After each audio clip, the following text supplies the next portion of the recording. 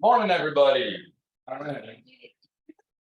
Let me share this real quick before we go on, but I call the Saturday, January 28th, 2023 joint planning session to order. Share the screen just so we can get everybody. There we are. All right. Excited to be here. Thanks for everybody for coming on a Saturday. Pretty cool though. Got all the top minds of the city in one room. They've already mentioned bathrooms. Most of the time. Bathrooms are out and to the left apparently. If you need to just go for it. I'll put in some breaks throughout the day and try to give us like a 5-minute break every hour. If I forget, please remind me. We'll take a break. I just want to run down through the day of what to expect as we go forward. Give you this intro here. I'll stop talking eventually. I got a quick icebreaker, love them or hate them, but I think it'll be fun. We'll quickly look at last year's goals and priorities, just as a really quick refresher. I've checked off the ones I think we can kind of call done from last year. My plan on that is just to quickly go through. If anybody thinks we didn't finish something, we'll uncheck it and move it to later in the day to discuss, but not to dwell on them, just to make sure we're on the same page. Then we've got some in-depth discussions. So as a reminder, these were topics that council members brought up. I just thought needed some real focus time for discussion. The main goal is to get all the facts out there, get briefed, make sure we're on the same page, brainstorm on possible action items we can take over the next year and kind of add to the list to rank in the day. And I'm hopeful we can just really keep our eye on focusing on the action items that we can really get done over the next year. I know they're complicated, tricky topics, but I think we can do that. About 30 minutes for each topic, so it'll be quick. Got a lot to cover. And agree, we're not gonna solve everything today in a couple hours. We're just, again, the eye today is to come up with those action items for the next year. Then we'll have a briefing by the court in the last half hour on their plans and priorities for the year. We'll break for lunch. I think during lunch as well, Cheryl had an offer to, if anyone wanted to hop on a golf cart to see kind of the outdoor wooded wedding area, in case anyone's interested. So she did mention that. That's right. All right, and then we'll have the prioritization section. All right, so as a reminder, the prioritization is, and I'll go through this again before we hit it, but that'll be, we got all these possible action items to consider putting on the priorities. We'll go through each one quickly. The goal there is just to make sure that the language is clear. We understand the action item. We can tweak language if needed, if it's not clear, or if we have had discussions early in the day, we want to change it and then rank. So not a lot of debate, pretty quick. Council will kind of rank impact and importance, administration. If it's not requires administration, so pretty much all of them do will be difficulty. And just a reminder, it's a focusing tool, not holding anyone's feet to the fire. The 0 to 10 is just to see where we're at. But those rankings will then translate into priorities. So my goal is by the end of the day, we should have a really rough draft of the goals and priorities. And then we can go home, think about it. We'll have a study session just like last year to discuss them. We can, from that point, move things around, changes needed as we discuss, and then we'll finalize and vote on it another meeting. Question? So importance to whom, impact upon what? Let me save that for right before we get into that, but okay. Yeah, that's a good question. But yeah, we'll go through that again after lunch. And just a couple of reminders. I think it's good to keep in mind that in as little as 3 years, there could technically be new people in every one of our seats.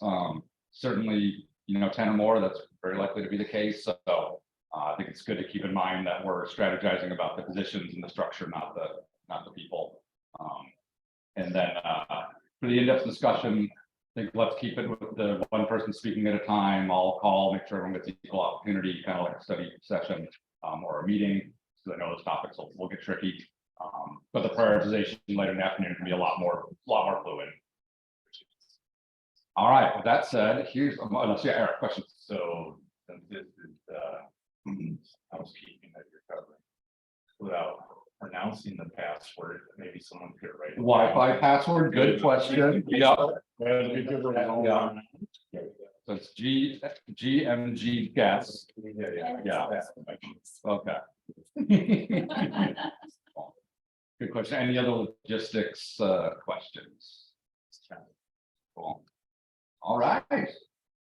All right, here's my icebreaker. I think it's might be a little silly, but it's kind of fun. I'm curious to hear everybody's favorite spot in the city. So I'll start since I've had the most time to think about it.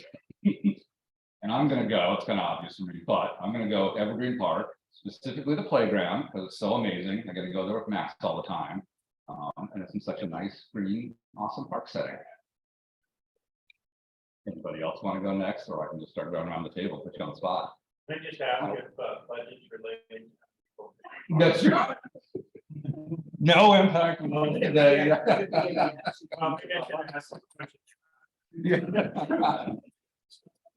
I'll say I'll someone to agree. Mayor, yes. So maybe not the most favorite, but maybe one of the most significant events in my life happened at the Fountain Park where I was married. Oh, great spot. Yeah. All right, so I'll go next, and I have a close follow up. I was married right here at Gold Mountain. And facility off here, right, as you come in, I call it the overhang. and it was in 2002. Hopefully my wife is listening. Wherever you are. Mike? Yes, it's my, still on board council here. I get married here. This is my favorite spot in the city. I love it. It's fantastic. It's a great place. Start going this way, Jennifer. Oh, good grief. You know, my first instinct was in my bed watching Netflix under my blankets, but I probably should go with other. So it's probably no surprise, but I think my favorite place is Lions Park. A little 1 mile jogging route at low tide takes me all the way water side, all the way up to that landing. So love it. Yeah. I was gonna say, where's our treatment? I think I would have to agree, Lion, like, night, walking, going, and kids, sun going down, water. So, not. But Casad, the first time that I went up to Casad Dam, I was absolutely floored with the city. Actually on something that I thought only Corps of Engineers. That's one more. Walker Park, see, one's just blown at you. I love the amphitheater and I love the scrabbly stairs down to the middle. Tom took mine, but I'll add, that I actually love the experience of walking the bridge to bridge trail because you get to see vistas of every aspect of the city and what it represents. And so that's probably my very, very close second. I'm new to Bremerton, and so for me right now, I live in a house in Tracyton, and so my drive home along the water. It is very calming for me. Coming in and going home, it's my nap down. I like villas.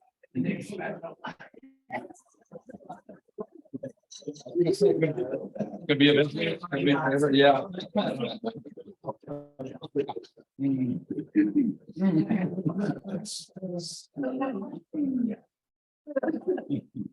Community size cars. I mean, yeah. Probably here. Oh, I spent a lot of time here, even as a kid, playing golf. Before we had the police. And many years. Mine is more specific to 16 fall on the course. Both of my daughters fell in love with golf the same evening because they both ended up in the pond. And from there, one of them now works at True North, Arizona. Because she got to work with their own for a bunch of seasons. And then right next to that is Larry. There's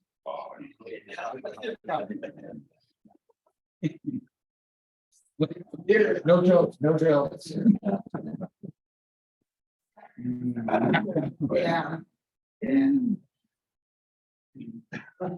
Mine is a little spot as you drive, as I go over the bridge, coming into downtown. And you come up and you look around and you can see the window, you can see the mountain. And all the houses there, it has so many elements of what I love about the Pacific Northwest, and Bremerton is like the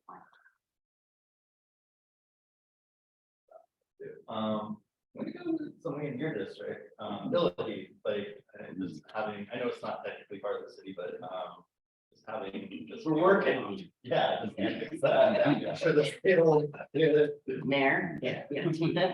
Just having, yeah, a beautiful old growth forest, like, 10-minute right away to take the dog, like the beautiful shoreline. Just what you said, yeah. I know it's Groner, but we're all here on Saturday and we all love this city. And I think it's good to keep that in mind, even if we have disagreements as the day goes on about what's the best thing for the city. We're all here because we love it. All right, with that, moving to looking at the previous goals. Let me share this up here. Thank you for giving us an icebreaker. We didn't have to stand up and like. Yeah. Play. That's right. Tell me your name again. Tell me, yeah. We know each other. We know each other pretty good at this point. Yeah. All right. Art projections. Yeah, well, and let me see if this kind of got like two Zoom settings here, so we'll.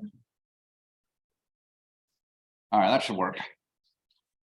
So yeah, just real quick to go through, I looked, some of these as I looked at them, it was kind of tough to say whether we did them or not last year. And then of course, it's been only 7 months, yeah, since these came out. So I have a lot of unchecked boxes, which I think is fine, because that means we can just, if we think we didn't finish it and we want to consider to have it on this year's agenda, we'll just move it to the afternoon. So real quick going through, this can be pretty fluid, just speak up and stop me. Incentives for funding of Wheaton Way and Callow, we didn't work on it, but yeah, we're still getting there. Yeah, funding for Warren Avenue Bridge and for the light signalization. So those are both part of the redevelopment plan for Wheaton Way. Callow Business District completed sub-area plan for that, for redevelopment of that area, revitalization of that area. Excellent. So we are making good progress, something that's nebulous to keep going. Yeah, keep pushing it. Okay. So if there's more to do there, let's keep pushing that. Options to support local business. I feel like we've got more work there to keep going. I checked this one off, though I did personally, one of my things was to keep supporting Main Street. So I have that in the afternoon, but I think we did a nice job of continuing support, but more support to keep going. Council, you Yes. also funded Western Washington University for the small business startup center. Excellent. We did some good things there. On traffic flow and parking congestion, again, these goals, as I look at them and thinking about the ones going to come out today, it's update and improve parking signage. Well, there's no end to that work ever. So we'll keep that on there and look at parking, again, things that can always be improved. Pedestrian safety, I left these off, but the only one wasn't the sidewalk policy. I think is still forthcoming. That was kind of a more The concrete. plan for this year is to finally complete both the parking and pavement policies. So We should be able to do that since we're able to hire that. great. So we'll throw that one to the list of extra for 2023. I gotta let there be support improvements for pedestrian safety, parks and schools, but still more to do there every year. And sustainable funding source for local streets and sidewalks, I think we talked about, but maybe didn't get an action item out of that one this year. Yeah, keep that going. I like this one, very broad, but keep working with Bremerton Housing Authority, get that community resources, rental assistance, modernization with repair. That we definitely kept it, but that one I checked off and I didn't move to the afternoon just because it was very broad. But we can consider adding that back in. Got partnerships, we've got March 2020 affordable housing recommendations, identifying surplus property for possible affordable housing, info toolkit, which we made, I think, awesome progress on. If I could, I yes. would check that box, because Yeah. you did, Get the infill. the infill toolkit part. And we changed. You changed the code for Yes. cottage housing, average lot sizes, and if you did the number. of Sure. things, and then we'll be doing more with the comp plan. So, all right. So that one's checked. No end to affordable housing that we've done. I'm gonna check that one with the recent action on Mills Crossing. A little more to do there, and then we've got equity and racial justice lens, we'll be talking about in a bit. Breaking 2 pages.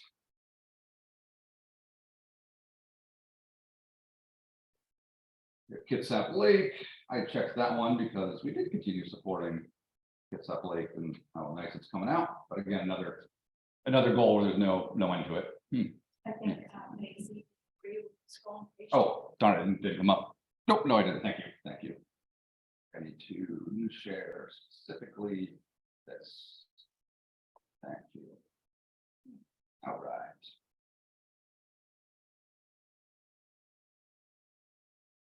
Maybe I'll just leave that up there. If anybody thinks there's one we need to check off and not move on. But we were looking at doing a trail system, always looking at funding for parks. Good policy of environmental stewardship, not just weed funding.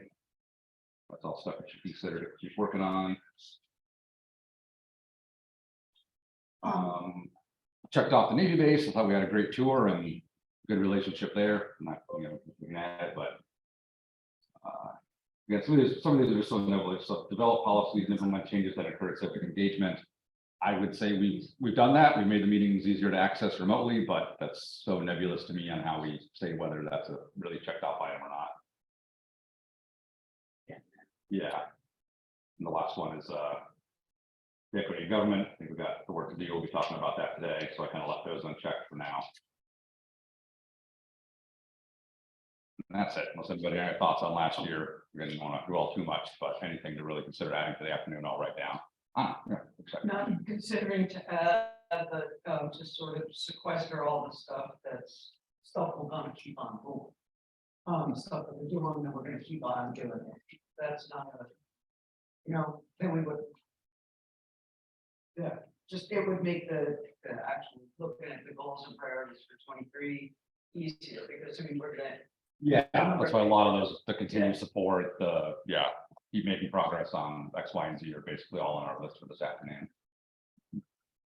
I like how you phrased it was still nebulous regarding developed policies, implement changes that encourage civic engagement. Yes, going back into person, having a hybrid is definitely encourages civic engagement, but I don't really develop any. I think that we could do some. Yeah, that's it. And exactly, it's like I look at it as like developing a good neighbor handbook. That is a kind of a clear deliverable where it's a document. We know whether we've done it or not. Which is, I think, the types of action items we should be looking for, of something that's a SMART goal, of something that's specific and measurable, and we really know whether we did it or not.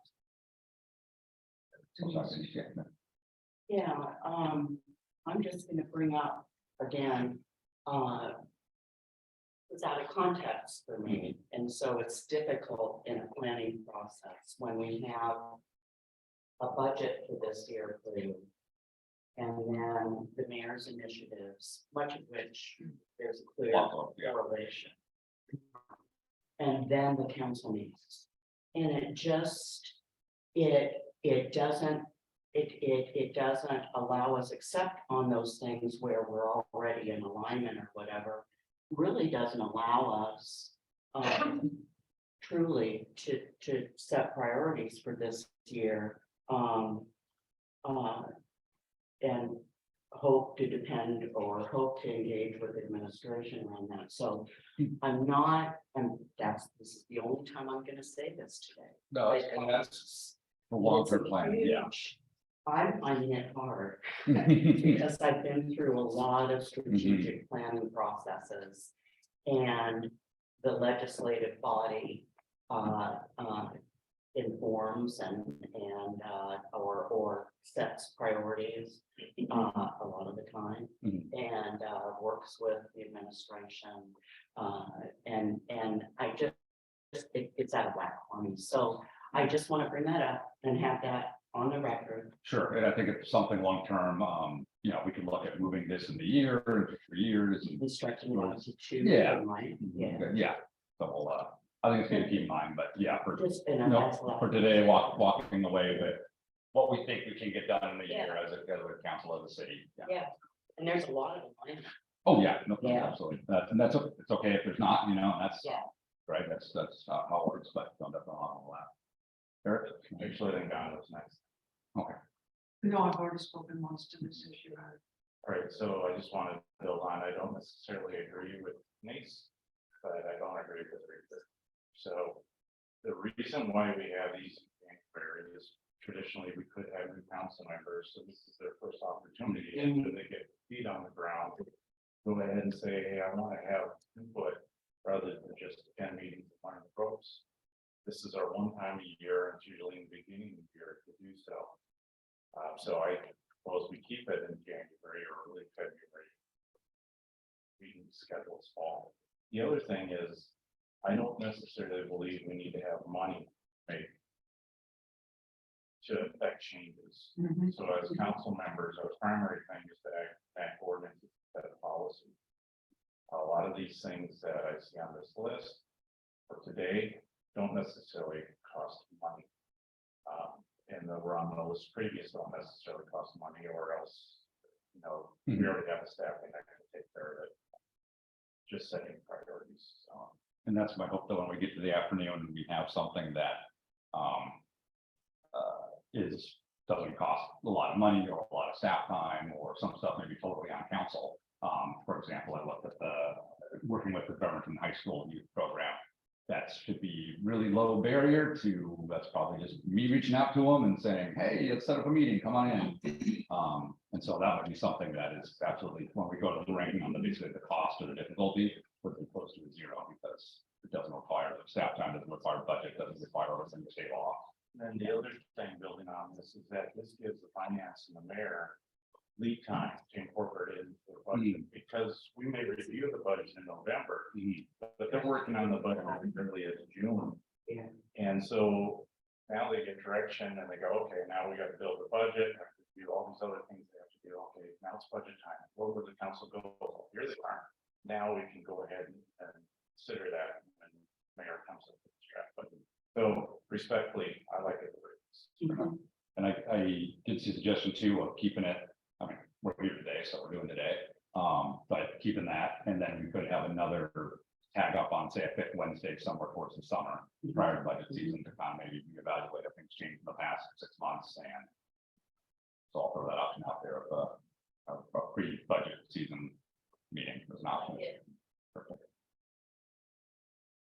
All right, we actually had a schedule, but I think that's good because we got a lot to cover. So yeah, I'm sorry, you got another. So when there was a check in the box, that was something that you determined that was had been completed? I figured it was something that didn't need to be moved to the afternoon session, that didn't need to be reconsidered to be added to this year. And Yeah, then in that case, can we look again at develop policies, yada, yada, communication? Oh, develop policies and implement changes that encourage civic engagement.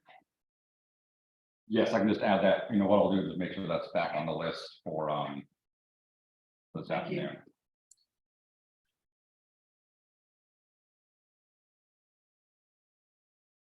Sorry, Jennifer, did you? Oh, I was gonna say, I like your point about the SMART goals having specific, measurable, Yeah. timely specifics. So Mhm. it's not the go back and say, yes, we did develop that good neighbor handbook Harris talked about. How many years? Maybe 4 years. Yes, let's do it. Yeah, perfect.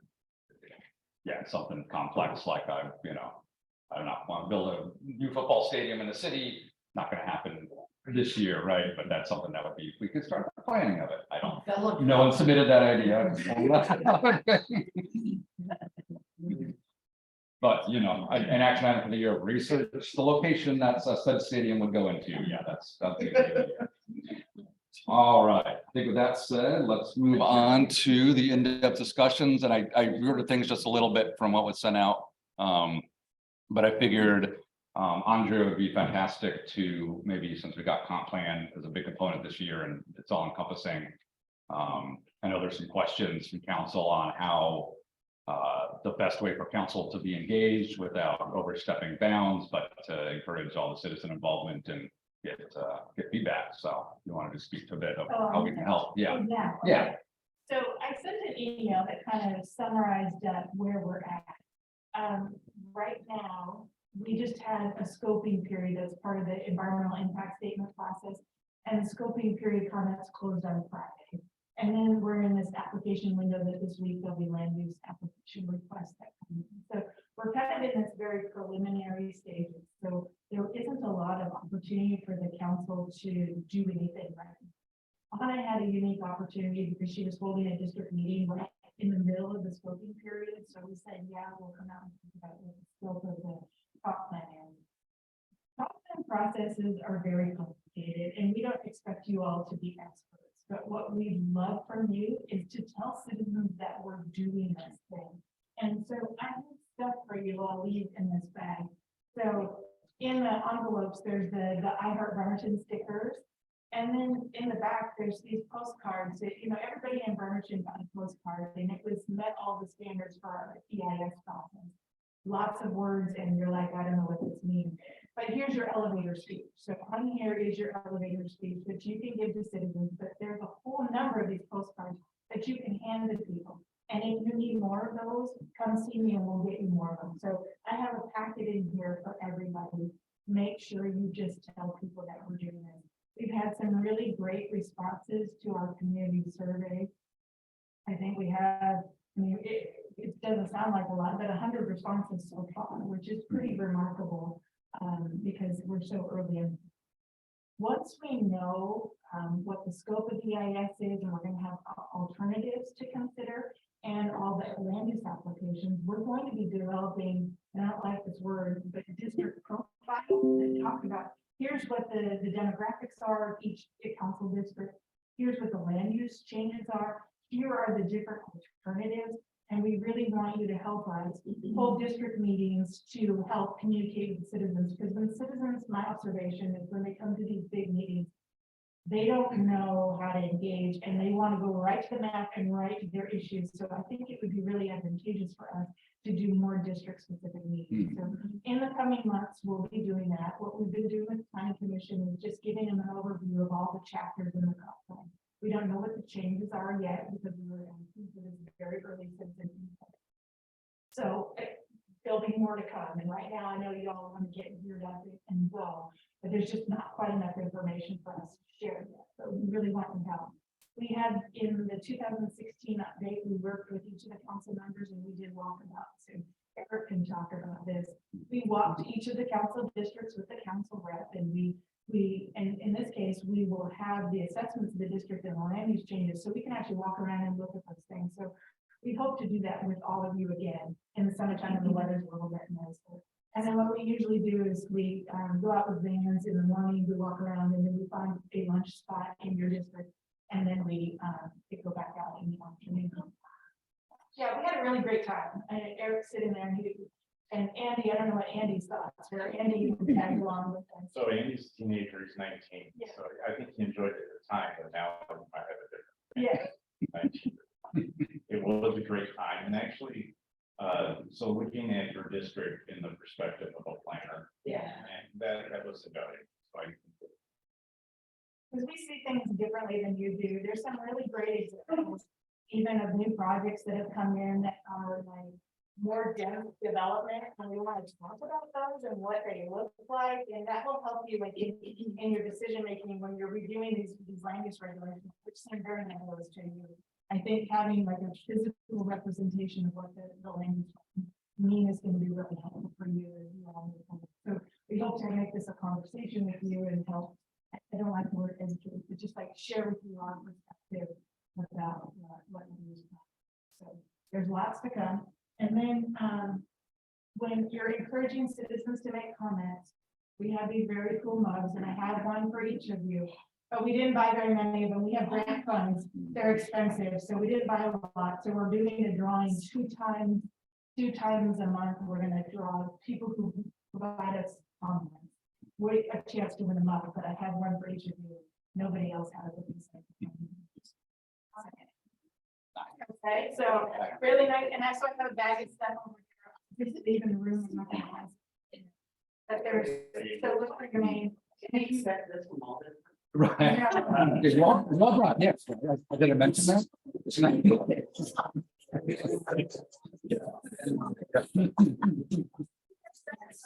Yes. You brought the monitor. Hey. Take it home. Any, It's not that, sir. It's overdue. any questions for Andrea? Sorry. Okay. Yeah, that is so nice, and so helpful. Yeah, question for Andrea, yeah. Real question, on your website, I should have gone and looked, but I have. Is there a listing of the various deadlines in this year? There is. So if you go to Bremerton2044.com, we update that with all the current stuff. So the community survey there is there. Please tell people to fill out the community survey. And we've got some really great responses from that. And their people are a little bit more forthright because it's anonymous.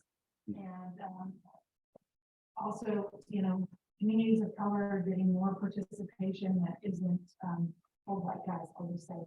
It's we need more participation. We need something to do with reach other groups because we need a wider perspective on this. So we've been trying really hard to reach out to those groups too. So any influence that you might have to let people know. Sometimes they see people from the government and they're like skeptical. So you all would be very helpful in that regard. Yeah.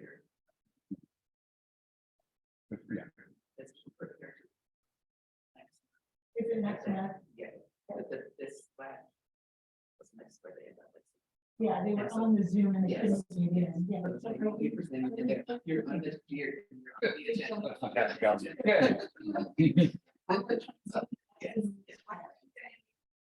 Because there were two things. Yeah. Technology. Okay. Technology glitches. Any other questions for Andrea? And also I'm going to say, so I think I heard you say, it'd be great if we down the road hold district meetings for each of us, yeah. Even the just kind of summer? perfect. Yeah, well, and we'll reach out to you once we have those assessments and kind of can tell you where it fits in with the schedule. I don't like to have like outreach meetings if we don't have materials prepared. So we'll let you know once we've got that done and we'll just be farther along. We just don't know how many applications we'll get next week. Next week is the deadline for when we start changes. And then we have lots of good citizen comments that are also drive what the change. Perfect, I wrote that down as a possible priority to look at later, Yeah. yeah. We whole district meetings. Yeah. Any other questions for Andrea on that process? All right, well, thanks again for all the swag and yeah, it's really nice website and yeah, it's just fantastic engagement. So. Next, all right, moving right along, economic development. So kind of got people ready to intro and talk about the other subjects. This one, I think is a bit more nebulous and brainstorming, but the specific kind of big high level items were, how to fill some of the few remaining vacant storefronts. Well, sorry, I realize my own bias. Downtown is, in my opinion, filling in, pretty nicely. It's really good in there, but of course there's Wheat and Way corridors, Cala, there's other parts of the city that have vacant storefronts. So that was one topic to talk about. And then how to best support new and existing businesses. So to keep it focused, maybe I'll just start with that idea of filling vacant storefronts. If folks have any suggestions, things we can do to do that. So you Mayor and then Jennifer. Yeah, thank you. Well, just to talk about what you've already done, when you funded the startup of the Main Street Association and the DDA just hired an executive director.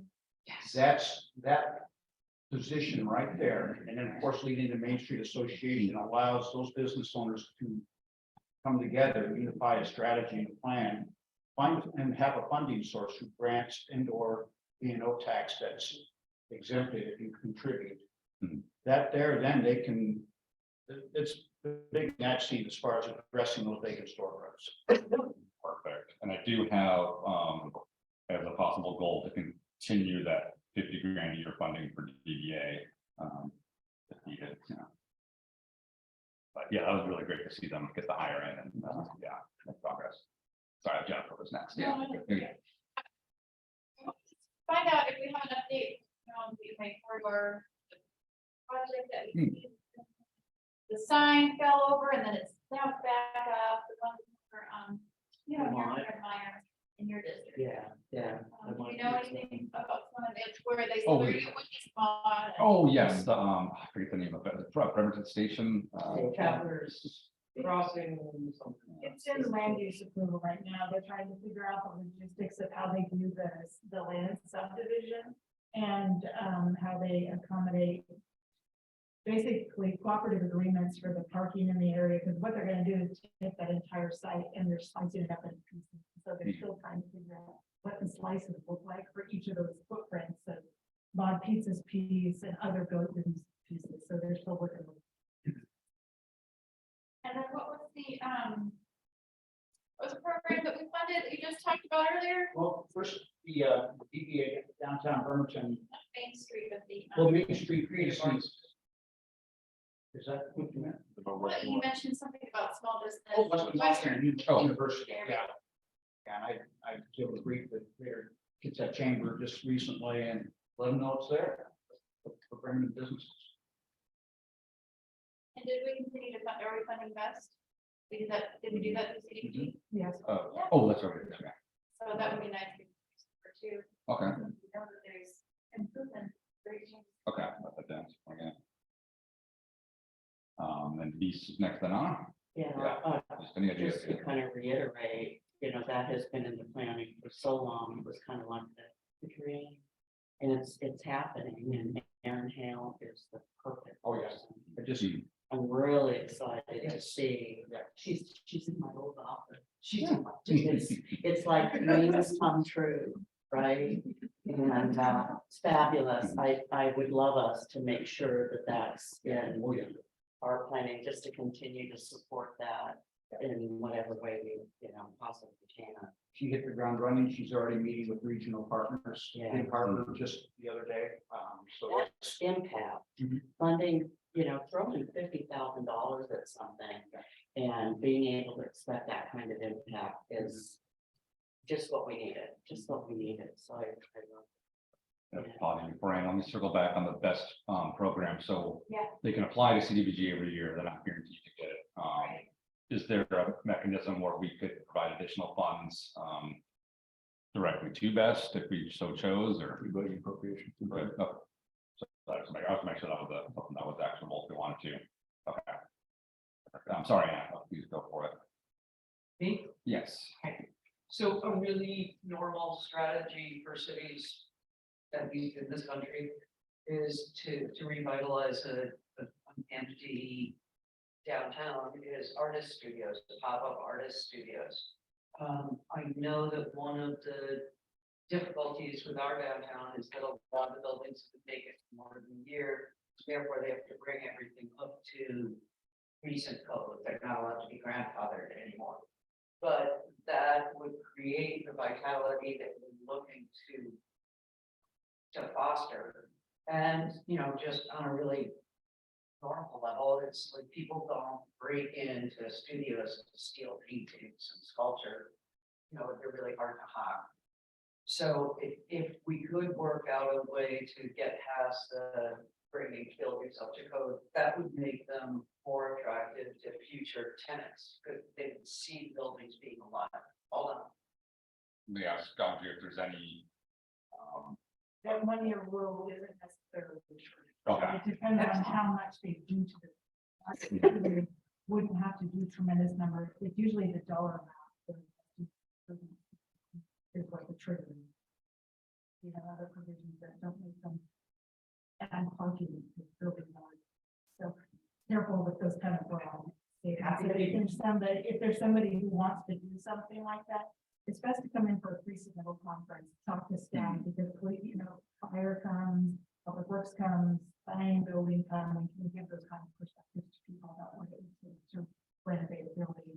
I think there's this urban legend, if you really can't rent into downtown buildings, because you have to bring up stuff, just like you said. Those are the really old buildings like Max Hale and other things like that. Look at the Tim Ryan building, that's the new construction, also hasn't been occupied because the market. So I think we just have to be careful with those kind of broad statements. It sounds like maybe there's outreach and education to an arts community that That come talk to us. come talk, and there Yeah. could be an easy way to, Could be yeah. an easy okay. way. So I don't want to cast this blanket of broad statements if you can't do that. Because I'm very oftentimes- happy to be wrong. Yeah. Really. And just jump in real quick, the beauty of this program you funded with the DBAs is they can mobilize businesses and property owners downtown, set priorities, find examples from other cities, because that's a full-time job now, this individual that's hired, and then work with us, our administration, what is possible, and there are lots of options. So more communication, Erica, So, everybody's fun. to build on what the mayor said to Main Street Association, when I first proposed that was after meeting with the president and they were short in the budget. I could have sworn to do 1 or 2 years, get the feet on the ground, and then they take off on their own. So this wasn't gonna be a recurring revenue stream in perpetuity. So I think we're done with that, okay? And then, I agree, the biggest thing that this council has done is to do that one-time lift of the BNO tax to $1 million. And now we just keep on chipping away at 20,000 a year. And so we've done that. Now, looking forward, I agree. So I've heard the discussion about the fire sprinklers ad nauseum, all these meetings, and we cannot override state law. The other thing is, I don't think, no disrespect to anybody in this room, but really, the best way to find out how to best support new and existing businesses, to listen to the new and existing businesses, new ones that want to be here and the existing ones that are here. And if the council, so I think the judicial process is if they have an issue, go to the mayor. We may not be hearing that, or that if you want to hear firsthand from these businesses, we set up a hotline, we set up some way for them, maybe a specific email box specifically designed for businesses or whatever. Some way they can communicate to the council, can go to the council president, and then he can bring these issues up during our study sessions on why am I being hindered from operating in the city of Bremerton? What can the council do about it? Now, maybe it's something that really belongs to administration. So let the council president say, okay, thank you for reaching out to us, but actually this is a more of an administrative item. And the council doesn't be bothered with this. But if this is something that we pass an ordinance or do something, then it goes on the study session for us to talk about. We have never had that specific outreach with our businesses. And that's, much as we talk about reestablishing connections with the Navy, that would be the most important thing to do. And it starts with the chambers, the DBA or whatever, but just let them know that we're open to your suggestions. And that's a goal that actually could be implemented and delivered. Open the dialogue. Know that this is a business-friendly environment. We want to hear your concerns. Doesn't cost money. Just, I'm sorry, but it does cost probably a little additional. And I apologize for that. But that's it. Okay, so maybe, I think I saw kind of 2 action items out of that. One is possibly like a survey that would be sent out to businesses, but the other may just be a roundtable, or a meeting specifically with council and the chamber and small businesses, just to keep. Well, how about a Yeah. survey? I like the survey idea, but I also like businesses know along with that survey, everyone has a business license, send that survey out. But hey, here's our council address. If you have concerns about collecting business in the city of Bremerton, we'd like to hear. Yeah, like that's what create a survey to local businesses. And I'm gonna add in there too, also maybe a joint meeting with the chamber or unless you don't want to put that one in there. I'm open, it's not just my idea, we can build on that, but the main things, I want everybody, just like our citizens feel that they can reach out to their council member, I don't think businesses feel the same way. So I guess specific outreach. Okay. Great ideas. I believe Denise and Quinn. Yeah, I really hope we do depend on organizations like Main Street, DBA. And just to clarify, DBA is not Downtown Business Association. It's Downtown Bremerton Association, which has a different connotation. But it is downtown. And a Main Street organization is focused. I mean, other businesses and everything can join. I represent a district that is not in downtown, that has a lot of empty storefronts. So including, and perhaps the Main Street organization can pick up on that neighborhood. You know, who knows what's coming in the future.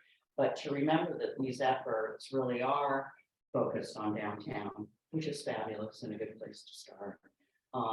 And then, you know, just making sure that we're using organizations like that in the chamber, although I do like the idea of an email going out to all businesses registered with that have a business license in the city of Bremerton. Because the chamber doesn't represent, they would like to, but I can tell you, they don't represent all businesses. And so to really get to who has a bit, and many of them I know are no longer in business, but maybe still are on our roles. But that would be a great idea and connect them directly to City Council. I would love that. Right, that is a possible action item. Thank you. All. Quinn? But yeah, I think Eric's suggestion to raise the BNO exemption was absolutely like the best thing we could do for small business. I'm wondering if there was a mechanism, maybe audit committee issue of figuring out what businesses are taking in that $1 million of revenue and what their profit margins look like. I know like especially restaurants have a very thin profit margin, you know, 80% fail within the first 5 years. So just getting data back from that, I don't know if we have a mechanism that can inform, you know, if we need to raise that.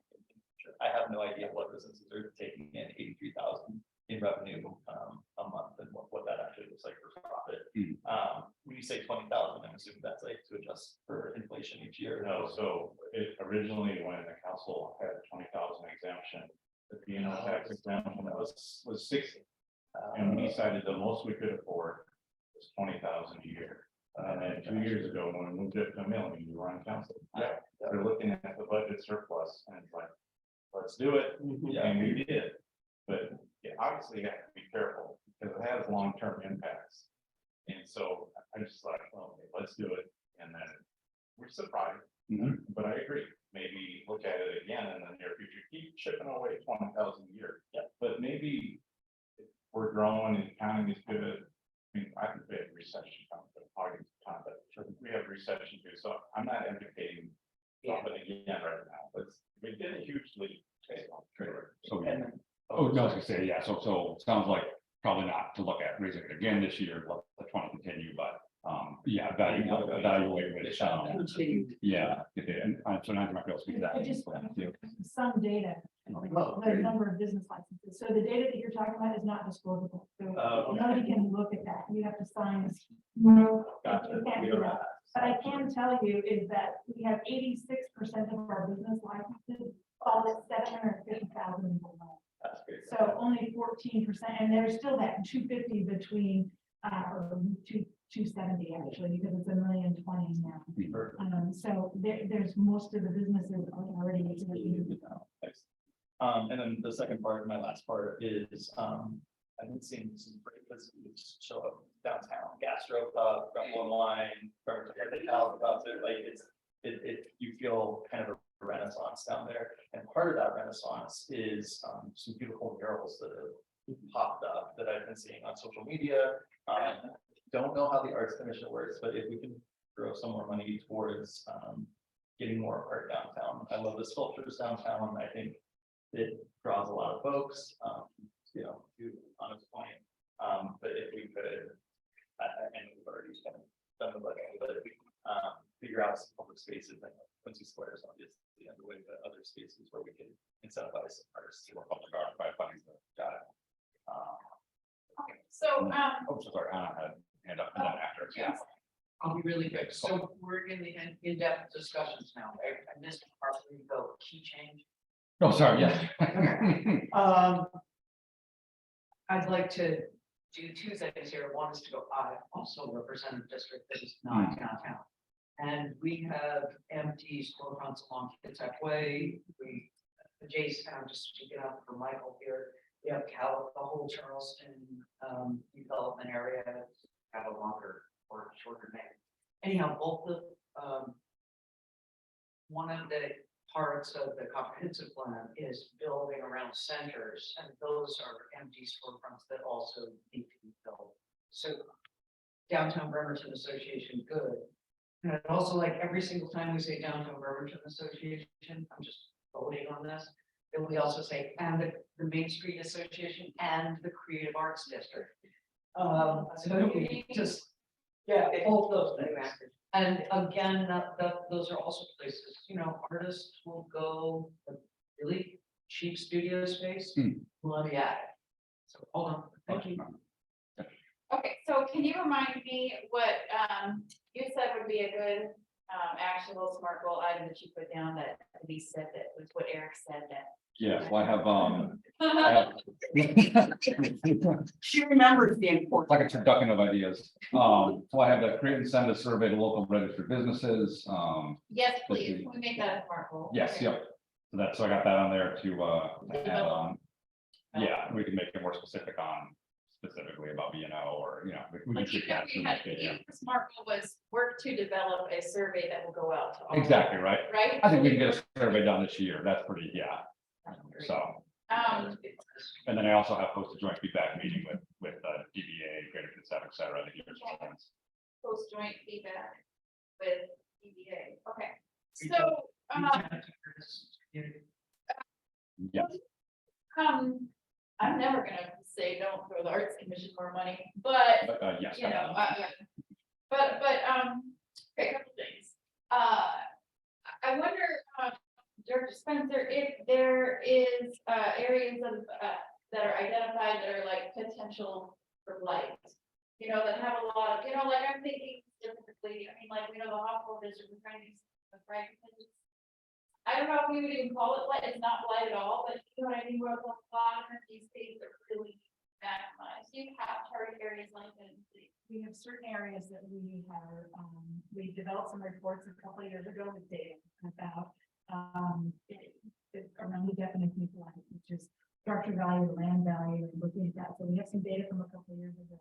We will run it again after the hospital is like completely empty, which is getting close, you know, when we pull out. And so we have some data coming up and running in the coming years to see which direction. We had done that data for downtown. We designated downtown as a blighted area. I want to say like probably 7 or 8 years ago, and then we revisited the data and we can see it coming out. And so we were doing that same modeling for East Side Village because we were afraid of that same situation.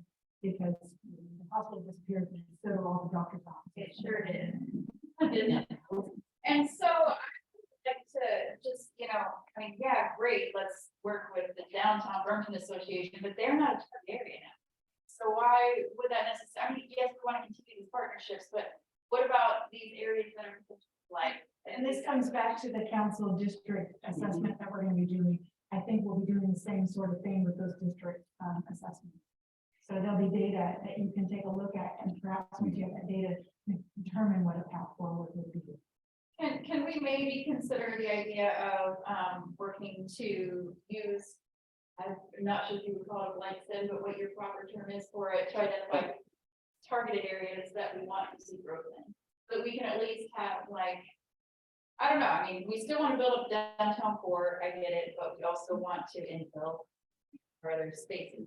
And we're saying the same thing. The district profiles will have that data in it because we'll have the centers designation. We'll look at where there's opportunity for if things are downward trend or upward trend because we have the profiles. So I think we're saying the same thing. Yeah, you and me, so. And then the other thing I wanted to say was there was just something we can keep on our radar, maybe something we can think about as we look towards budget season, but we can think about it this year. So I had a friend that opened up a bar in Tacoma, over by where the University of Tacoma is, where it's all cool and hip and whatever now. That kind of area was blighted. And so there was an incentive, or actually it was a little bit further away, but that general area of Tacoma. There was an incentive program where they actually gave them a credit. The city credited them for the amount of like 3 months worth of rent. Do you know anything about this by any chance? Okay. This was like a decade or two ago. And so there was an incentive program for new businesses to open up in blighted areas. And that would be interesting to explore if we were to focus on building up blighted areas, is to provide tax incentives for those specific areas. Get a tax incentive. Yeah. Okay. And just looking, I was trying to look at that before, but you know, other municipalities have tax incentives for businesses. We could offer, I'm just looking at Tacoma Pierce, they have a family wage job credit program, one-time $235 credit for a job to employers who create at least 5 new permanent family wage jobs, so that means livable wage, right? There's a job credit program providing $500 tax credit, but we don't need to do that. But there's other ones too, you know, there's other ways that we could look at providing incentives. Okay, so everything investigate tax incentives for targeted areas of the city. Thank you. All right, no. Kind of come up on a half hour for this, so if there's any final kind of Yeah, ideas. Yeah, man, you had your hand. Yes, so I, with the survey development and, administration of that, collating data, input, get back, facilitating meetings and setting those up, are you looking for support from administration on that? Or are you gonna handle that all in-house council or? I think we probably need some administration support on that, and so that might factor into the afternoon when you tell us how roughly difficult that If is. we do that, Mhm. I'm interested also. So why don't we make this a council and city and mayor request for information? Joint, we all get all the data, yeah. Yeah, you get the data, believe me. Yeah. So 90%, I can, just so you know, 90% will be help for business development and things that we're already working on. So, but that's good. You'll get to see some of Yeah, that. part of that, letting them know, Yeah. send concerns to council as well as, everybody, okay. Yeah, final thoughts on economic. Yeah, just making sure that distribution is, and whatever postcard or invitation we send out is welcoming to businesses as well as residents. It's, do you live or, own a business in East Bremerton, whatever. Is it when you send notices out, when we send notices out of a district meeting, are those sent out, maybe this is a Lori question, are those sent out to just residents, or are those sent out to businesses as well? What is it, yours? Invitations to some kind of a district meeting, or what we're talking about now. Like we had the notice, so the notice when we were looking at the infill toolkits, and like, so something like that where BCC sent out flyers. Making sure that it, most of the things that I get from the city are because I'm a resident, and so I get So them. do those also go to local business addresses in addition? Well, and they're framed in a way that where our business owners are just gonna, that's for people to live here. I don't know, just really the context of it being for businesses as well as for residents. Andrea, do you know, like in the Bremerton 2044 flyers, did those go to businesses as well as It went residents? to all city property. Oh, okay. And we did residents as well, so the Mhm. business residents would have been a business location as well, so. Okay. I know the address is from the database, but we did have some of the people who didn't receive them, so if there was an address problem, some of the postcards and things that we're trying to help. But somebody else could own that property, and there could be a business owner that never gets it. Yeah, but we did do residents as well, so one property might have had 2 mailers, so if I own a parcel in Bremerton, and so I would have got the notice, but we also send it to the tenant. So I'm saying, Businesses included. would Okay. have got that. Oh, I Okay. can't say that 100% it worked perfectly because we used the service and we uploaded all the addresses out of the GIS. There were still some. all right, I'm gonna bring us. Utility billings or. I don't make you mail your stuff. But you guys are. Yeah, this would be utility billing. We've done other really labor intensive, if we're doing individual mailers out to every household. So we'll work through that. If we make this a goal, we'll figure out, you know, how we're gonna do this. There's way we need just a small solve it right small now. contract to get some support just for that labor intensive stuff. Yeah. Yeah. Yeah, we don't work on the details down the road. Yeah. All right, I'll bring us home on economic development. One thing that I think, and please check with other businesses, is there's almost no support for a business. You can't get a color copy made here, can't buy staples here. You can't buy a ream of paper inside the city of Bremerton. You cannot send a fax, which for some legal documents you still need to do. So like, to me, this would be a really pivotal thing, is someplace in Bremerton, so people don't have to schlep all the way to Silverdale for. City action would be. Yeah, make a Staples relocate. Yeah, but. Yeah. Here I'm talking about an actual physical, like, it's not out Staples. Yeah, sorry, so yeah, office snacks, office. Yeah. I don't, I haven't been to any of those in 10 years, so I don't know what actually exists still. Yeah. Yeah. Amazon's been a wonderful. Yeah. I know that we want brick and mortars here. I get that.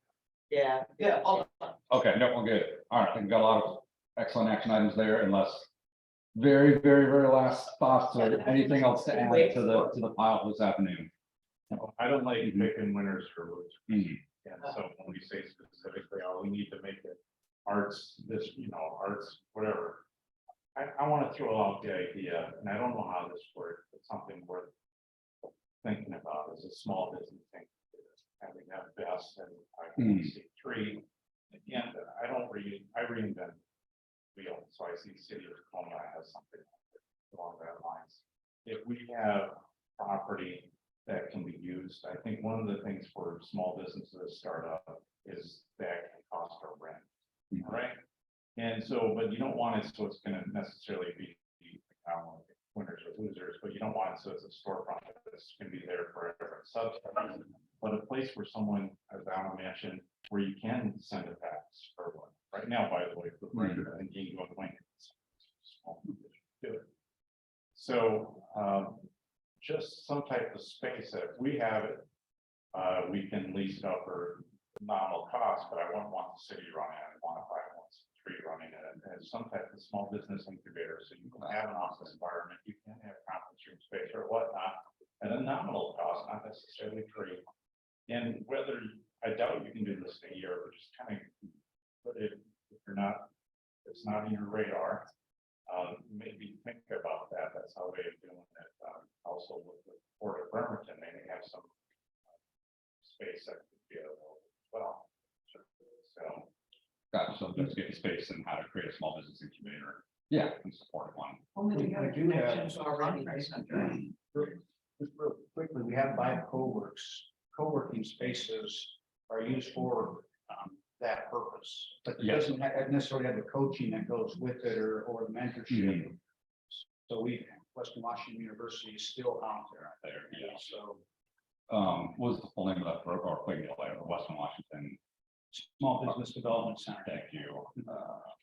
Yeah, and that goes with your survey, so I'm not sure most businesses know Mayor just mentioned and all that. So not only in outreach, what can we do to help you, but also, you know, that these resources are available. Yeah, they're already. Yeah, and it's a two-way type dialogue on the survey. All right, fantastic. Move along. The very last economic development. Very good. I think it's important to think about the community as a whole. Each individual may concern count for a district, but I really think it's important to think about it as a whole, as a court, and think about things as a whole. And the building communities, everything is affected one way or another. But different aspects, something in Manette can affect something downtown Bremerton, can affect something in the east side of Bremerton. So thinking as our community as a whole and the needs as a whole will serve as that. Love it. good segue. Do folks need a quick 5-minute break or we knock one more out half hour and then take a break? Yeah, I think we can get up. Okay, perfect. All right. All right. So that said, next up is talking about Race Equity Commission, the DEI position, and what I'm hoping to come away with today is, even if it's just a plan to make sure we have a path forward for the coming year of how to get some of this done on the same page. I thought would be helpful is Quinn had done a kind of nice write-up of what REAC, kind of went through last year in terms of the next steps and their input. And then so hoping Quinn can share that with the group, make sure everyone's up to speed. And then I believe Kylie kind of I was able to rebrief what we talked about towards the end of last year on the possible options before us and our legal pathway. So, Quinn, if you want to catch us along, thank you. Just to get everybody up to speed, kind of, this is clearly from my perspective as the chair last year, but as we all know, REACT was created basically as an ad hoc committee through motion. When I took over, there were a few, I guess, structural roadblocks that we encountered as a committee. Sorry, yeah, the table there. Sorry.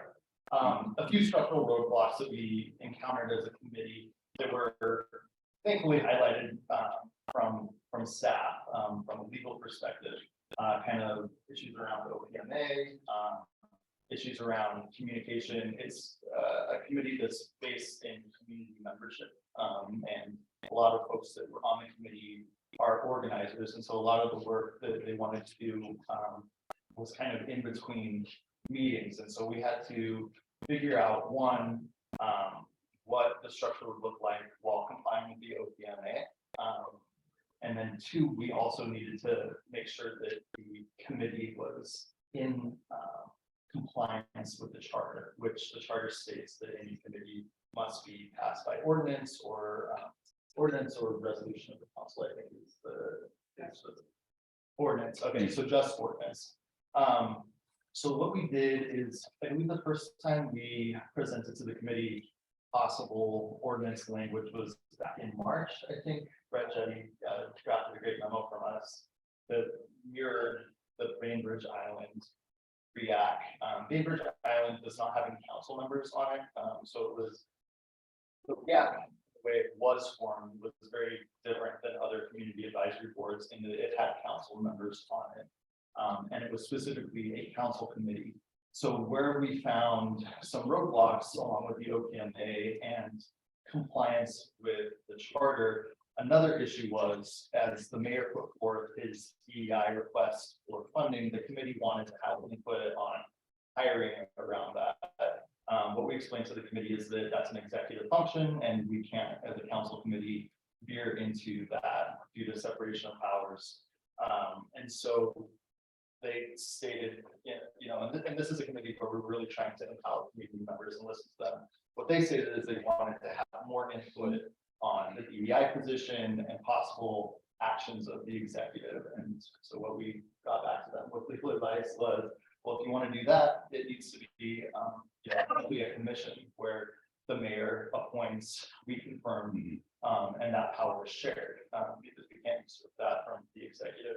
So I'd say we went through probably like 3 to 4 meetings specifically where we were, probably more. Like this was the main thing of the year, was getting REAC and community members on board and getting their input specifically. So what I have, and I believe I sent this to you, but I'll resend it to everybody, is a track changes document of the original proposal that REAC put forward. Then timestamp comments from all of the meetings that we captured with the approval of REAC. And so there's some things that already legal is like, well, this might not comply, and this might be an issue.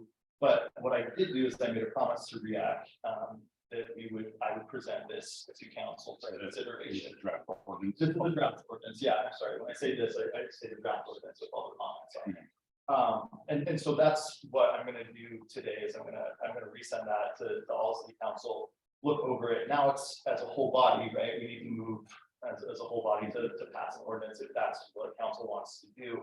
And we can, accept their suggestions, we can reject suggestions. I will say one of the main hiccups towards the end was, and it happened at, I believe, the very last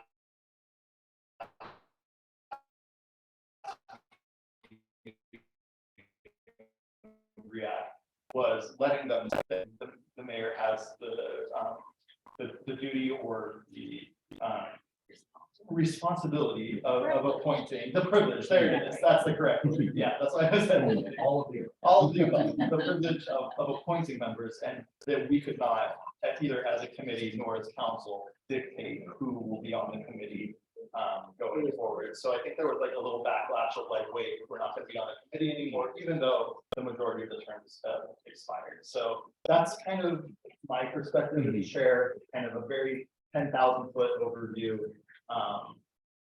I believe Kylie can add to that also substantively, and from a legal perspective, Kylie sent out a great article about community advisory boards to me that I looked over. It kind of focuses more on like community advisory boards, specifically around like policing, I think was where a lot of the data came from, but that's where most community advisory boards are in the country right now. So it's really great data. I'll share that with City-Council as well. And I know that the mayor has like thoughts on timing and what his administration would like to do as far as taking those recommendations or how the timeline of passing the ordinance should be. So I'm sure you have some words about that. Yeah. But at this point, I'll hand it over to Kylie. Yeah. Sure, so, I think Quinn summarized the procedural history of what went on in the last year. As far as the recommended ordinance that came out of REAC, and we were, I want to say the last meeting that legal attended was maybe October. And so, we, for lack of a better word, did not want to be at the meeting saying, that idea is not consistent with the charter and like shooting it down at that level. And so when you see the draft ordinance, the ordinance started with basically Brett cutting and pasting from what Bainbridge did so that everyone could see that this was an example of an ordinance. But there are things in the draft that I think are inconsistent. That was what Quinn talked about, that I think one of the ideas was that there would be a committee of full of applicants which the mayor could appoint, and so that's not, the mayor can appoint who he wants and the council can approve them. If the council wanted to say that, once it's established, the council can delegate like their authority on appointment as to the committee. I mean, that's something you are able to delegate your authority in ordinances. A good example of that is purchasing, right? You do that all the time, you up the level. So the council can basically take away some of their own authority in that process and delegate it, but you can't take away the mayor's. Does that make sense? Right. Okay. So if the council, that could also be done informally. So once the committee, if that's the direction that it's established, if you want to have the committee do interviews after the mayor is, he makes an appointment, it goes on, you've seen this process, it goes on study session. Right now, it's usually like, oh, nice to meet you, and you go on to consent the next time. Certainly the council can do other things. You could say, we would like this candidate, we would like our REAC committee to interview this person and make a recommendation before we consider the appointment. That's your process and your confirmation of the appointment. So there are ways to take that input and make it consistent with separation of powers. So just because we might say that it's not consistent how it's written, I think it's the letter of the spirit. So I think the spirit can be drafted in there either in council rules and procedure or in the ordinance. So other things that were in the ordinance that I think when you look at it, just to keep in mind, Bainbridge has kind of a work plan codified, in their ordinance and some of the things in that work plan. I think the council certainly want to implement, but it's not something that the council has considered and budgeted for at this time. Like a racial equity analysis, for the city, that kind of thing. I think that was stuff that was in the budget for Bainbridge to implement, and it was codified with the committee to be a part of the process. Certainly can happen in Bremerton, but putting it in the language before you committed to doing that and setting aside funds is kind of, I think, a little bit hard. Of course, you could go more general. The other thing is about the DEI position and its interface with this committee.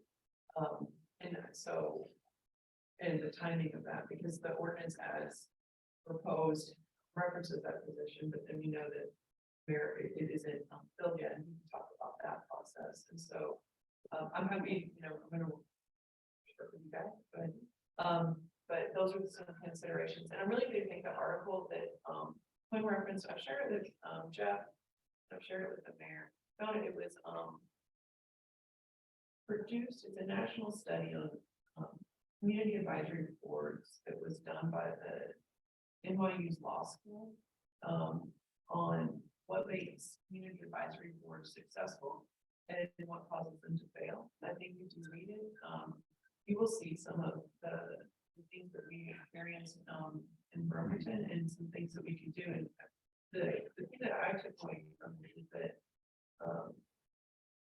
if the community advisory boards aren't properly supported, they don't have staff support, they don't have funding, and they don't have their guidelines, they actually have been good because it feels like the members are not being respected of their time, and I felt like that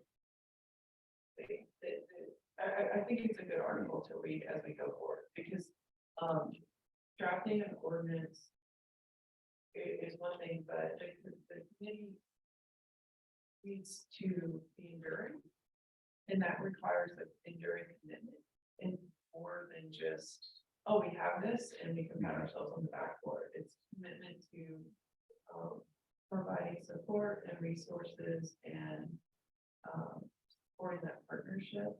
And I know that there was a community conversation that had some ideas on how the committee, the members could be compensated, and other ideas about and strengthening it, but making sure that that's also in line with what is one feasible legally. Like, you can delegate some things, but you can't delegate like, everything, and you certainly can't delegate the American. So what does advisory board mean? And having that really explain having a strong charter and having support is important. And I think also getting community input on it is also great. And so I urge you about it. And no joke, that should read it. It's important. It's not just a ordinance and the process of putting people on a committee and having confirmations. It's an enduring commitment that requires Really good, framing. And I just, before back to Quinn, I'm gonna be broken record, but I just want to make it clear, today we will not be diving into specific things about ordinance or committee or structure. We're looking for hopefully a consensus on, is this the 10,000 foot level? Is this creation of a commission by ordinance the path we want to go down this year? And then we would have dedicated time on study sessions to hash through it. So I just want to make that clear. But Quinn, yeah, So and I'm glad you brought up that the will open up. Yeah. community conversation, because that's a piece I left out of that when I was giving you the 10,000 foot level. This also is coming from, if you guys remember, I believe most of you attended the March 8th. I know the mayor gave a welcome and attended the March 8th community conversation, where the committee, which I think at the height probably had 6 community members on it and 3 council council members, you know, it's not just them.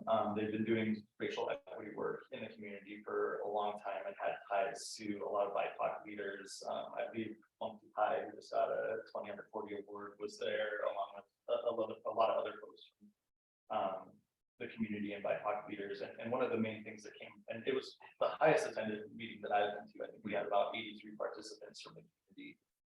One of the main things that people wanted was to strengthen REAC. And so when you're talking about, you know, thinking about these positions being filled with other people in the coming years, I know that a lot of folks on this council have a commitment, and the administration has a commitment to race equity. Just thinking about turnover, and you know, we've seen some folks in our positions that might not have that same commitment, and so codifying it and actually making it part of the BNC was really important to those folks, and the feedback that we got that and strengthening REAC. That's good. Yeah, let's go to thought specifically on that idea of if we are good to basically put as a goal creation of this commission via ordinance this year, or if there's any other action items specifically related to that. And I don't know, Mayor, I give you the chance because I know you've been thinking a lot about this, so happy to hear your input. Yeah, thank you. So, and council, thank you, Jennifer, on it. for beginning a multi-million-dollar, multi-year investment and allowing me to work with you to bring in a diversity, equity, and inclusion director. Significant investment. And so I just want to highlight my process that I'm kind of working through in my brain. I'm going to share with you what I'm thinking, and then some actions already underway. I believe for this position to be successful, and I'm starting with this manager position, but you're going to get where this leads into this proposal. And so to be successful, we're going to need full community buy-in, and at least, very least, the full community needs to be heard. And so I'm putting together the two conversations, a small discussion, just to talk, to meet and brainstorm and bounce some of my ideas out there. The path that I feel strongly may be the right path, but I'm going to reserve judgment until I get to bounce this off of folks, is for us to bring in a consultant, contract with a consultant to facilitate a conversation with our entire community. And this needs to be wide-ranging. We need to be just to go at this tirelessly to ensure everyone gets a chance to be heard in several forums and get feedback on what does our city want from a diversity, equity, and inclusion directive. And this same effort will be conducted internally with staff. And so all right. So and same effort will be done, conducted internally, but for all of us externally, what does the public want to see in this position? And we all know our goal, some of our goals are how are we serving everybody in this community? And so that's where the outreach has to come in. And this will help, it'll help us in our service delivery, our public service and what we're doing. But it's going to help us also to refine what our RFP looks like, what our job description looks like. It's going to fine tune it. And most importantly, again, is to get those perspectives.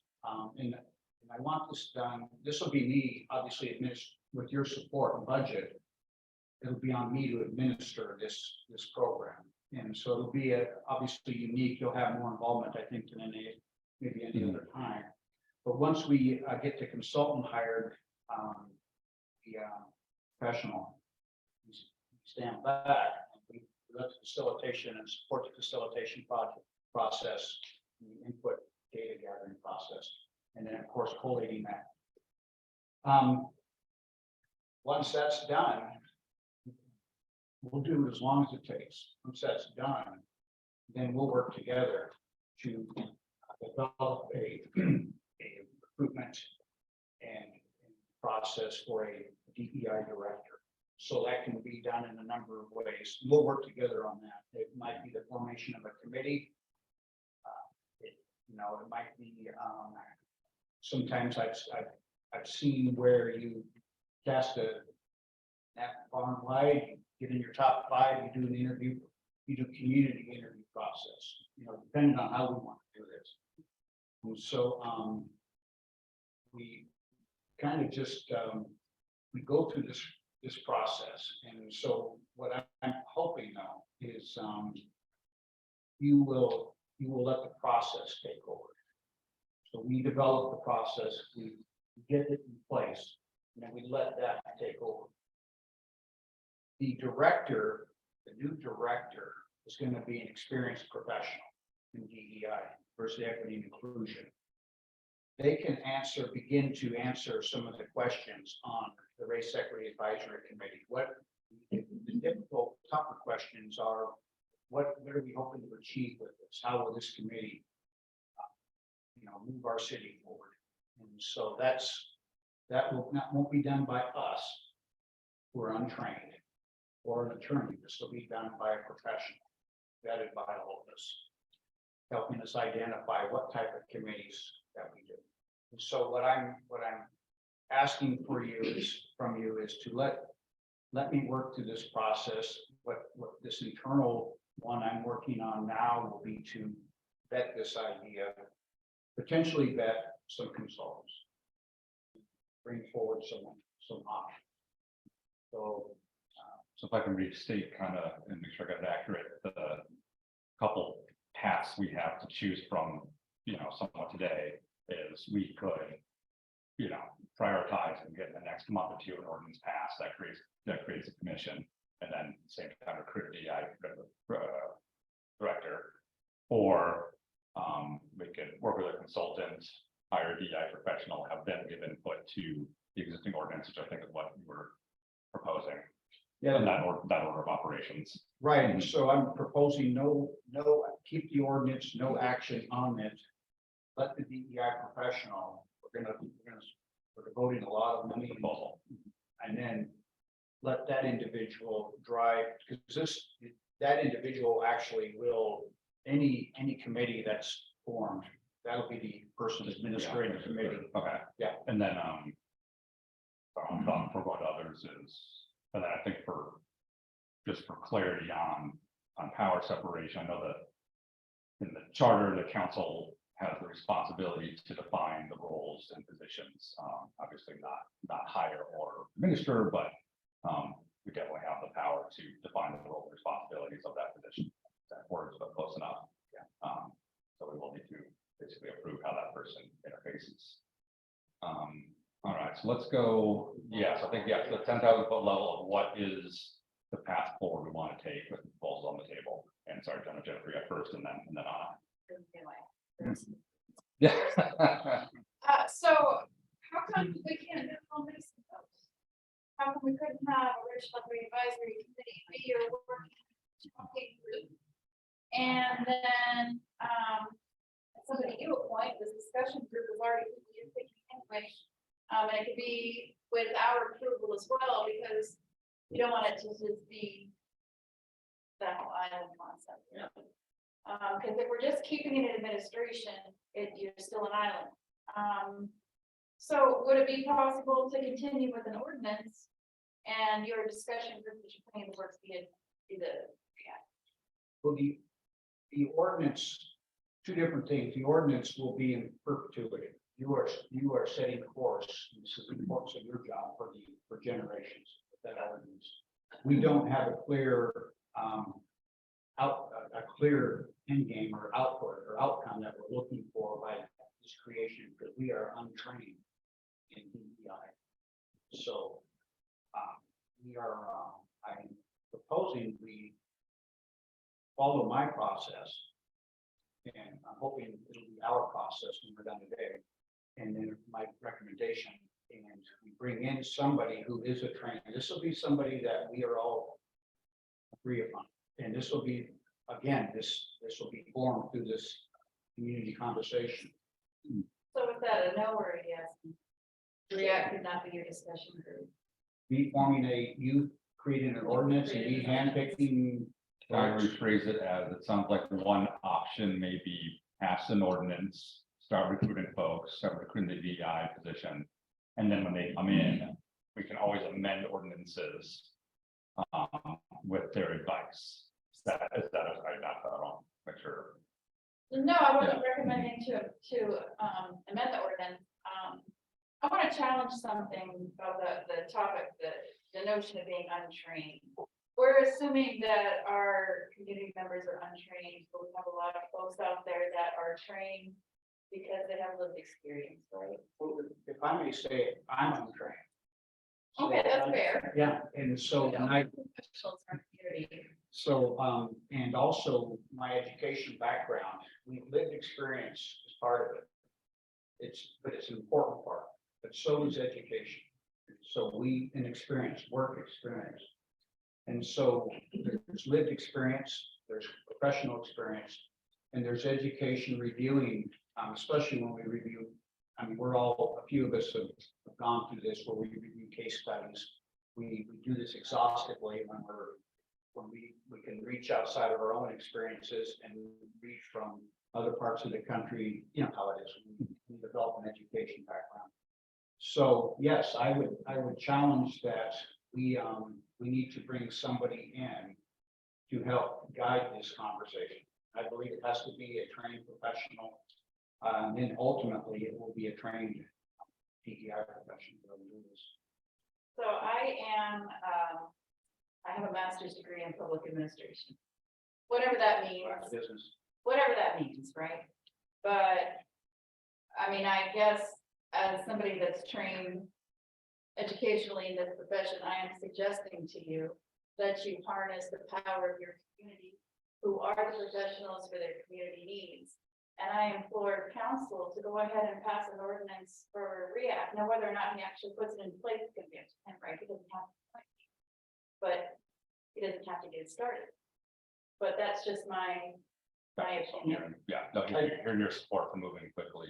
Right. And let's go on to, sorry, Mayor, yeah. But the same, Like a council's consensus on. yeah, Go. before we get too far, if I indulge me for a minute, there is no intent to bypass that community in this process, already beginning as of this next week. And then throughout, there's no intent to bypass all that talent and experience. Well said. Anna, what are your thoughts on the process going forward? Here's our alternatives. Council drafts an ordinance, ordinances can be amended, or where's Eric? Oh,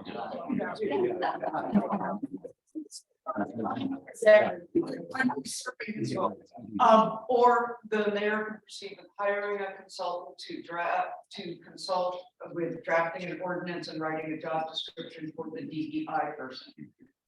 Versus choosing amongst a pool of consultants, like people like Lucinda, for example. So these are our two options, and we can dive into them more deeply later today or during a study session. Yeah, study session in terms of, if we're looking at the ordinance and number of people, interaction with the staff who report to, that we can all hash out in a later study session. Yeah. Excellent. Then I would move that we take a 5-minute break. Oh, but yeah, let's wrap up this topic and then we'll get back to public safety, but yeah, we got some more to go here. Yeah, no, go ahead, Quinn, and then. Okay, thanks. And one thing, and I absolutely, I think we're all on board that we want this to be done right and be done in a way that it is successful. We don't want to set up the DI director for not being successful. We don't want to set up the commission/committee for not being successful. One thing in my brain, and this might be from the recent trauma of Roe v. Wade being overturned when we received a whole new slew of justices is, I've been on council a year and a half and I've seen a ton of turnover on the council, and I've seen a lot of different political ideologies and a lot of different perspectives, and especially around race equity.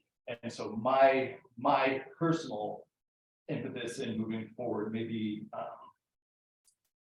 kind of that middle ground that I think Jeff was talking about us working on the ordinance while you are creating, the DI position along with the consultant is, I want something to really strengthen that's gonna live beyond the folks that are on council now, because we have no idea, like, I haven't stated this, fully publicly, but like, I'm most likely not running for re-election. I don't know who your District 4 person is gonna be, and my seat's up in a year, Lana's seat is up in a year, and I don't know what, I believe that's true, right? Oh, yeah. Oh, yeah, I forgot you as well. So that's my sense of urgency around this issue is we have the right people right now, and even if maybe Mayor, you don't like fill the seats right away, I want to make sure that we have something in the BMC that like, I'm sure everybody woke up this week to the horrible murder that took place, where this issue, I read an article that actually more murders have taken place since the George Floyd killing, and this is a really, really important issue, and I don't want to lose this really special group, in my opinion, of council members who can act on this, and then I get some opposition in the future. So I hear that. I think it's a balancing act, and that's I'll leave it up to the whole council. I think we have a responsibility as a council to do whatever we can to move forward with this work. And realizing that the mayor and the administration has a very important role. So do we, and the thought of waiting until someone is hired, either a consultant or I can't remember consultants helping us with ordinances, but I've only been on several months. I'm very supportive of an ordinance moving forward to transition this committee to a commission. That would give the mayor the opportunity to build, a commission that could be of great assistance to a consultant or to a DEI professional. I do want to support the mayor in this question of life experience versus somehow professionalism and or professional role. Many people that enter the arena of being professionals in this world have lived a lot of lives. And they bring that to the table with them. That often compels them. Just as I wouldn't hire a domestic violence survivor just based on her lived experience to play a professional role, I wouldn't do that with this either. So while I value my own life experience and how it seasons my decisions, this is a professional position and needs to be hired as such. And I think I love the idea of a consultant because I think you can move faster with a consultant and it can be better informed. However, I would like our role to be active in that. And I think this ordinance, I hope that the two of you could go back into that committee or go to that committee and say, this is what we've done. And that committee will say, thank you. One last thought, Mayor, I strongly urge you to make sure you have representation from that committee. So on whatever commission or, because otherwise I've done race equity work. I ran the ADL's a World of Difference Institute for almost 6 years. And you've gotta do things that are inclusive, transparent, and even if you don't like what you're gonna be hearing, maybe especially because you're not gonna like what you're gonna be hearing. The optics, all of it, put all of it in the washing machine and I think there should be representation. So if I could jump in, the consulting and the community outreach process, that, Counselor, that's best directed. Once we get this process underway, we get a thorough, that will be part of the process, to take in the input, to take in the research they've done. I would implore you, as a council, don't start something again with good intentions until we're ready. So developing the ordinance, if you want to continue to develop and fine tune it, passing it ahead of what I'm proposing, which I hope you'll buy into, gets a committee in place, commitment in place with no real idea of what the outcome is going to be from that committee. It just puts it in by name only. Can I? bring up the everybody's- Yeah, I just want to check, Eric, if you had any thoughts on which I just skip over, yeah. And if not, that's fine. I just want to hear your chance. I'm hesitant to talk about this. Like, quite frankly, I'd like to know what the outcomes of this DEI position, what does the council see as going to be the outcome? I look at DEI and it talks about employee demographics, employee compensation, equitable, talks about hiring people within the organization. Is the council's, do you want to expand this outside of employee environment in the city? And give me examples where that's been put in place in other communities. I just have some serious reservations about what is the intent of the council behind all this. And I'm struggling with all this. And hopefully I don't get attacked for voicing that. I feel like I'm on. No, it's good. No, I'm sincere. That's why I'm quiet about it. I really want to know what your goal is in implementing all this.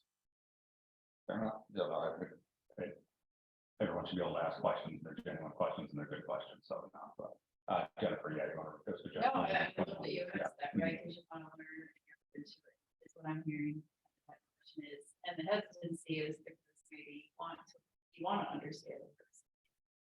So there's a couple different ways the DEIs are generally implemented within institutions and municipalities and so on. And there's a community engagement component.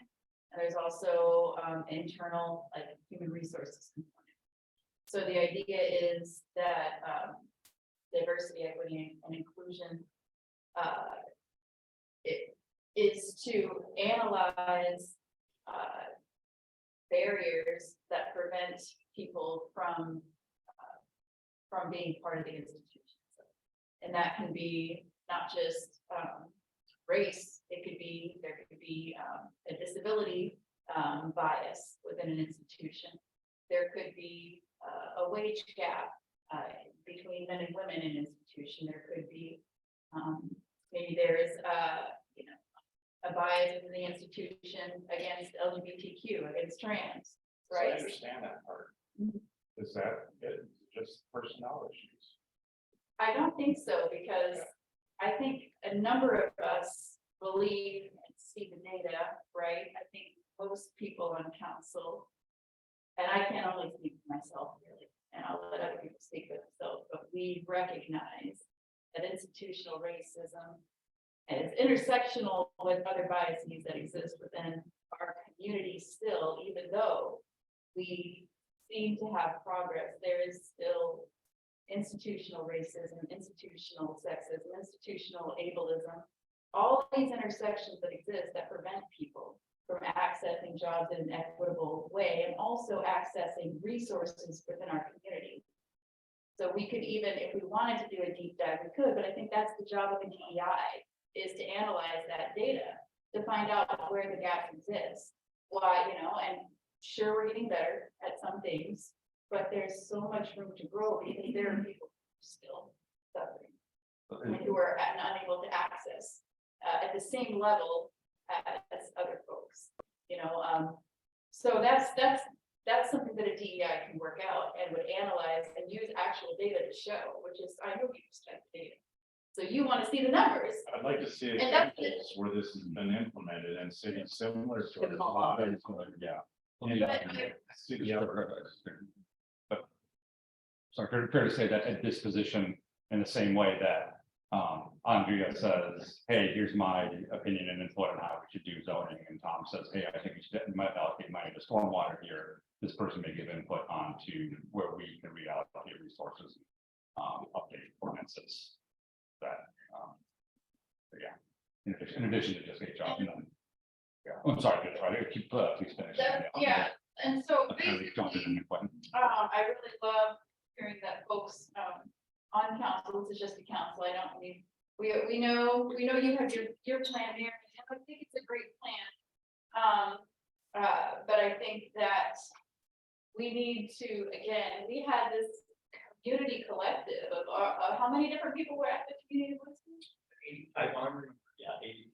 83 people, and how many panelists did we have from our? It was 3 pages of panelists, I don't know. 3 pages of panelists, people of color in our community, like they keep telling us what to do, and we are not implementing it, and like, I can't speak as a person of color, but they're tired of repeating the same ish over and over and over and waiting for us to implement these things, and this is one of the things that we do. This is the one small thing, what you're doing is another thing that we can do, and so there's no reason why they can't be together. We need to get this, it's already done, been time to do this, it is past time. Tyler, you had some input, and then, I was just gonna point out, so the consultant route is a route that the county took, and Judge Flood was involved in that effort, so she's already. So I didn't want anyone to not acknowledge that we do have someone with some experience and you obviously, we're talking about here, even though she's here. And Eric, I did want to mention, so whenever, the city joined the GARE network, that's the Government Alliance for Racial Equity, and it is a network of government professionals that are engaged in DEI. They have if you've been a part of a professional, like listserv type thing, it works very much the same way. And so I haven't been a contributor yet, but I'm a lurker. You know, I read what other cities are doing, and where I can tell you what other DEI professionals are doing in other cities, and it is across the board. It's looking at like every aspect of your operations. So for example, in planning, historically,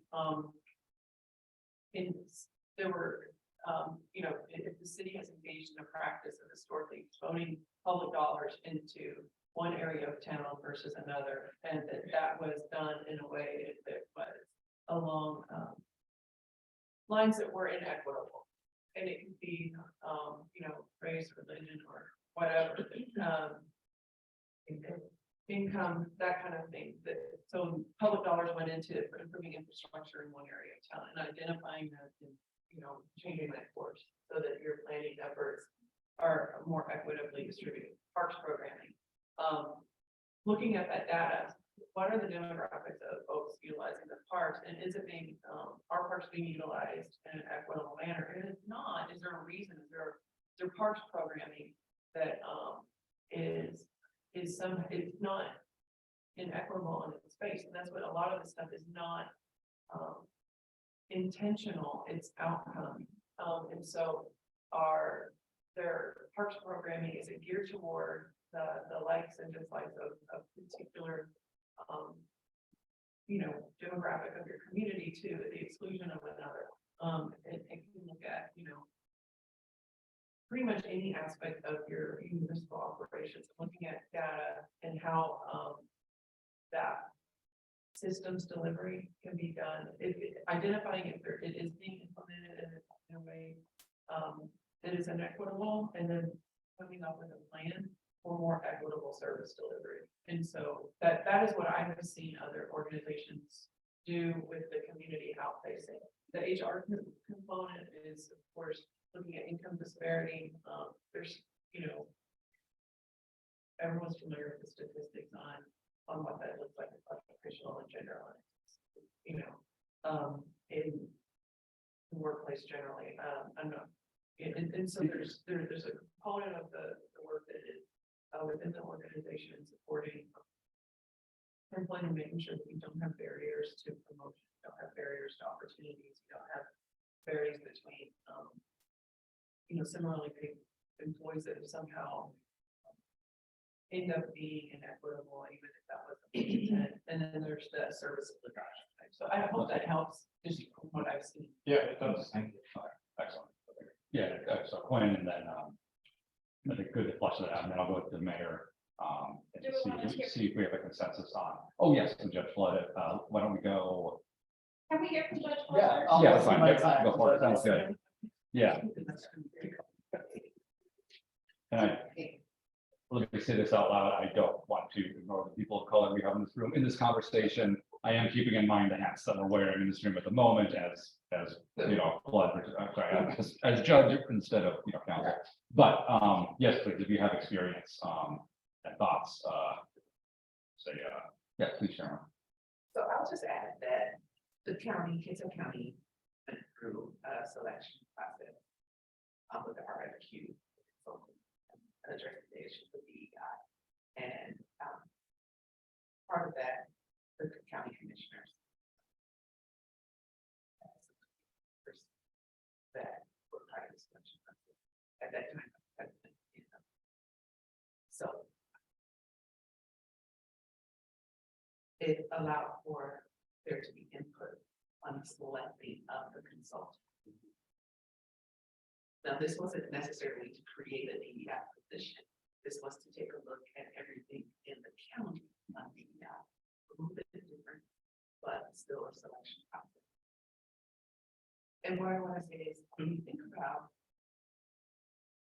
the hurdles and you see the picture of what is equity versus equal, you see the individuals, three individuals standing at the face.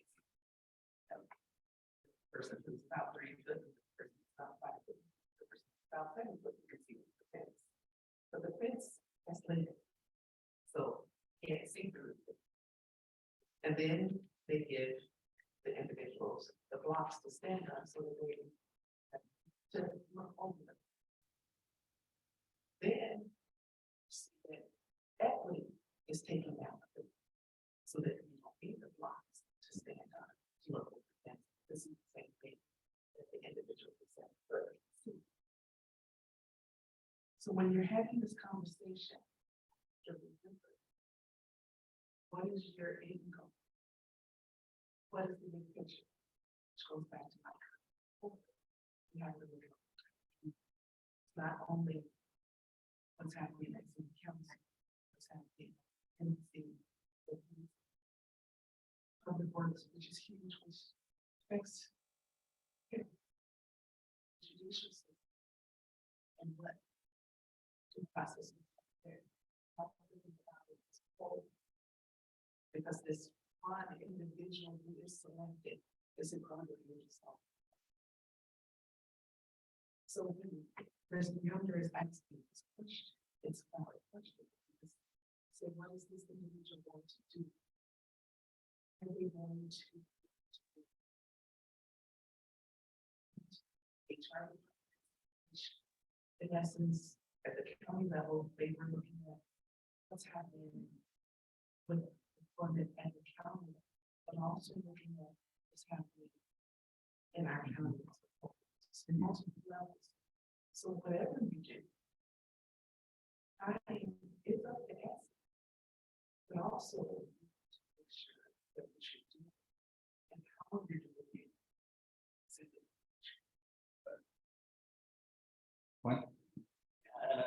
I just wanted to add, thank you, Judge West. I really appreciate that. One of the documents and kind of one of my commitments for this year is making sure people have that data to answer those questions that you're having. And I really appreciate you coming to the table with like a true sense of curiosity of no, like, hey, this isn't my wheelhouse, like, help educate me, and I would love to, Judge White, I'm not sure if you were involved in this or if you've seen it, but the county has an amazing document, a strategic plan that I think was last updated in 2022 or something. It's amazing, and the title is "Why Do We Center Race?" Right? Like, why is race part of the intersectionality that we need to be looking at in government? It talks a lot about upstream solutions to problems. Everybody knows kind of the parable of everybody seeing somebody floating down the river struggling to swim, and they keep sending people to save these folks, and somebody leaves and they run away from it, and they're like, hey, what are you doing? Like, we need to save these drowning people. He's like, I'm going upstream to figure out who's throwing people into the river, right? And that's the paradigm shift that DEI professionals can provide. And it is, when we're talking about small businesses, well, let's look at the data. What are the barriers? Let's talk to BIPOC communities. What are the barriers of opening businesses? And based on the history of the United States, a lot of BIPOC community members are understandably very wary of government interaction for multiple reasons. So not just the personnel issues, but community engagement, all aspects of government. And I'll get documents.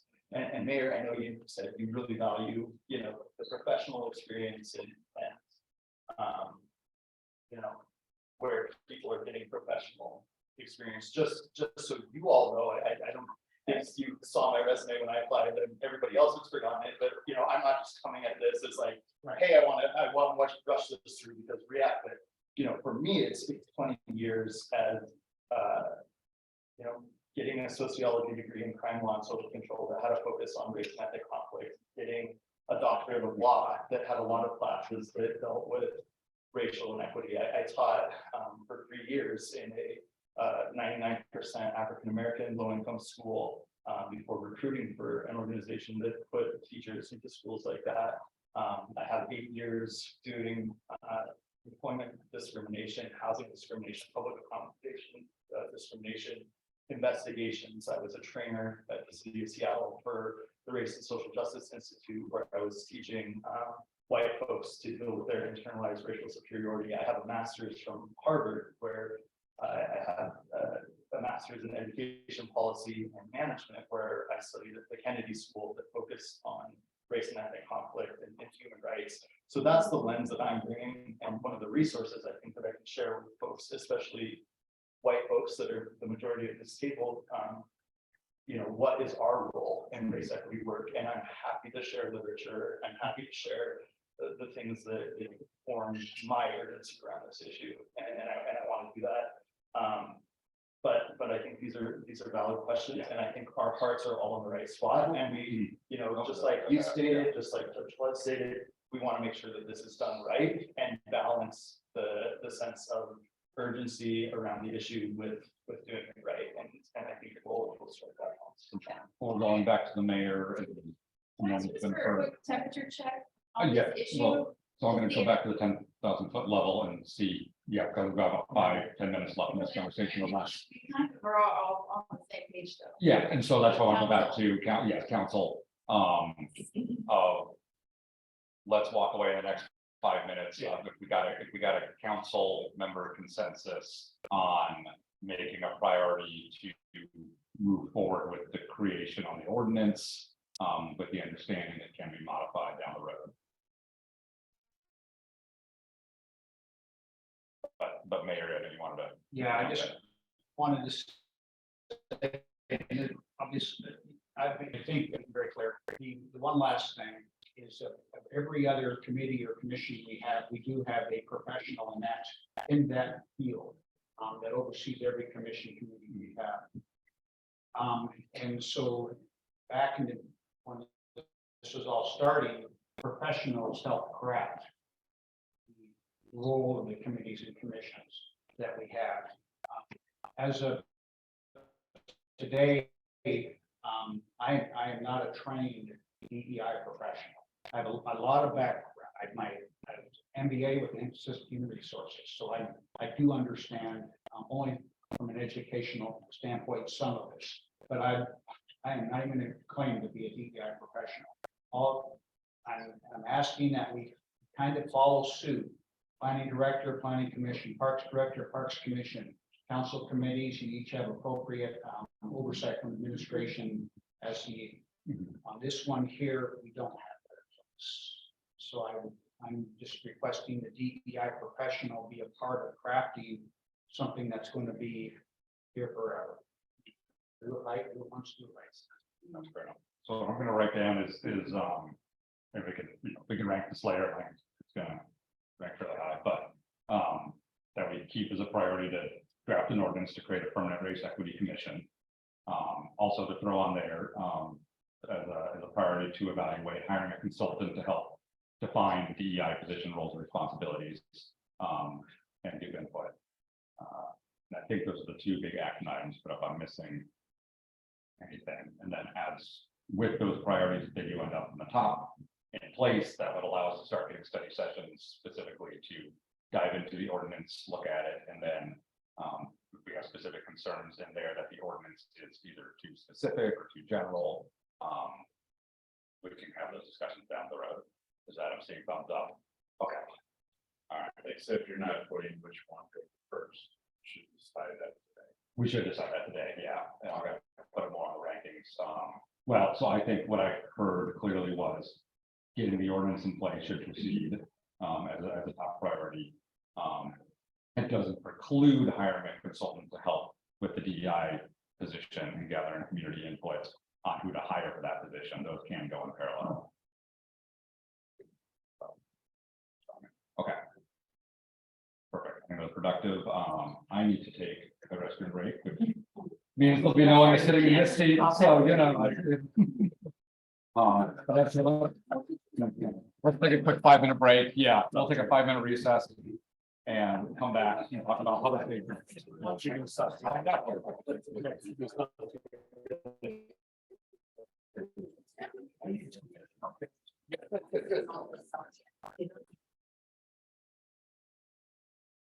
All right, I'll gavel us back in and reshare my screen here. And so next up, public safety and support. A couple big items under this one. I think the start of the heavy lift is on Kylie, if you want to we request a review of the Blake decision in Marysville ordinance and just a 10,000 foot of what that looks like. And then again, to see if council has the collective will to do anything similar. And then after that, sorry, I'll look at this. Maybe, yeah, I think we can do that and combine it with the third bullet point here. Sorry, I'm not sharing yet. And then maybe we'll go to discussing of funding of basically fire and police. Okay, all right, I don't mind splitting my stuff up. Or we do that too. So if you want to actually, yeah, let's just go. Let's go on order. Sorry. Yeah, let's go on order. That first, I think it's confusing for that. So the generally familiar with like decision of the Supreme Court case that criminalized possessory offenses for controlled substances. And we're currently operating under a legislative fix to that decision. And that fix expires July. And so right now the legislature is considering, there's, I think, when I looked at ADC on Friday, there were 3 bills that have been. So we don't know what that holds. And so that's really all I wanted to say about the Blake decision. I don't think we need to dive into that. If you have personal interest in learning more, there are a lot of resources out there. There's some fact sheets, ACLU, Washington Centers Association, the Association of Attorney, and MRSC. So if you want to know more about that, nuances of it, I'm happy to talk to you in connection with some resources. But for the purposes of maybe considering legislation, I think the important thing to know is that existing legislation, state legislation, set to expire this year, and the legislature is currently considering several bills, to replace what we're doing now, which, right now is essentially, and the police chief can talk a little bit about how the current fix is going. It involves, referrals for service, two referrals for service. There is a citation for criminal charge. I don't believe that there are very many people being charged. There were some, I guess, procedural hurdles to get to that point where you know it's the same person who's been offered services. And so, in effect, the possession of controlled substance is generally not an enforcement priority or frankly even a feasibility. So, Marysville enacted an ordinance in December. They got some attention in the media, and it was put on the agenda for discussion. We reached out to them and got their ordinance as well as their agenda materials that their council considered. And what their ordinance does is it criminalizes, without the need for the referral for services, the use of controlled substances in public. That's in line with alcohol and marijuana, which does have a criminal prohibition on use in public, but other controlled substances don't currently have that prohibition. So that's unusual, I think about it. So they enacted that and they made it a gross misdemeanor out of a date. Those were, if the council does something similar, it's going to have an impact for you address. And so it would have, you know, obviously a police impact and prosecution impact. And then I think my concern and what I would assure you is that at present, that is not preempted. Everyone know what preemptive is? It means that the state law in some areas trumps or goes up in place of a local regulation.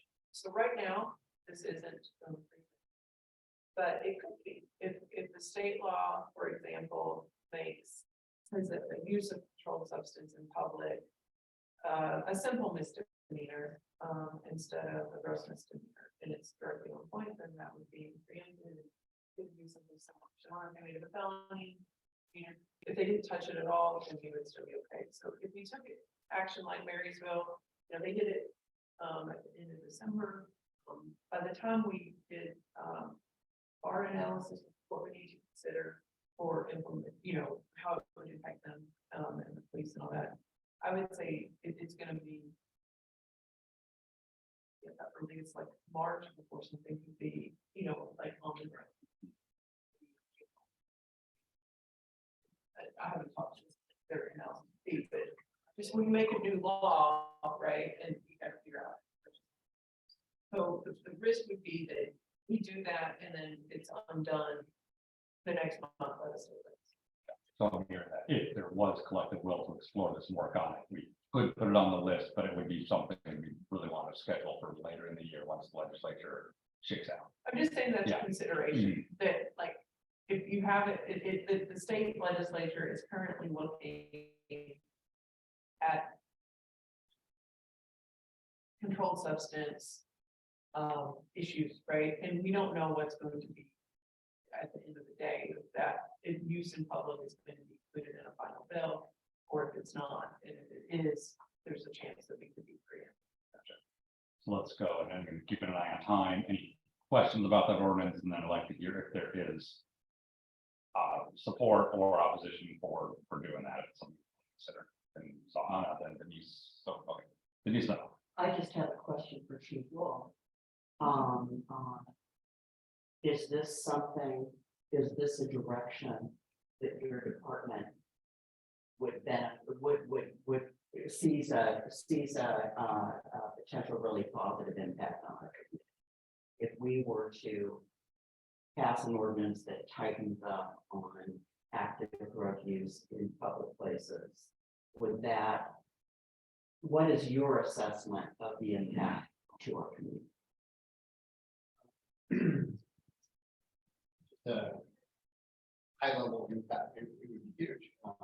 The idea was that, I think the theory was that we would, by not criminalizing drugs, we would have a lot of people have a better chance to get off of it. That hasn't panned out. Our navigators did 558 contacts last year. And of all those contacts, I had one person who said that. I sat with a young man named Jacob. Needle in his arm, talked to himself, my bike partner that day for an hour. Now, dude, you're gonna die. And he's had 2 friends die from fentanyl. And he still was like, yeah, I'm just not ready to go get help. There has to be some sort of accountability to help people. I think our therapeutic courts, drug courts, judge on board with that. It's not about, Again, but you gotta have something held over their head to give them. To leave them on the street doing drugs, they're going to die. And we're seeing a lot of overdoses at a level we've never seen before, and we're seeing a lot of deaths. So we need to do something different. And then on just a practical level, homeowners and business people are losing their minds. These people are openly doing drugs, please do nothing about it. We do our best to explain to them that within the law.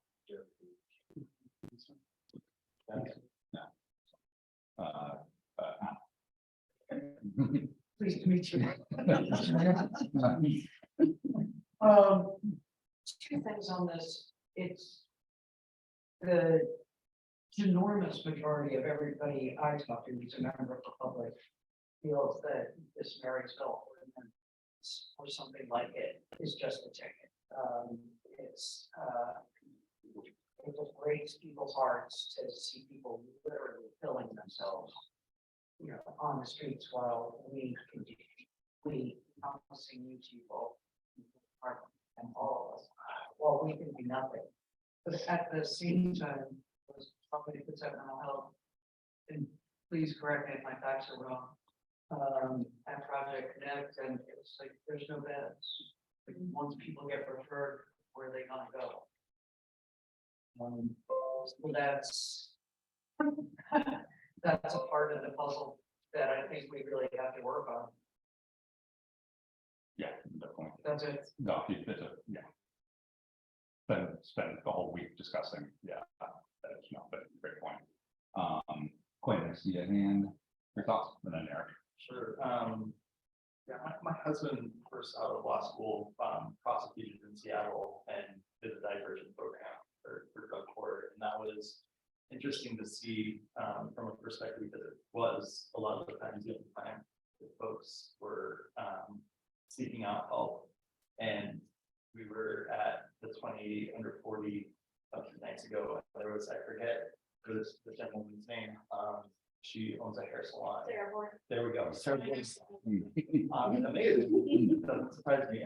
And her story was really inspiring and fascinating. And it started with her saying the first time she was, and I hope I'm not misquoting, but the first time that she was sober as a young person was when she entered, you know, the criminal justice system, and that kind of prompted some things. I think I would be really hesitant if we had different folks on the bench that might, you know, throw the book at these people and do the traditional aspect of let's just hide these people away.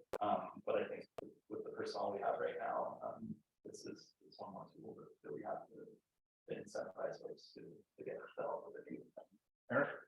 So I don't know if anyone else had this as a topic, but I know I sent this in my email as one thing for us to discuss. And I watched I think it was on Como, when I hit on the news, and in particular, just listening to the police officer in planning, we talk about toolbox, it doesn't necessarily need to be used, but this police officer explained the frustration and people, I think, hit upon it. And are really wanting to give our police officers the tools that they need. So this police officer said, before the Marysville ordinance, if he saw someone in a car shooting up, all he could do was say, hey, man, you should probably stop this. And if you follow, there's supposed to be a database, or you're supposed to give them 2 free passes. That don't work. There's no database, there's no nothing. It's just extremely sloppy, in my opinion, what the state has done. But he said, this gives me an option to say, by the way, I'm gonna arrest you for drug possession, or you can go get help, your choice, but he's trying to save the life. Because I think we all know, yeah, we've got a drug problem, but what makes it even worse is a lot of these drugs are laced with fentanyl. And these people, not only, I mean, they're not in the right frame of mind. That's wrong. So, and as Quinn had just stated, I feel confident that when I can have a judge throw the book at him. If there's not a program, you throw the idea about, well, there's no program where it can go. Fine, but I think Judge Floyd could actually okay, there's no program, there's no fine, no whatever, and whatever. So it's not like, okay, no program, go to jail, in my opinion. I'll let the judge talk about that. But I think as a community, and we get the emails about stuff that's going on, I don't want to wait for the legislature. I want to send a message to the legislature saying, by the way, I know you're thinking about this. Marysville did this. This is our one example. Hey, Bremerton just did it too. Now I want you to go ahead and craft that legislation that applies statewide. So I'd like to get this done sooner rather than later. So I think I'm hearing pretty broad support for at least adding an item of, we can get the exact language later, but consider drafting, we'll get the right, draft to consider a Marysville life ordinance. Markle that. I would definitely not be in support of it. Okay, Yeah, absolutely not. okay. Just Who wanted do to we bring that later. see that's generally shooting up? Who do we see? Unsheltered folks. Do we know that there's a backlog in our court system? We know that there's a backlog in the court system. Do we know that there's no beds available for folks who are seeking substance use disorder treatment? We know that there's no beds. So why create, this is almost like creating an unfunded mandate because we don't have the resources other than to criminalize unsheltered individuals. Their behavior. So this is a good example of, for this afternoon, you may rank it as 0 or a 1 because, someone else may rank it as 10. And that's been, that's fantastic to have disagreements, and that may end up not the top priority if we don't have unanimous on it. For a majority, but that's, yeah, and that's why I want to keep moving on time. So this specifically, that's why I'm gonna get as an item, but yes. That's all good. I'm mostly connected focus. You're good. If you have some quick thoughts on this, yeah, please. Yeah, so, our court administrator does have some information to share about availability of services and about how this ties into our therapy courts. But just overall, keep in mind, folks can't get to therapy at court unless this is your chain right here. Yeah. Arrest, prosecution, court. And so they can't get to court, therapeutic court, without the ordinance that allows the police to enforce it, that allows us to file the charges, that allows the judge to have the case. And then, so just putting that out there, and then they can, I guess, do the availability of services, because that's what. Which will be a part of my presentation. Okay. It's my turn to speak. Yes. Okay. Yes, I'm gonna speak now. No, I think I'll tell you, I'll leave this on there as a draft and consider. And that does not mean that we have agreed right now that we're gonna enact it. If it's a higher priority, then we can say, yes, please draft it so we can have a full study session on debating the merits and changes, having those in-depth conversations. Yeah. What I'll just say is that the therapeutic courts that have been approved by our state legislators for funding into the programming for that, we now have in Bremerton. We do have our first participant, possibly two, next two, so we have that set up for Tuesday. There are services available. There's funding available right now for this program. There's no guarantee of how long that funding will be available, but I believe that this city council is committed to that program as well as the current state legislature. And that's so, okay, perfect. So with that, and because I know I'm, okay, keep an eye on the clock. Let's move on to funding of emergency services, and I think, And Director, jump in with, I think you got a proposal to kind of throw at us, and, again, if we agree, hey, investigate X, Y, and Z to get more money for folks. Well, I think council knows that both police and fire are kind of running call volume. And staff or staffing not being able to keep up with the services that are being requested and looking out into the future. I need more people. You need more services, not just from physical. So between myself, the mayor, chief, legal, and finance, trying to figure out a way to be able to put a long-term funding source in place. I mean, fire department has the ability to get one federal grant, safer grant, but they're only 3-year grants. And then we operated on one, but then we had to come up with a funding source to be able to firefighters. Law enforcement right now doesn't necessarily have those type. Is it coming? Maybe because of some issue. So anyways, doing research, really the only thing that we can do is a property tax increase. Right now, our property tax is pretty low, we're $1.47 to fund about 17 positions between police and fire, would be about 40 cents per 1,000 increase. For the citizens, it would be about $10 a month on a $3,000 house. Be able to do it, but it has to go to the public. So it has to go to voters. The challenge police and fire are on is the length of time it takes to get somebody up and running. We're 6 to 9 months, law enforcement about a year. So even if city council came down and said, hire people, right?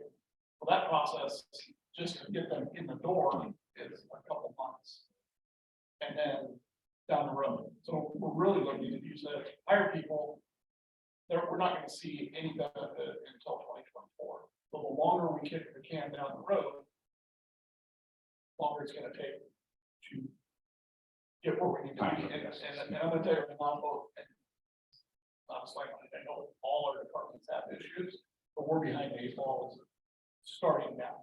I mean, we're getting overwhelmed on both sides of public safety. So that's kind of the $30,000. No, perfect. And so I think the proposed action to council, looking at Mike, is to support this going out to the voters, or to what's the action council? Yeah, we got some referrals to do the administration, but that would be the are you interested in going that route? Maybe something else voters for us to put a package together in front of you. I think the chiefs and internally we're looking at timeframe. So if we're going to go, The timeframe of what? That if we were going to do a vote, it'd be looking at the August this fall's August ballot, correct? yes, so I mean, looking at what's proposed to be on the general election for this year, I want to stay away from that, so we would like to run, if we can, in August, which would be in the primary, which spreads the cost out, because the primaries that they're with everybody else. South Kitsap's going to be running their levy again, so we can tie into a public safety message kind of throughout the county. But we have to have everything to the county by May 12th. Wow. Yes. Yes. So it would be a necessity to be out ahead. To get that quick, and for us to say as a nod, Yeah. yes, okay. So, yeah, did you have questions? Yeah, I just want to make sure I understand. So you want, so which one is this a bundle for all emergency services or, or is it, would it be two different? It's one, it's It's one. one just property tax. And so it would be an increase of $10 a month, the average property tax somewhere for a bundle, increase to hire 17 new FTEs. Okay, thank you. So Lisa's hand and on. So these would be, firefighter positions, just on your side, firefighter positions and some, BMT positions. Also, they're on. Already in. For the fire department. Okay. So some of these positions, 5 of these positions asking for our firefighter paramedics. And then the others are firefighters. And then one administrative assistant, because currently I have one administrative assistant, she's technically, this is the fire chief. And she's having to support training our money's office. So we've had that position, we just haven't had it back in a lot of years. So that's one. And then 8. Thank you, Chief. So, Chief, you'd have 8 positions, would they all be the same type of? Just, Well, by the time we caught up, just to give you a reference, our comp plan calls for per thousand. That would put us today. So when we say we're behind, we're way behind. We're operating at 1.4, and that's 64 officers. We currently have 59 hired. Our turnaround for a brand new hire is no longer a year, it's closer to a year and a half to get them operational. Well, and looking into the future as we grow and watching how we're growing, still, but this orchard skia is growing, the housing projects going in everywhere. The things that we do with 8 officers today, I think we would end up creating just another district for us to service, to give the best service possible, and those 8 officers can get up going right into control functions now. As far as trying to, ultimately, what we'd like to do is grow our protective division so we can focus on property crimes. We'd like to bolster our traffic units, and that's our #1 complaint. You guys probably hear from all your constituents. Yes. I have 2 traffic officers dedicated. We'd love to go.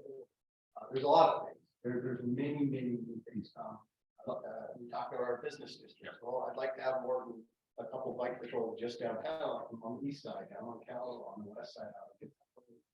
Probably one of our most effective tools. So yeah, we are. If we get to 64K, which is projected, that's 115 officers at 1.8, 89 officers at 1.4. So we need a discussion on how do we grow and how do we move forward. And as the city grew and property tax revenue increased, then it's allow more continued support long term to more positions could be created as this revenue source grows in total dollars. Is that would be the thought? Yeah. Well, so we all understand property tax, but I'll use the EMS levy as an example, right? So we run the EMS levy, and it's a levy that expires after 6 years to support the EMS portion. But it never stays at 50% because you have an increase of the city, and we can only collect 1% more. So eventually down the road, you're going to have to look at just renewing this 40 cents or whatever it is 5 or 6 years down the road, just because it's not going to keep up with inflation or the AP. Gotcha. So there is a to be able to. Okay. So let me do each of the time, just a quick show of hands from council if you're good with throwing this specific item of stuff, supporting the development of the ballot initiative for this property tax increase for emergency services to the afternoon to rank, and just general. I'd like to just ask one question. Yeah. Yeah, let's do that and move to the next one. Oh, I got it. That's written down. Are there any positions here? I'm truly asking. So are there any positions of like mental health counselors, behavior interventionists, or auxiliary police who can give, speeding tickets? Are there any positions that could be filled by people who have not received a full 18-month training for full police officer? Are there any positions that could be less than that? The simple answer is Okay. reliability of having All right. people that aren't trained. Our job's gotten more and more complicated, and it takes longer and more resources to deal with issues. It's not a bad thing, but it's the reality of it. It takes 4 officers an hour to do something. But we're having good outcomes, and that's the end. So let's have good outcomes. So Yeah. I think that's a perfect segue to the last 2 topics under public safety. No, you like that? No, good. Yeah, not very good. So yeah, these last 2 topics, I mean, we've been hearing all year from folks in the community, and I do look at past council goals, and homelessness has never been on there, something to address and what to do. So multiple people submitted this topic to talk about. Kylie, I think you had some thoughts to share briefing on just kind of what the current legal landscape looks like, and then yeah, I can open it up to specific actions council can take over next year. Sure. And this is just my own.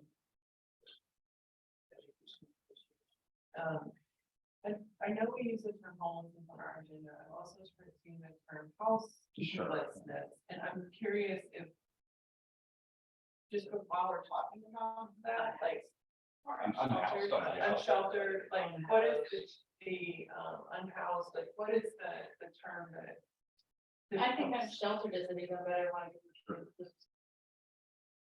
Okay. Right now, homelessness is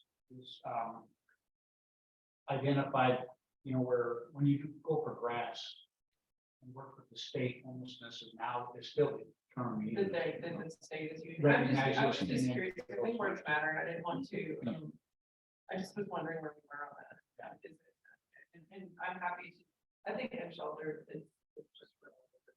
Sure. So, now that we have talked about words. So the legal landscape, a lot of, our, I guess, what shapes the legal landscape in this area of our operations is the Ninth Circuit, and we are in the Ninth Circuit Court of Appeal. And this is just a little law lesson, I'll give you guys. So the federal system is different than the state system. So we are in the Ninth Circuit, and we are in for federal court, and we're in the 2nd district for state court. The difference is at the state court level, when Division 3 comes out with a ruling, that actually applies to us, even though they're in Spokane.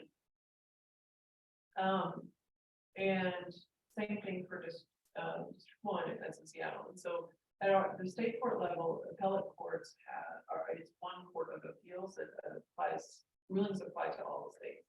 So at the federal level, it is not that way. So if the federal appellate court in like Houston or DC makes a ruling, that doesn't necessarily apply here, and it can certainly be in contrast to a decision made by the Ninth Circuit.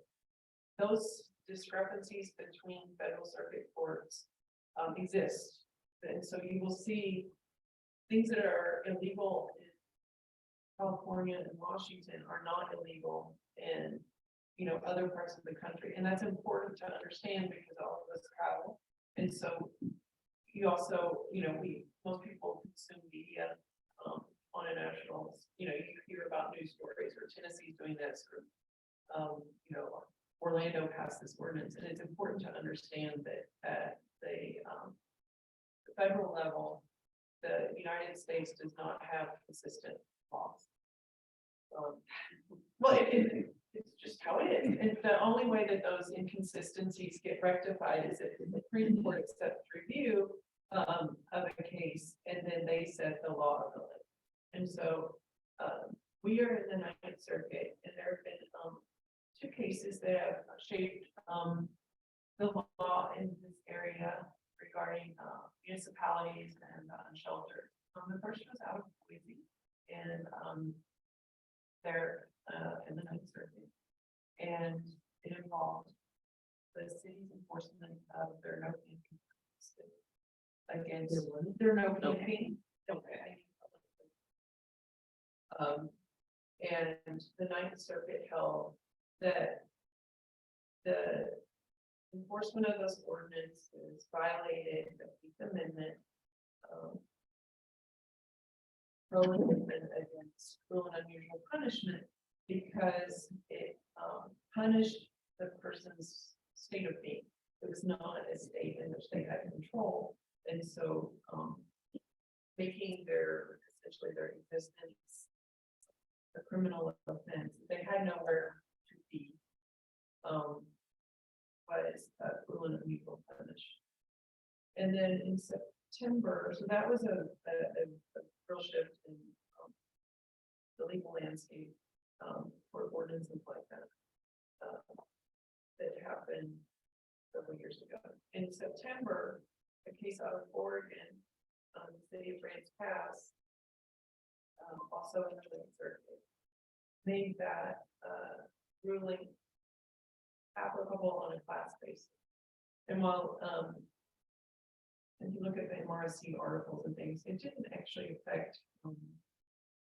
really that it didn't change Boise the Boise decisions that much as far as implementation, but it certainly made the cities have more risk exposure. So what was happening before is that, you know, John Doe cited and prosecuted for camping violation would have a cause of action against a municipality for that enforcement action against them under the Eighth Amendment. And now in Grants Pass, it was an organization that filed on behalf of all homeless people in that particular area, and did so on a class basis, which means that rather than it being like one case, it's like potentially thousands. And so those are the 2 cases I think that have really shaped the legal landscape of enforcing. And like I said, I think it's important to understand that when you are hearing about how other places are addressing issues, I heard that Tennessee just made it a felony. That this is not an area in which there's uniform, law in the United States. So this is also an area in which so cities in the Ninth Circuit face risk exposure with violations of this precedent. Something our risk pool last year had an audit topic. Do you guys remember when we talked about WCIA every year does a deep dive in one area of city operations, and last year we chose police liability issues, and they reviewed all of our policies, and it was an option to have also, like I said, you could have also chosen, and I don't know the audit or a shelter side. I don't know what the options are going to be this year, but it's very possible, because of also the release that came out in September, that a review of policies and practices is going to be an audit topic for this year. So we'll have to do that later. But so what that means is that, so when you look at the decisions, is that since it focuses on Eighth Amendment, and essentially that the person doesn't have a choice in the matter, right? There's nowhere else for them to be. The case law essentially makes it a prohibition on enforcing those ordinances if there's not adequate shelter space available for that person. with the added lens that needs to be secular in the sense that it doesn't require participation in religious services to attain the shelter. So WCIA has been working with the city on developing policies that comply with these court rulings. And this is one of those areas that impacts with impacts across city departments. There's really not like a department within the city that, for lack of a better word, is the lead on this. Because we can tell obviously that there's an enforcement aspect and police, parks, public works for right of way, courts if there is enforcement, prosecution if it's criminal enforcement. And so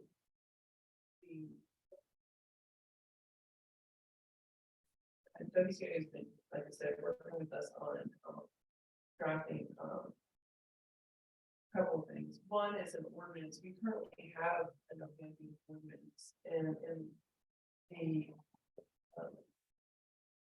wake of the decisions in Boise, the effort has been to not enforce that unless there was adequate shelter available. But it's certainly been the trend. If there's also a separate policy on just how we're going to clean up events when they are located. There was a very large one, actually helpful for Jeff to weigh on some of this too, is that one of the challenges is that the cleanup for an encampment, even if it is an abandoned encampment, it exceeds the sometimes the training and what can be done safely by our parks employees because of the issues involved with like waste and sometimes hazardous chemicals. So we're working on, we have very, very far along drafts that WCA is working with us to make sure that when we encounter those situations, that city staff are taking measuring steps that are, it's a policy document.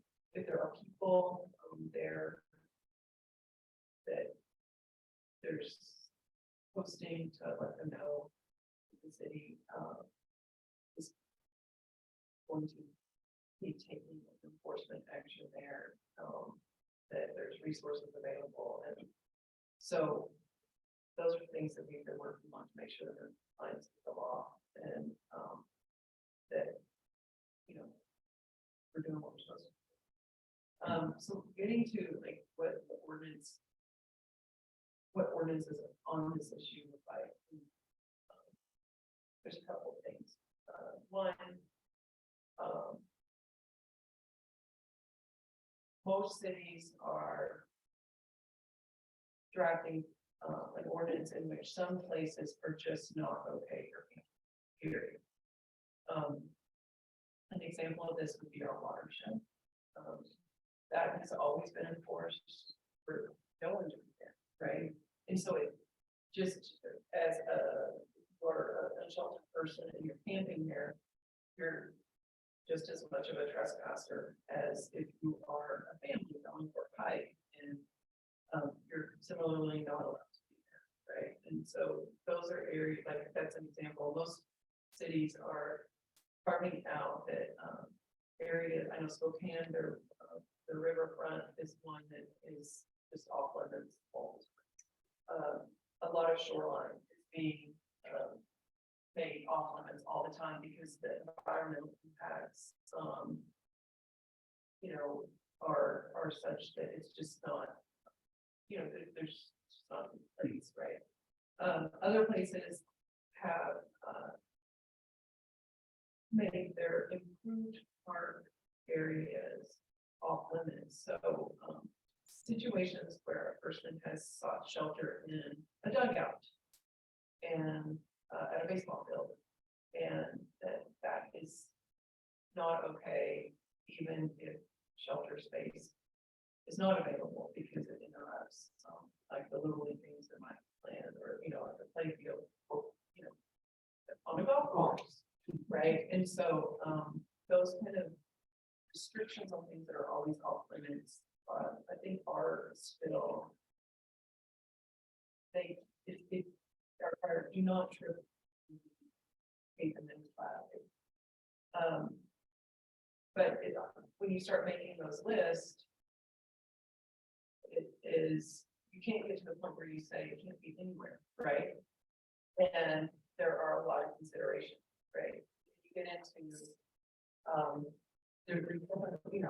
roadways, bad idea, right? That's not safe for anybody. Sidewalks can create situations as well if people are forced to go into the street because the sidewalk is blocked. So then you get into, what is okay, like what is kind of like top tier enforcement, and what is not enforced if there is no shelter space available. And so like crafting that kind of thing, it's a community by community decision. Tacoma has made it to where they say that within a zone around certain facilities like our Salvation Army, that is not a zone in which encampments can exist. And they stated their basis for that as being that they had experienced people who were accessing like the services at those places sometimes be victims of crime of people who, so that those people were vulnerable. That if they have to walk through an encampment basically to get to the services. I think it also, like I said, there's like community discussion. And so the way that enforcement looks like is that you say in the code that camping is in public places is generally prohibited, right? However, it won't be enforced if there is not shelter space available, except in the following areas in which it's never allowed regardless. And so that's kind of the setup of how cities are drafting ordinances to maintain public access to public spaces, but balance the reality that there's not shelter space available for everyone. And that's kind of where we are. So I'm hearing the action item, it's refine and update our ordinance on prohibition of camping in public. If that's something we want to revisit this year. I have to say, you kind of have to. So Yeah, you okay. can make it, you can. Yeah. Yeah, that would be good, yeah. Yeah, the discussion of exactly what areas, that would be down the road, but that would be go on a study Yeah, session. and start so talking. my, Okay. the one part of this where I was struggling in the mayor, struggling in this is a tough one because, it's there's public safety, if this could go into. It could go into public works committee because of the impact right of way. You can have site We can distance. figure that out. You could also Yeah. have issues with. Yeah. So, or is this the council as a whole, that you just deal with it at study sessions? And until we get it right. For all these, So- but yeah, no, I'm sure we can coordinate on how best to. I can say right now, whole council. Mhm. Just our experience in the process, that could. And then logistics wise, I told them we're running late, that's my fault. 12:15 for lunch, and what I propose is we finish this topic up at 12:15, hard stop for lunch. And then the court takes over the presentation, at the start after lunch, and I think we have enough time buffer where, that'd be great, and then we can get into the prioritization, so. I don't know. So, yeah, clarifying questions on that, and as well, I know there was discussion of, because it goes hand in hand of not only within the ordinance, but creation of kind of what can the city do on that side to help coordinate resources? And the create wouldn't happen this year, but the creation or investigating the creation of health and human resources in the city, similar to the county, was an idea. So I let's put that. have just a quick question, Yeah. I'm not trying to usurp you on the side of your hand. Anybody can say no, but I mean, sometimes there's lunch presentations. Is that a bad idea? Okay, it's not a bad idea, presentation. Yeah, if they wanted, I think we could, we'd have to keep recording it, right? So, never Yeah. mind. Yeah. We can. Okay, no, we yeah, can- that's we just can- something. topics too, I'm open to that if you wanted to continue that. We don't have to have that. Oh, yeah, we're not really set up there for the, to continue the public meeting, public open. meeting. Oh. I think we have it by the next year. Yeah. Okay, sorry, give me a second. I just have a question. Are we involving service providers in this discussion, like Kitsap Community Resources or Kitsap Mental Health? I mean, the people that really are on the ground trying to provide services might be good to have representation. I will say that we are before that, right? I'm just the lawyer, right? So, I'm just telling you. what You're the You're lawyer. not a lawyer, right? No, I'm telling you what the legal landscape is and like what other cities are doing as far as these enforcement efforts. It's gonna come to you, like, the ordinance and all of the partners and all of that stuff is going to come through the process that you guys do. I'm just telling you that we have to do that. we need to do. Yes. Okay, so not all, I got it as an item for rank. Yeah. Yeah, Say that. perfect. So let's- Anybody disagree? Yeah, perfect. Cool. No, but thank you so much for the background. That really helps. And part of it is also just getting knowledge. And so then on the, if I move to the specific request to explore the creation of Health and Human Resources Department. I don't know if anyone wants to, when we talk about that briefly, Jennifer, I think you had some thoughts. Okay. Yeah. Sure, so this was something that I think Chief Wolf might have mentioned that would help alleviate some of the things they go through, not to mention it's helps with some of the risks maybe of this legal landscape we're in, is to have Health and Human Services Department. What are your thoughts on that? So my pitch is, as we all know, law enforcement for the last 100 years has done this. In the last couple of years in the United States and especially Washington, our legislature said, no, do this. I don't disagree. But the reality is, no one is doing this. We're still the only ones going. If the only solution to homeless problems in the city of Bremerton are the police, I think we all agree, we don't have a solution. It's a mess. And we shouldn't be, it's not against the law to be homeless. What the police department gets is we get this push me pull me. For as many people are very passionate about, don't you go near them, leave the homeless one. I have just as many people of my neighborhood is a mess, my business is a mess. Why aren't we doing so? And then to make it even more fun, about every couple of months, we change the laws. And I have officers that are just like, what do you want us to do? I don't know. And some days the answer is give us a week while we sort this out. Because we don't want them in trouble, we don't want the city in trouble. And the bottom line is, I think we all want to help people. I think the other thing too is to be honest about, we have homeless population. And within that population, you got about 10% of them that are criminals. And they prey on most vulnerable people. You have to have law enforcement, you have to have order, you have to have people held accountable. So to have we have all these social services, and what I find is the police department, we end up being the hub, and we're pulling Salvation Army, we're pulling the mission, pulling KCR, we're pulling all these people in. That's not where we should be. We need someone, and we have all these outside, we have religious people, we have other groups. So many communities. So many people. I'm sitting here today, she knows that helps people all the time. But we have no coordination. We have people overlapping each other, stepping on, and sometimes causing more problems than they think they're helping and they're actually not. If we had a coordinated effort, and started looking at our, pooling all the resources. In some cases, I think we would have that, but we need someone, not law enforcement at the center of it. We need someone more human resources. Is that? I mean, yeah. Like, this is not, and then, all experience it. You're like, this is not what we're trained to do. Somebody else is better trained than us, but we're using the tools at our disposal. And the tools at your disposal are citation. I mean, the tools that you have are the tools that the only ones that you have at your disposal.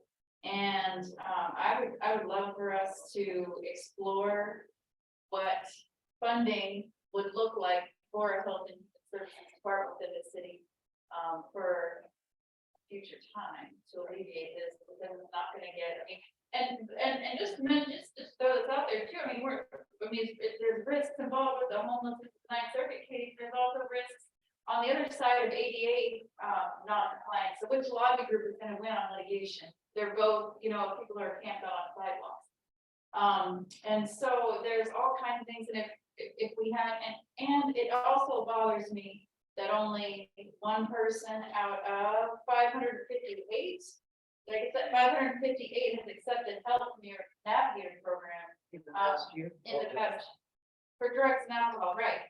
I mean, if we had, it sounds like there's a better option available, and I would love to explore what other municipalities are doing for the services. We can certainly do that and be your, explore and put all the options out there for future funding. So I've got explore creation of a health and human resources coordinator. I'm not sure that's the exact right funding for. Denise. Just a quick point that I'd like to see that we're utilizing current services in the best way possible before we would make a major move into that. And my background in domestic violence said, don't duplicate. It said, bring services together. So maybe a public property co-location of services. I don't know, but the thought of setting up a new city department makes me cringe. Not saying it's not needed. So if there's enough vanilla, looking out, maybe, but the navigator position, I think, is really exciting. What could be to enhance that role and with more, I don't know. But centralizing within a city, I think would create a whole new layer of bureaucracy that I would personally like to avoid. One of the things Jeff brought, we had a jump start on you on this one, is I think we're talking about one person. Because all the services are out there. And that was my miswording. They're They're not communicating, and that's why it's such a mess, and. We're all siloed. Yeah, I was just gonna push back a little bit. One principle of BEI work and community organizing and like kind of taking away white supremacy culture is listening to those who are most affected and like what the legislature has kind of done with policing, like the most affected are the police department. So I think we should give great weight to what Chief Wolf is saying, what his officers are seeing. With the defund of the police, there's this entire gap. Where are we putting that funding? How are we getting those services? We can't make the police do all of this. So I'm interested in. Okay, cool. I've got that as an action item to rank, but it sounds like we got a good consensus. Yeah, I know we're getting lunch. So the last 5 minutes, as I did tell them extra, you realize I didn't have a radar on it, was the city communications director, and this was a couple people submitted this one, including myself, and the quick pitch, and again, this is also a position that would not happen in the next year, but to start talking about it, is to have talk about different specialties, right? Communication is its own specialty. When I was at NASA, I was blown away by, what I thought was mean colors. Good communication, and then you go through an actual specialist who that's their entire job, and the extraordinary help it was. And so the idea would be to have a specialist in the city who focuses on communications that could be available to all departments to utilize and council, and that's the broad idea, a lot of specifics, but it's good to see if there was support for just starting to talk about that this year and what that may look like, and then funding. And so, yeah. Well, I think this is a really good idea. Whatever the title is of this person, that's a blessing for us. But somebody who can look, for example, at the website, not as somebody totally familiar with how the city works, but look at it and going, okay, I've just moved here. I'm still like, house is still full of boxes. How do I? And so that the website would be for that. we've talked about a good neighbor handbook. That's one possibility, but also to make certain that, that everything is clear to the people who come to Bremerton and live in Bremerton. I think an important thing to remember, really important, is that 60% of the people here rent. Many of them are here for like a few years and then they're moving on. It's not like Paulsville or any, other cities where we can educate the populace, because by the time they're educated, they're boy. Or off. I think, and again, just speaking quickly because of Pluto. I think that this is something that would restore faith and trust in government if the government is every single one of us is an expert in something and we are used to talking to other experts, right? And so when we talk to the general public, they're like, and everybody's making, I see a lot of people making great strides to speak in plainer language, but having one person to do this, then the city would be speaking with one intelligible voice, and it would be coordinated. Okay, hold on. And so I've had kind of craft a proposal of a communications position. Yes. For the year. And a huge factor of it, along with what Anna was talking about, is a real service, I think, to department heads who are working with the mayor, possibly with the council, on launching, or something has happened and they need to respond to it. And I, in my short time, have experienced a few situations where we could have gotten ahead of the messaging. And the one that comes up for me big time is the flag salute. We could have gotten ahead of that and messaged it to our community in a way that would have avoided a lot of the negative communication that started as a response to that. So a professional PR person works with all of you, and too long, I believe, we've depended on only the mayor's office for communications out. And I, as much as I love your communications, Mayor, we have a duty as a council to also communicate with the public. And we can do that individually, but there are times when we need to do it collectively, and which would be a service to the public and to all city employees. And you can prevent that stuff from happening in the first place. You don't have to dig yourself out of it later on. So, and I'll go back to what I said this morning. I think we're lucky right now to have a mayor that is an excellent communicator. Yes. But thinking out into the long term, you may have a mayor who has other strengths, but public messaging may not necessarily be that. And that's, so I think it's just, looking systematically. We're in danger of taking away my communication, my human services, all my PEI. I'm not yet. They're all still-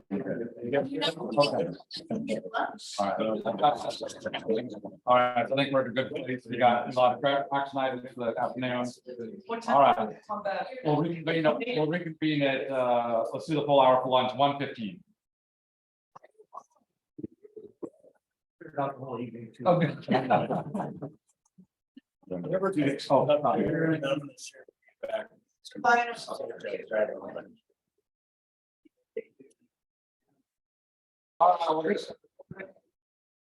Three, two, one.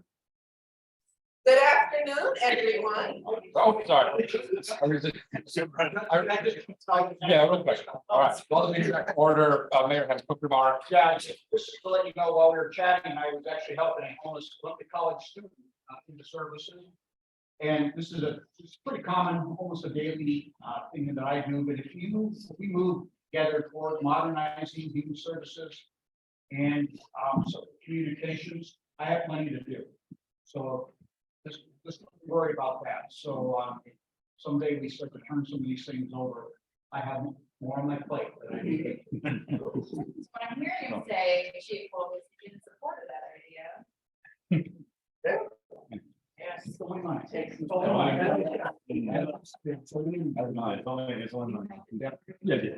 Yeah. Okay, fine. Thank you. No, absolutely. Welcome. All right, and so now we have Judge Tracy Flood and Court Administrator Jennifer Johnson to give us a municipal court briefing on what the year ahead looks like for you all. Good afternoon. Again. So.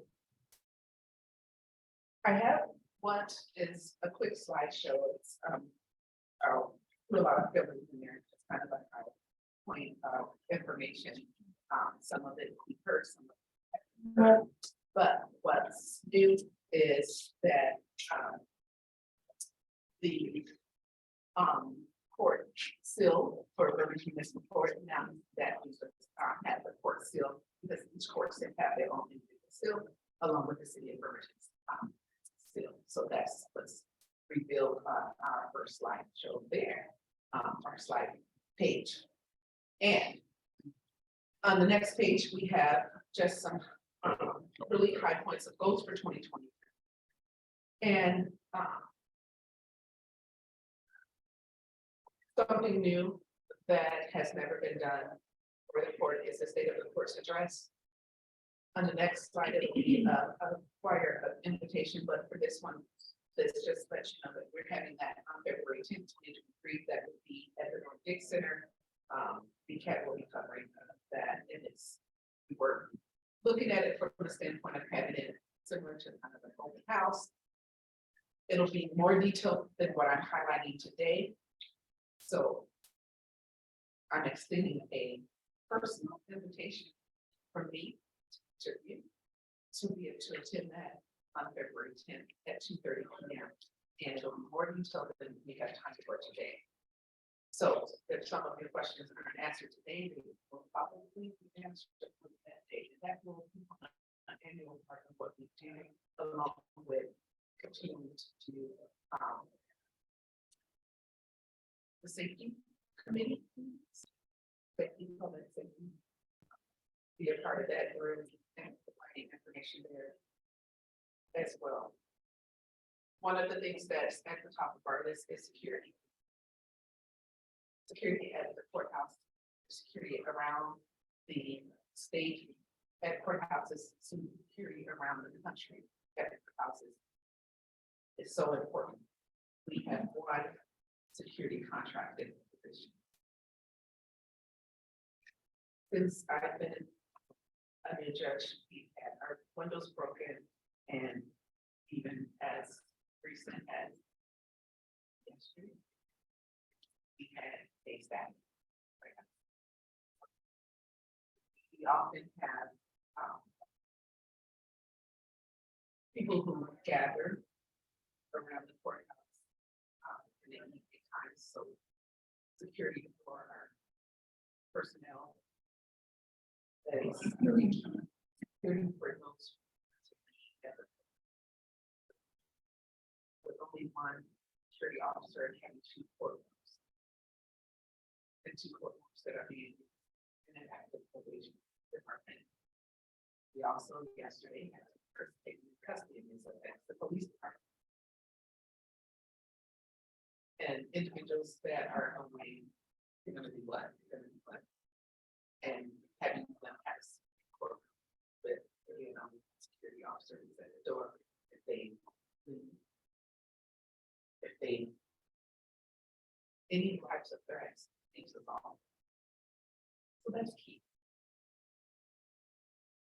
Also on the issue of perks, our perks office staff. Currently we're we still have a vacancy that's being filled. We just came in and petitioned and appreciate changing one of the perk one openings to a senior position in the level of staffing, the need for the expertise and someone to be able to come in and to understand JAS and JIS and how things work, because we're running so many programs. Is very important. We work with Mike and been able to have some extra help and going forward. there is still the need for training for our new employees. So some of that, this extra help came through us through a program that's called Course Help. And this is courts that are similar in nature to our court. They can get support in the district court. In this court, district courts, one of the things that we're trying to, and the state is even trying to emphasize is that they do the same job. One on the state, on the city level, one on the county. It was just recently where the state statute doesn't aligning with the discrepancy along the lines of protection first. But I still hear no contact order modification, which is same and similar where, but the petitioners are victims coming in saying, can you lift these or can you modify these?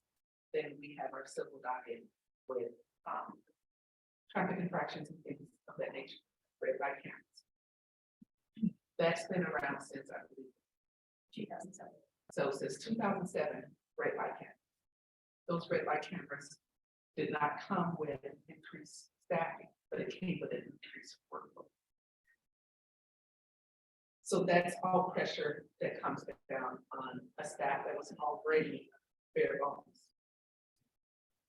We created a new program, the therapeutic coordinator's position that came with that new program.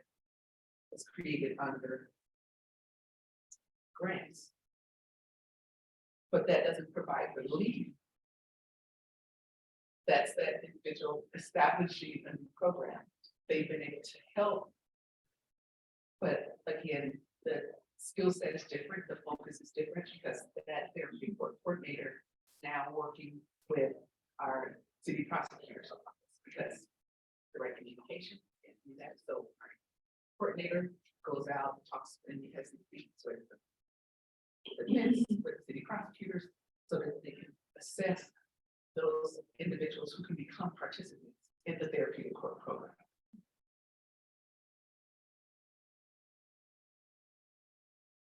Also, again, training is so key. Coming in, doing a bottom-up assessment of what we had in our staff was learning that the criminal clerk did not understand the job of what the civil clerk. So those red flags, the processing of those tickets were done by that one person moved to forward. So then that left a big gap. And that was at the beginning of the year. Heard about HR and staffing, the process that doesn't happen overnight. You gotta do the interview, you gotta find a qualified person. You could potentially offer the job to a person who says now, oh, my circumstances have changed. You go to the next person, or someone else offered me a job. So then you're another 3, 4, 5. So see a ripple effect because there was no cross training. So a focus for this year is cross training. The people that we're bringing in are being cross trained to understand all of the areas of the office.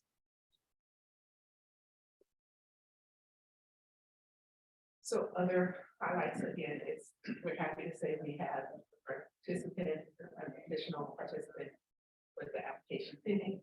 So it was really neat.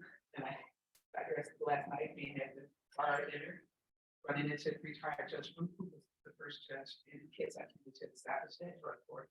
And you're gonna say that's great that we're starting in January, actually already had participants lined up.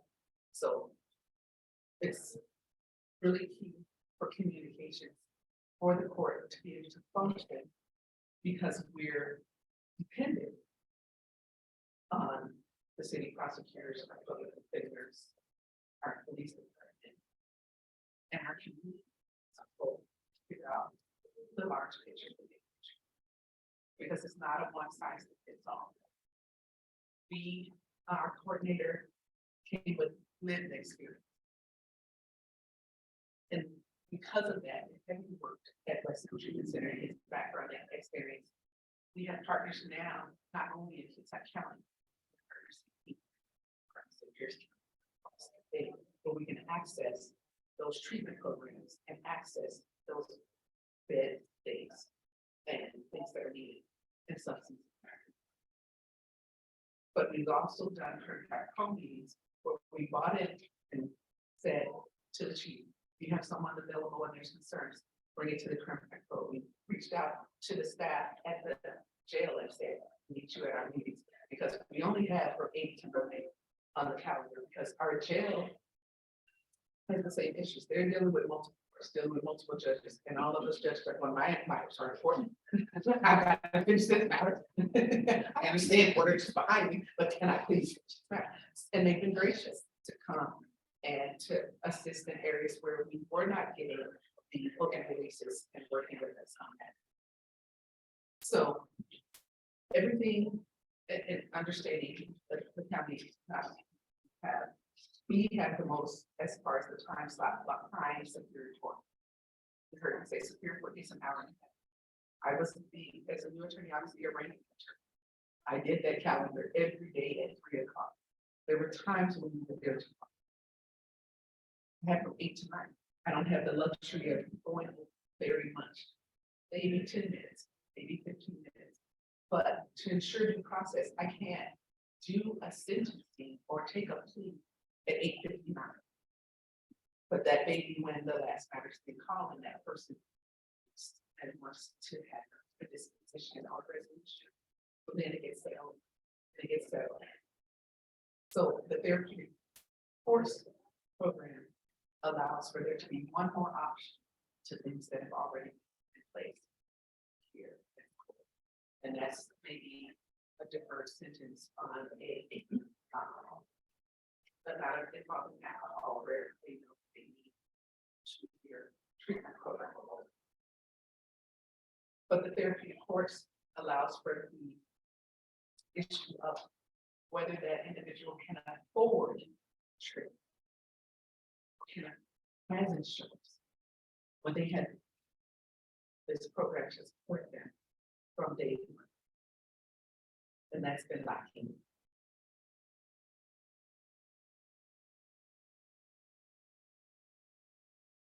You've heard, and I talked about the grants again, when we get to the media in the courtroom and how long has been since it's been upgraded. When we look at the technology as far as the computers that are being utilized by the staff.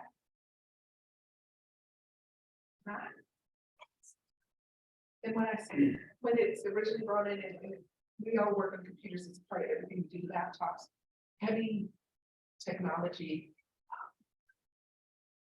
we're dependent on, become more dependent on the pandemic.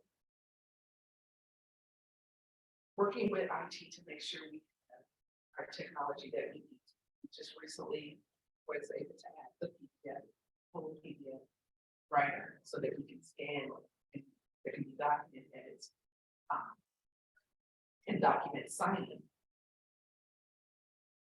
by my clerks as well as myself. So as in any new child, in the 12 months, now there's a clear picture of what are we doing, how things are, what are the needs, and you can go to the next slide. That's a beautiful page. I'll send it to you. And this basically is when I talked about security data. What we have just learned is the county provides us the support that we need when it comes to getting a jury. They do all of the contacts, they call them, but we didn't have the bailiff component. And this is another emphasis on staff.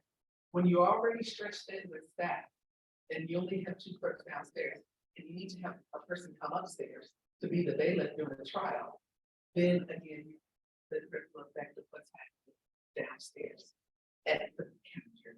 And as far as the workload, when we had trials, last year we had 3 jury trials. They were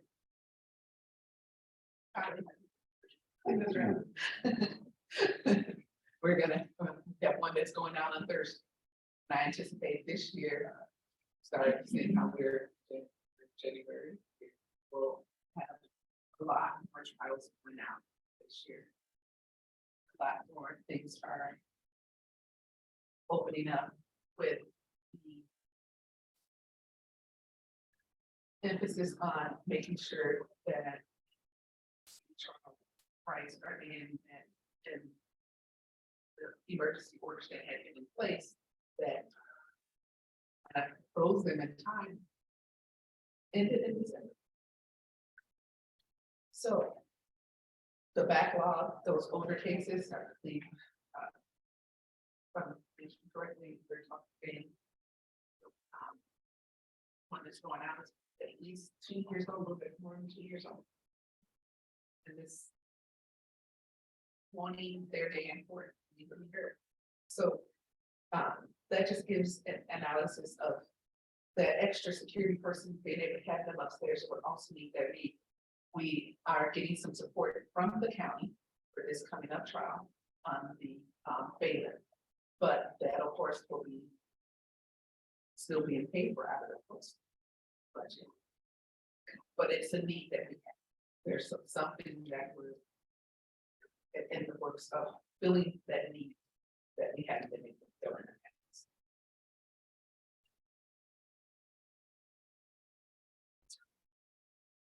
Streamlining the technology for the courts.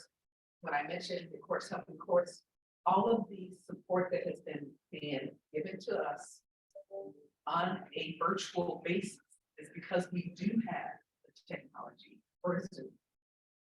They are also old court courts, so they have the same forms platform that we have, so they're familiar with it. And this is a neat program with the court administrators.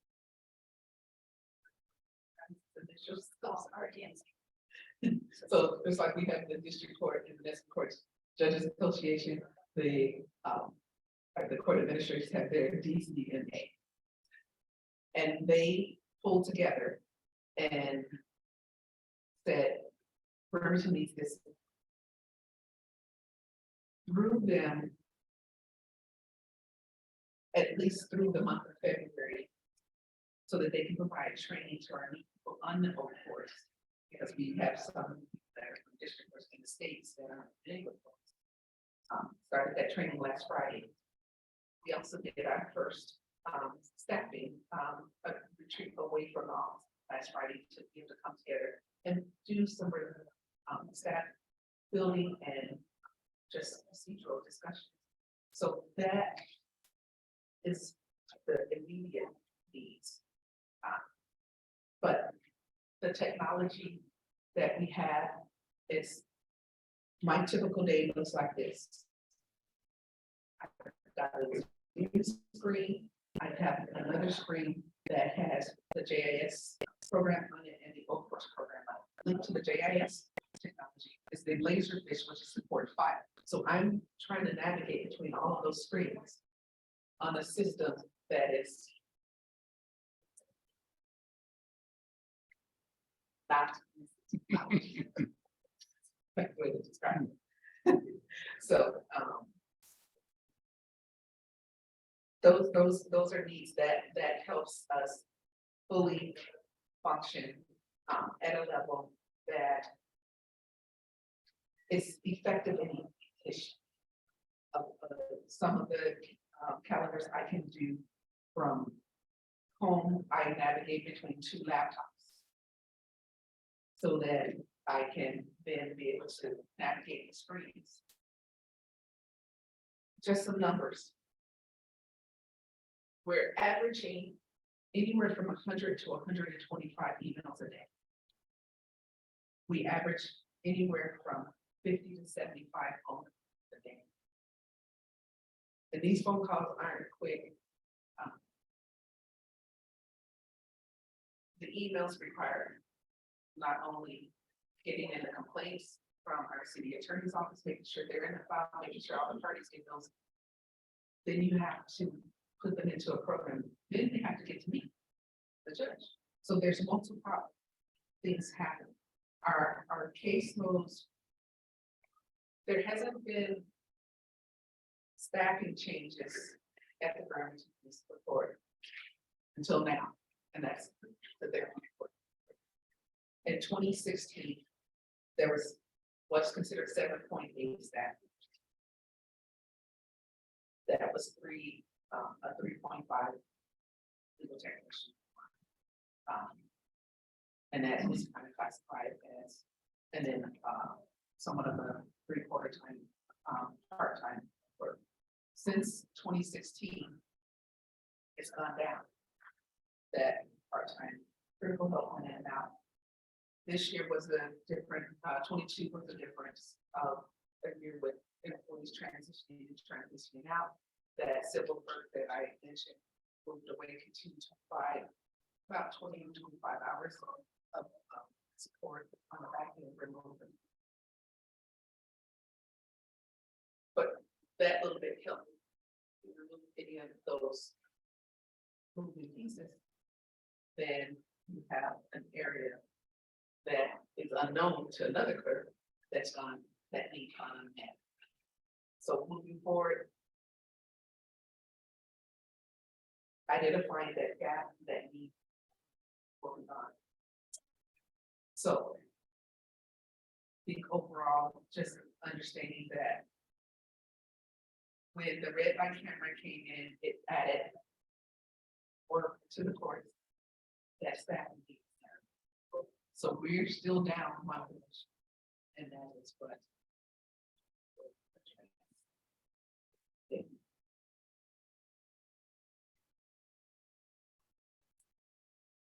Any questions for me? And those are just highlights. See Denise. Well, thank you, Judge. Just a couple of questions. I'm not really clear on anything. I can go to the last screen. Oh, it's on Sorry. there. So, Oh, it's it's good. our Yeah. team. So. That's Yeah.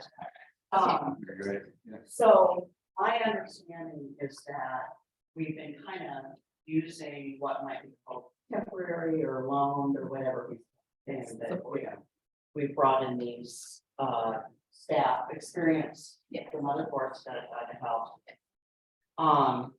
And when does that just go on for the rest of this year? When does that, is there a sunset, you know, is that like a ongoing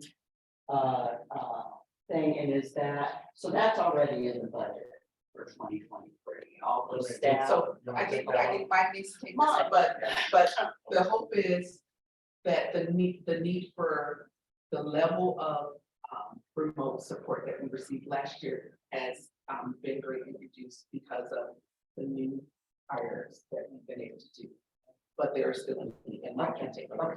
So we had vacancy rate came with a number, worked with them with the courts helping courts. We ended up having seven temporary staff kind of working from municipalities, district courts across the state.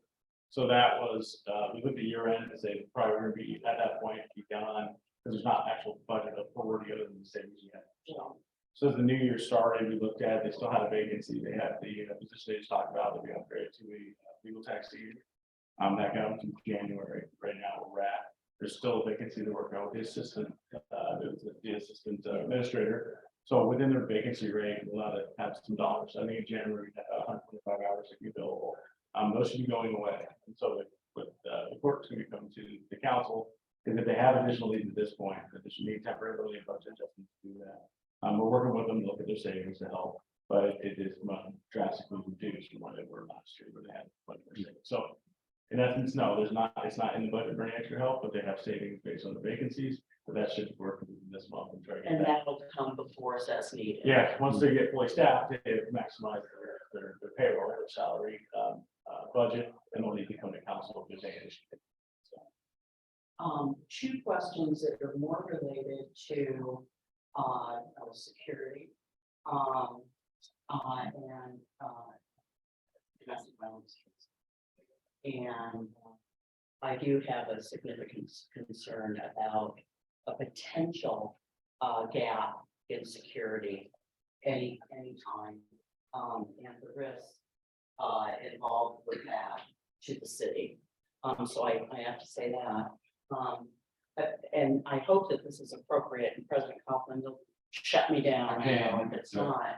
But I've got to ask you about the email that came in recently to City-Council from the domestic violence, family violence advocacy division at the Navy concerning the revision for what we used to call drop in the restraining, right?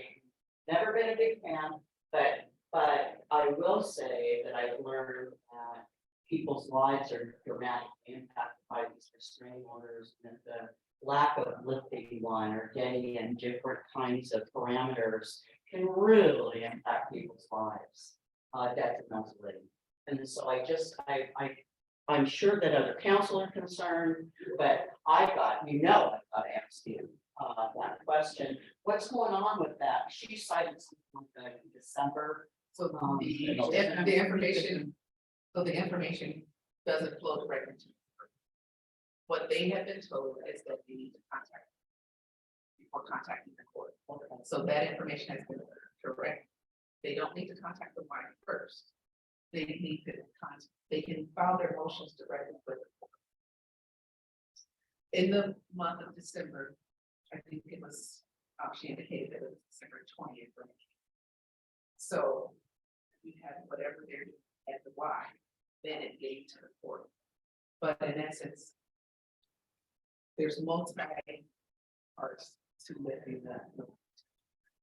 They do have to have a safety. Which you would. But the motions also have to be signed.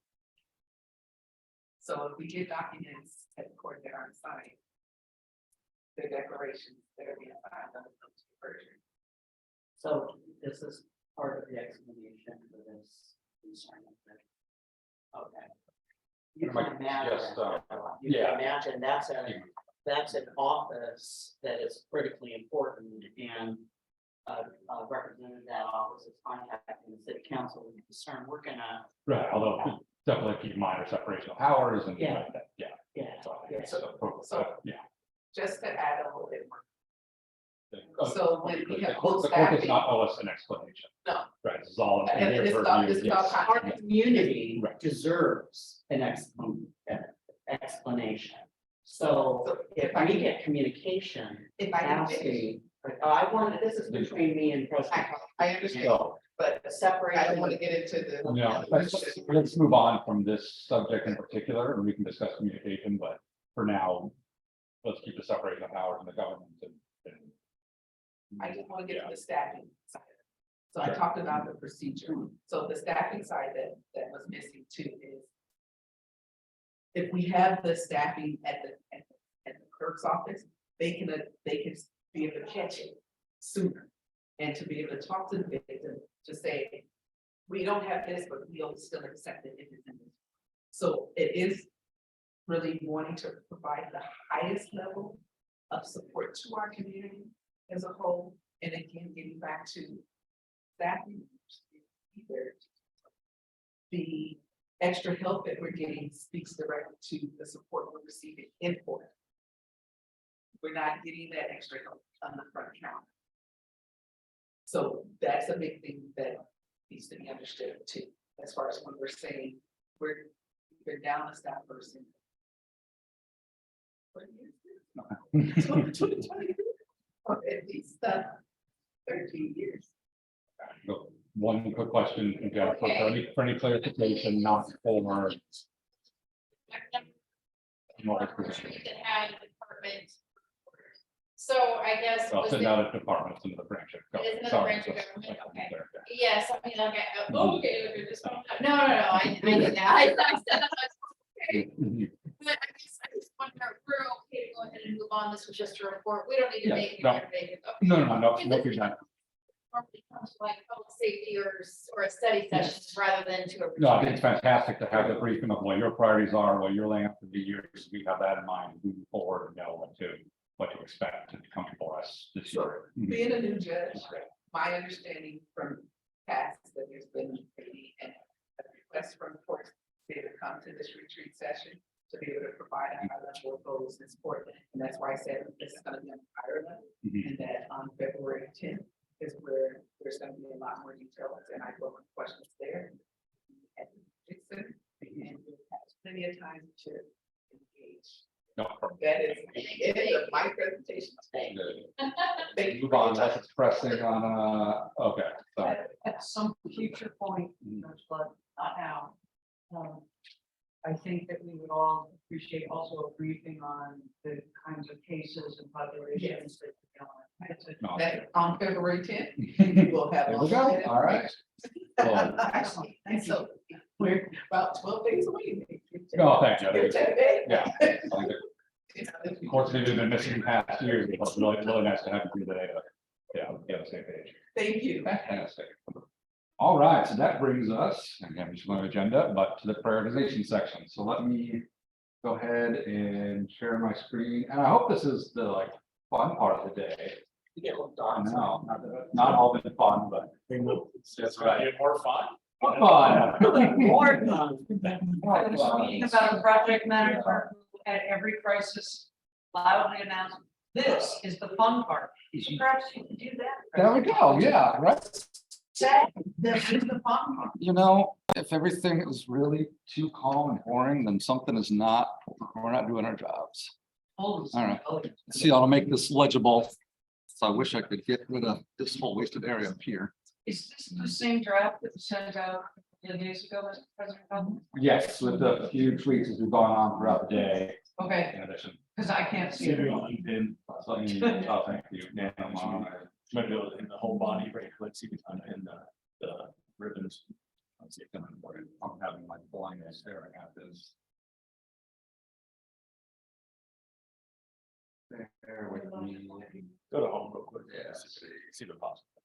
Fine, that's messing with browsers a little different, but Yeah, usually there's that like, yeah. yeah, Like like pin, they hit unpin. what is it? Okay, that helps a lot.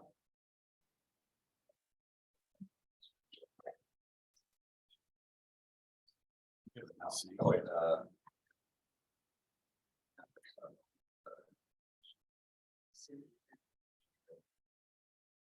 I can read them as we go, and I can give it to you, even if you're. Back to you. Yeah. Yeah. Can let you know, laptop so that we can all have it on. our- Yeah, it's gonna be a little more fluid. What I could do is share this document with you all. Want to stare at it, or if council wants to all move down here to be closer. Do you want to, maybe that'll be easier. Clearly, David. Let's do that. That'll be probably a little easier. It's a difference, that made difference. I'll move. Okay. See the other picture? This will be available. All right. Stay out there.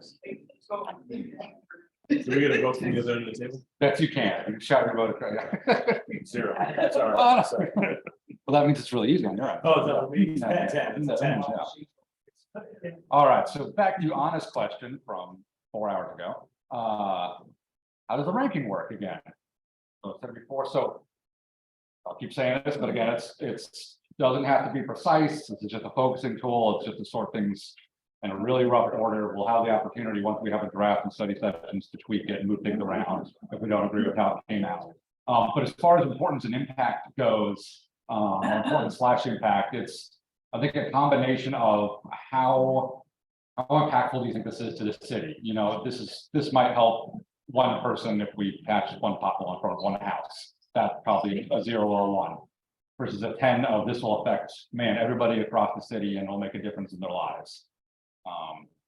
So the people of the city. Yeah, I like to think we, as the representatives, our constituents, yeah, across, both our district and the city.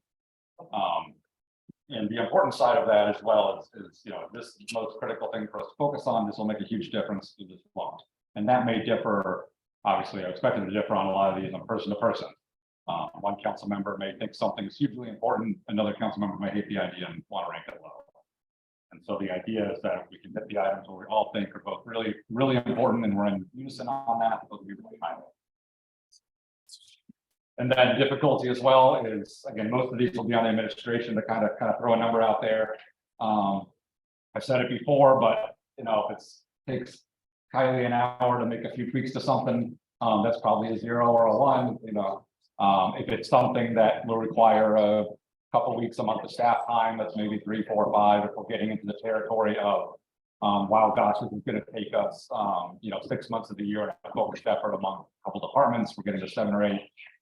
And if we're looking at something that requires a ton of funding, or, you know, it's almost impossible, we have to literally lobby the legislature to change the state code, we're looking for the tax. So really rough there, we'll go through, and I think some of the first ones up here, and it's kind of grouped by category, so got communication up front, then economic development, public safety, transportation, affordable housing, equity, and environment. And so each of these, I just want to make sure we're on the same page with what the words mean, that it's a clear goal, and we can tweak them or delete some or merge. And then from the council members, I'd just like to hear a number of the importance. I'll put them in the sheet, we'll get an average, we'll go to administration for impact and go from there. And so I think once we get through the first couple of them, I think you'll find it starts to fly a lot quicker. The first couple might be a little tricky, but so it goes. Any questions or? Yeah. Okay, I'm yeah. that person. No, it's fine. I Good. didn't hear the directions. Good. I'm sorry. Mm. Can you tell me where this is available? Do you want me to share the live version? Is this something that I should have? That's it. It's No, I intended to have it up here to, we can all stare at it, but I can share the Excel, it's an Excel doc in OneDrive. We're So gonna, by consensus, put the numbers up here with you. I can just close this. yeah, you can close that. Yeah. Cool. You don't need to do anything on your computer. Thank you. I'll be driving here and just asking for numbers. Cool. So this first one here was a leftover goal from last year, but it seemed pretty specific. Reestablish outreach program with Bremerton High School Youth Advisory Council. I love it. So you're- Counselor Younger, you are the only person who can tell us what good was this? I don't mean that snarky, but like, how is this effective? I'll try to be brief. Yeah, real brief of what it is, just what it is. So it started when I was council president. And we met with Bremerton School District.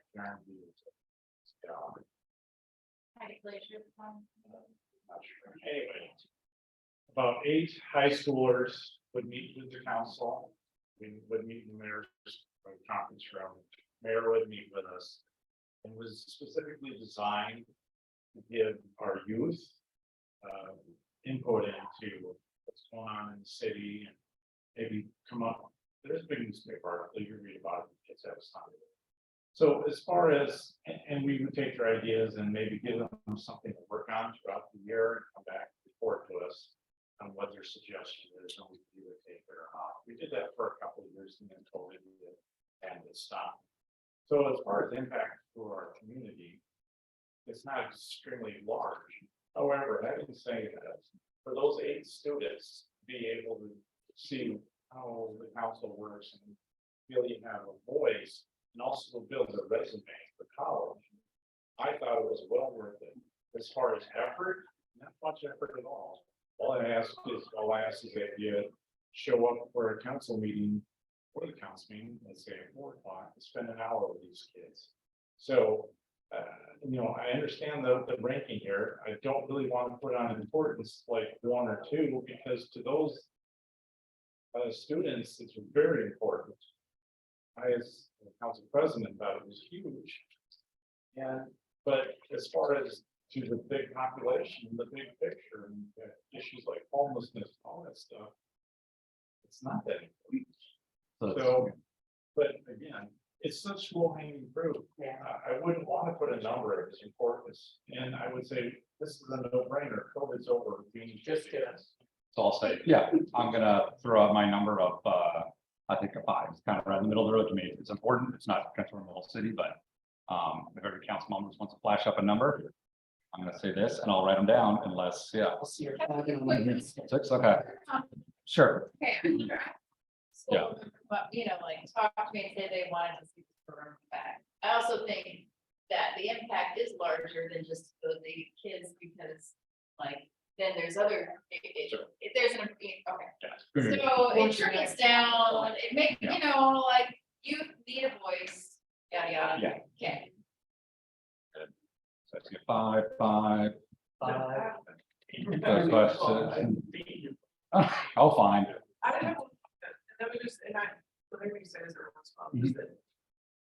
Because I live really close to the city of Bremerton County, that SK, like, there's Bremerton high schoolers that go to SK and Bremerton high schoolers that go to SK.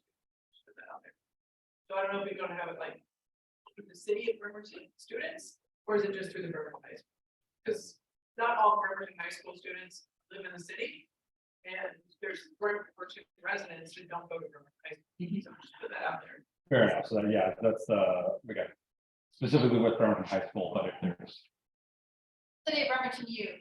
yeah, we can make it a little broader real quick, and yeah, We could, but but that's pretty specific. but there was a teacher that was affiliated, that's why it was Bremerton High, because you kind of mentioned already the high school teacher now. There's like. People like that, we can tweak down the road, yeah. They were working. So I thought a 6, I 4, think- yeah,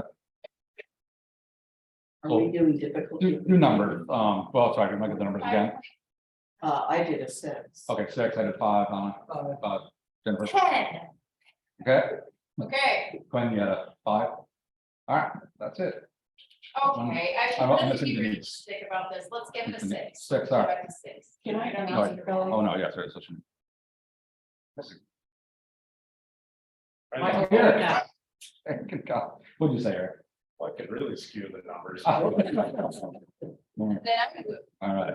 Fives. All right, there we go. That's it. Difficulty, I don't know how much ordinance required staff, but 2. 2. I think 2 is really. Okay. All right, that's it. We'll move faster. Yeah. Each one. Good. All right. Good neighbor handbooks. So the language last year was development of the city of Bremerton Good Neighbor Handbook. I put out, actually published, just tweak the language a little. Is that fine? Just keeping the second one. Yes. Yes. No? And the League of Women Voters have been wanting to do this for years. Perfect. And I've been pushing them towards the city. But this is their wheelhouse. They do this kind of stuff. So if there was some kind of collaboration that we could get, unless the city just wants it to be.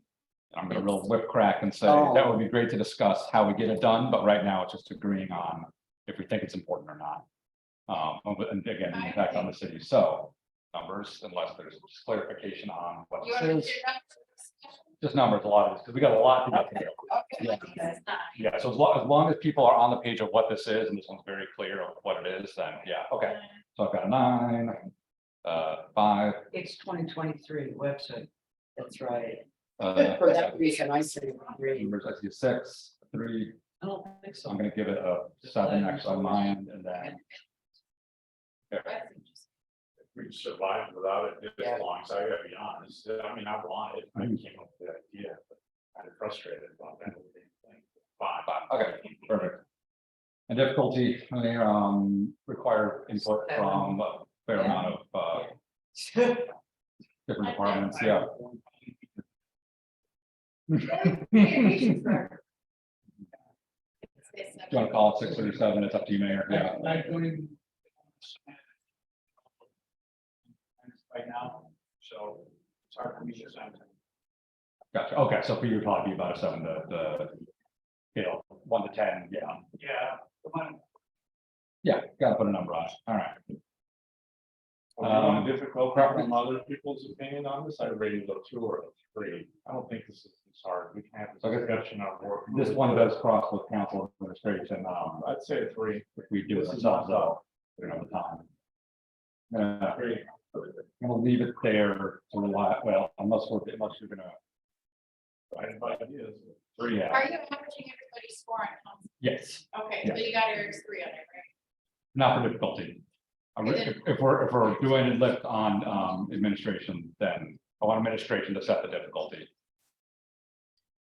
and then Mm-hmm. you'll go down and decide, well, what could be a council action? Right, yeah. Once we're not asking for our feedback.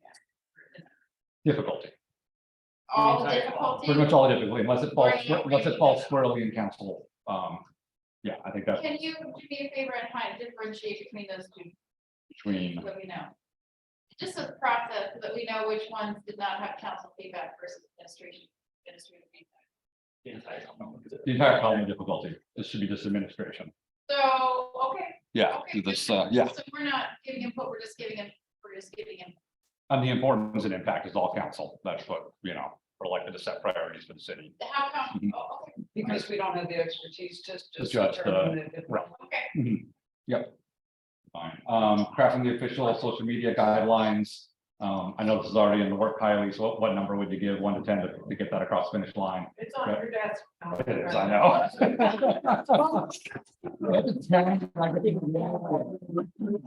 She was waiting for the. At this point, I'm gonna 2. I know there's some discussion in it, so it's not quite a 1. And then importance, throw me some numbers.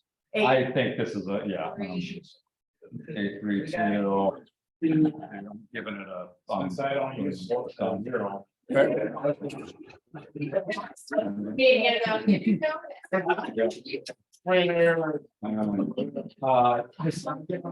Yeah, look, all developing policies and implement changes for civic engagements. I found this one. Oh, thank you. I'm looking at 2 different. Screens. Thank you. And I need to lock in this. Make it so it's not too. Freeze frames, thing you can do, but it must be time.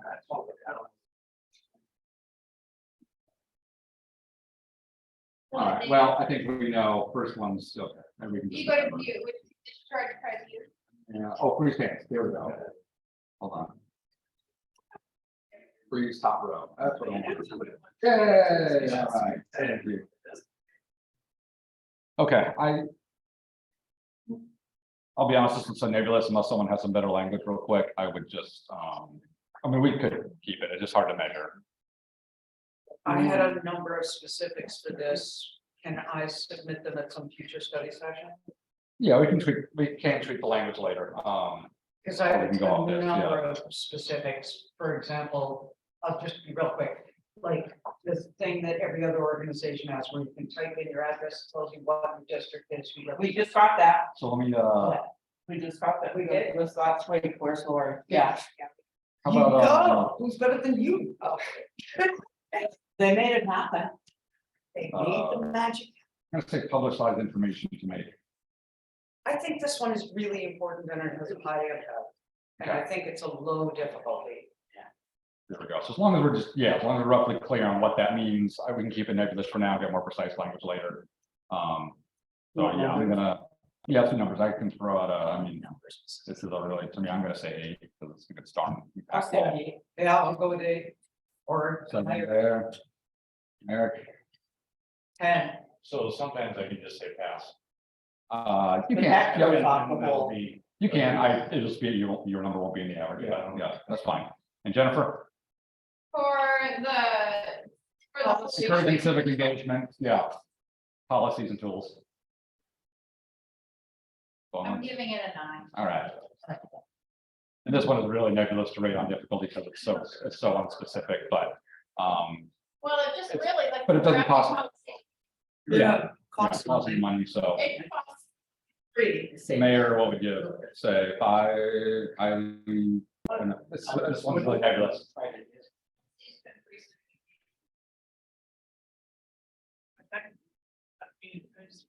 Yeah, I did this wording's nebulous. I would say it's not clearly defined enough for me to assess Yeah, a it's a, difficulty level. An aspirational goal. yeah. Let's throw it. I mean, we can look for them, I guess if you Yeah. want to change it from develop the policies to, maybe develop the, let me think about that. Oh, yeah. So maybe just to add things, it's like we all have to consider this when we're doing whatever we're doing.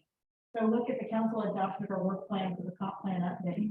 And we said, we're gonna post it in these areas. Anna brought up, oh, I don't have anything in my district. We increased the places where we put the flyers everywhere. We're increasing places where we're doing, presentations and those kind of things. So this is almost like an overarching goal that we do in every. Yeah, this one's opportunity. fabulous. No, what point taken? Let's leave it there and move on. We can get it and so on. Just so I mean, it's yeah, not if it's coming, 100, Mhm. just describe it, then that's a very low difficulty, right? It's just being more, I guess, mindful of how we could improve that, engagement, outreach, it's a vacancy, for example. Yeah. We've done pushback on that before, right? Yeah. It also lets the community know when we have it there, it lets the community know that we want them to be engaging, so. I'm a fan of keeping That's good enough for me. I'll focus. Communication plan regarding fireworks. I believe this proposal was to just more ahead of time, get the word out by flyers and posts Well, about it. there's a little more to it.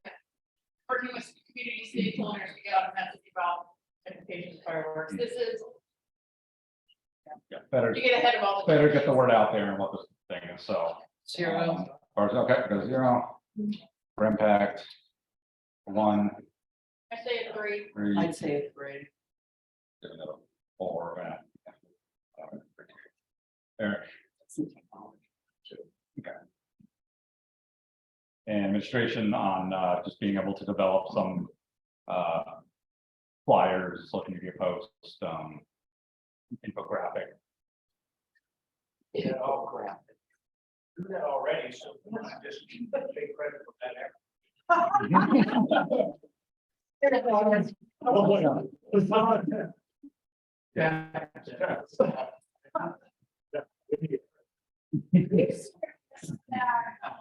It's already also. Yeah. That's pretty. 2, 3, One. 2, 3. Yeah, we have Yeah. 31. Okay. All right.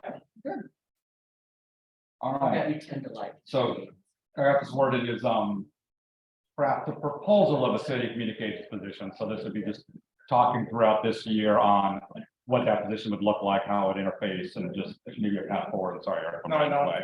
You don't. This draft a job description, Yeah, I think basically we just start talking throughout the year on it, so. but I think if we draft a job description, that's more granular.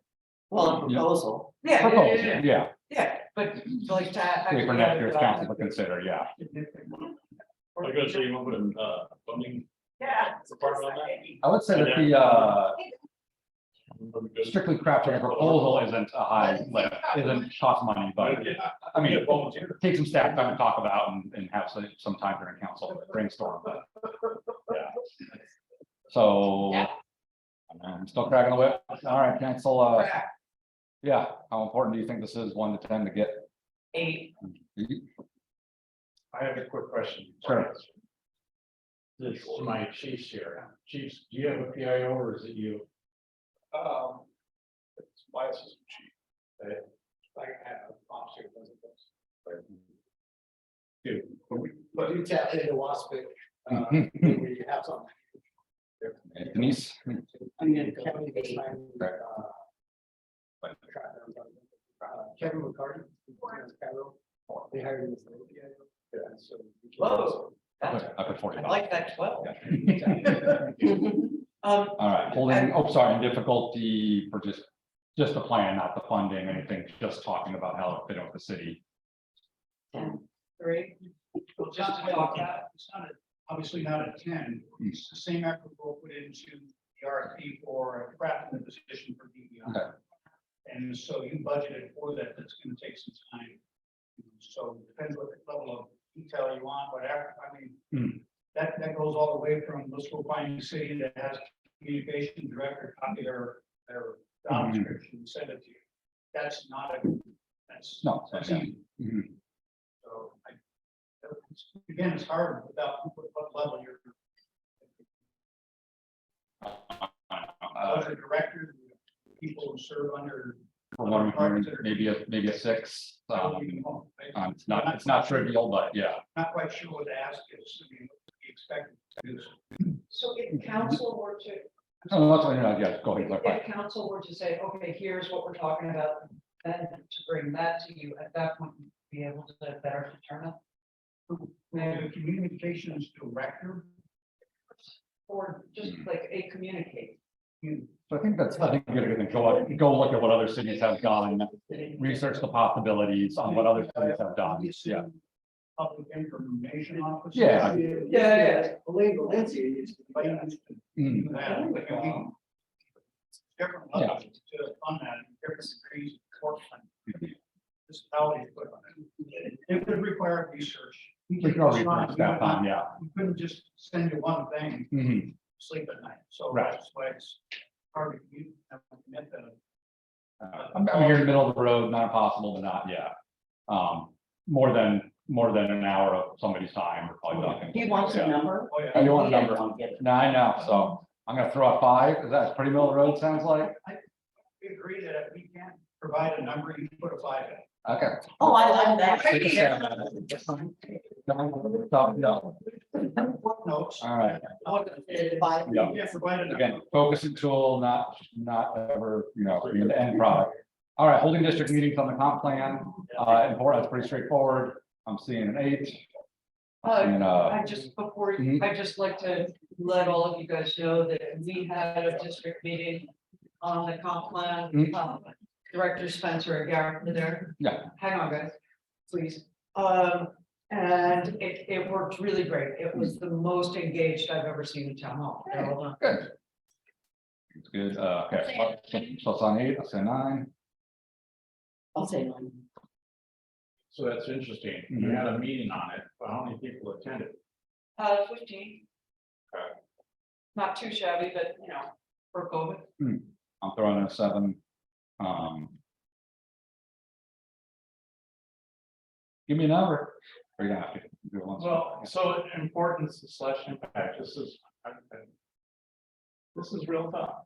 Yeah. Well, it's important to the community.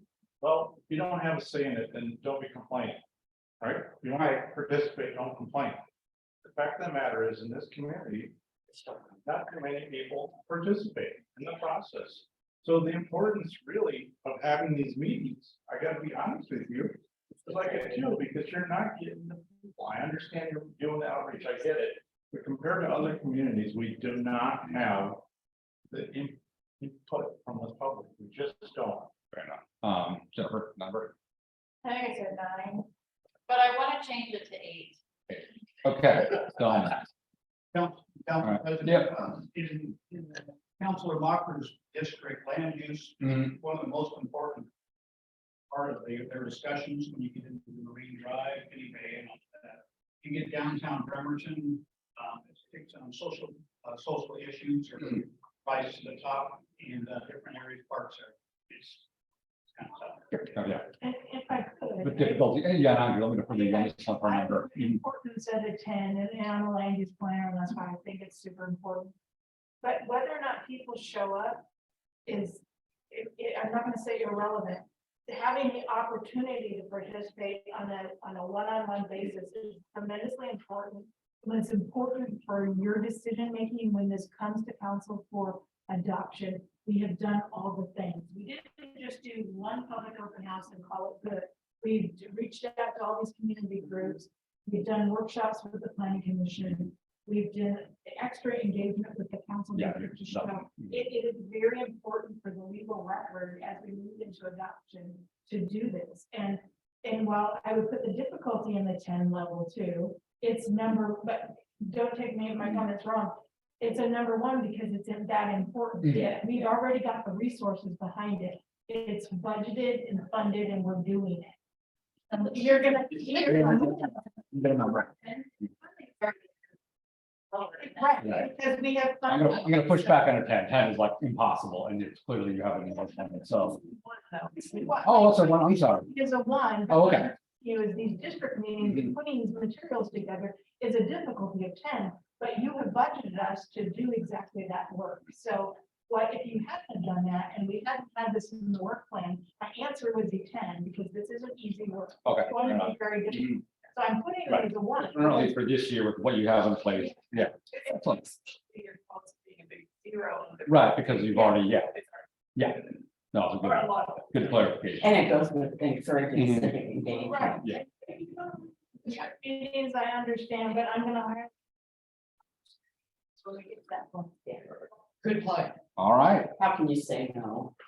So, okay, these first three were all left over from last year, starting with support incentives and secure additional funding for redevelopment of Wheaton Way and Mallow. On economic development? Yes, on economic development. Oh, Yeah, just checking. Okay, good. thank you. Yeah, there we go. And again, these ones from last year were kind of. I'd like to hear from the mayor whether, where are we in that process? Yeah, and I wasn't real clear on this one, what the Yeah. really specific was from last year, except, Well, You need, yeah, you know, I mean, and we can scratch it if we think we have a couple. right, of goals. that train left the station. We have funding coming in this to improve Warren Avenue Bridge, light synchronization. Charleston, Callow Avenue, sub-area plans complete. We're looking now for opportunities to implement. Plan. So working on that right. In fact, I have a meeting coming up next week. Part of that. It's in our work plan. Yeah. Depends on what the outcome is, to call it a success or what, how much the expectation is for how much it is done. So just talking, so if this is just pursuing funding, I'm gonna throw it up 4. I mean, you're pursuing the funding that requires some grants, that requires talking to folks, but not an impossible lift. but it might be influenced by. Yeah, it's gonna be in the works no matter. Yeah, Yeah. right. So is Callow, Yeah. so is the DBA, so do we take all those off too? Yes. Yes. Well, I wouldn't take them off, but they might be lower difficulty if we're already doing them. So for importance, and it's okay, let's just keep moving. I said, we'll get a chance to really tweak these Yeah. down the road. The ones that are really nebulous will shake out, so. Yeah. You know, 2. Oh, there. Oh, no, okay, no. I have a 5, but I just have a clarifying question. As we are developing this document, it's twofold, right? It's an internal document for our own policies, but it's also outward Yeah. facing to other Yeah. communities. So Yes, even if something, the funding has been secured, it's already Right. been done. It's important to communicate to the community that this is stuff that's in the works, right? yes, Okay. and, real selfishly, even like the social media guidelines, which are, can't look at them, feedback highly, we can bring it to council. That's great, we put that on there as a priority, we get it done, we check that box, I mean, we did that, I think it's good to highlight that. Can we change the word to continue supporting? What he's gonna do at the end is it's gonna shake out the loose Yeah. stones, Yeah. Let's have fun. so that the big rocks are on top. I think as long as we're on board of what this means, which is just, I think, keep talking, looking for funding for these areas. Are you still Let's looking move at? on. that? Yeah. So continue, Sure. Continue support.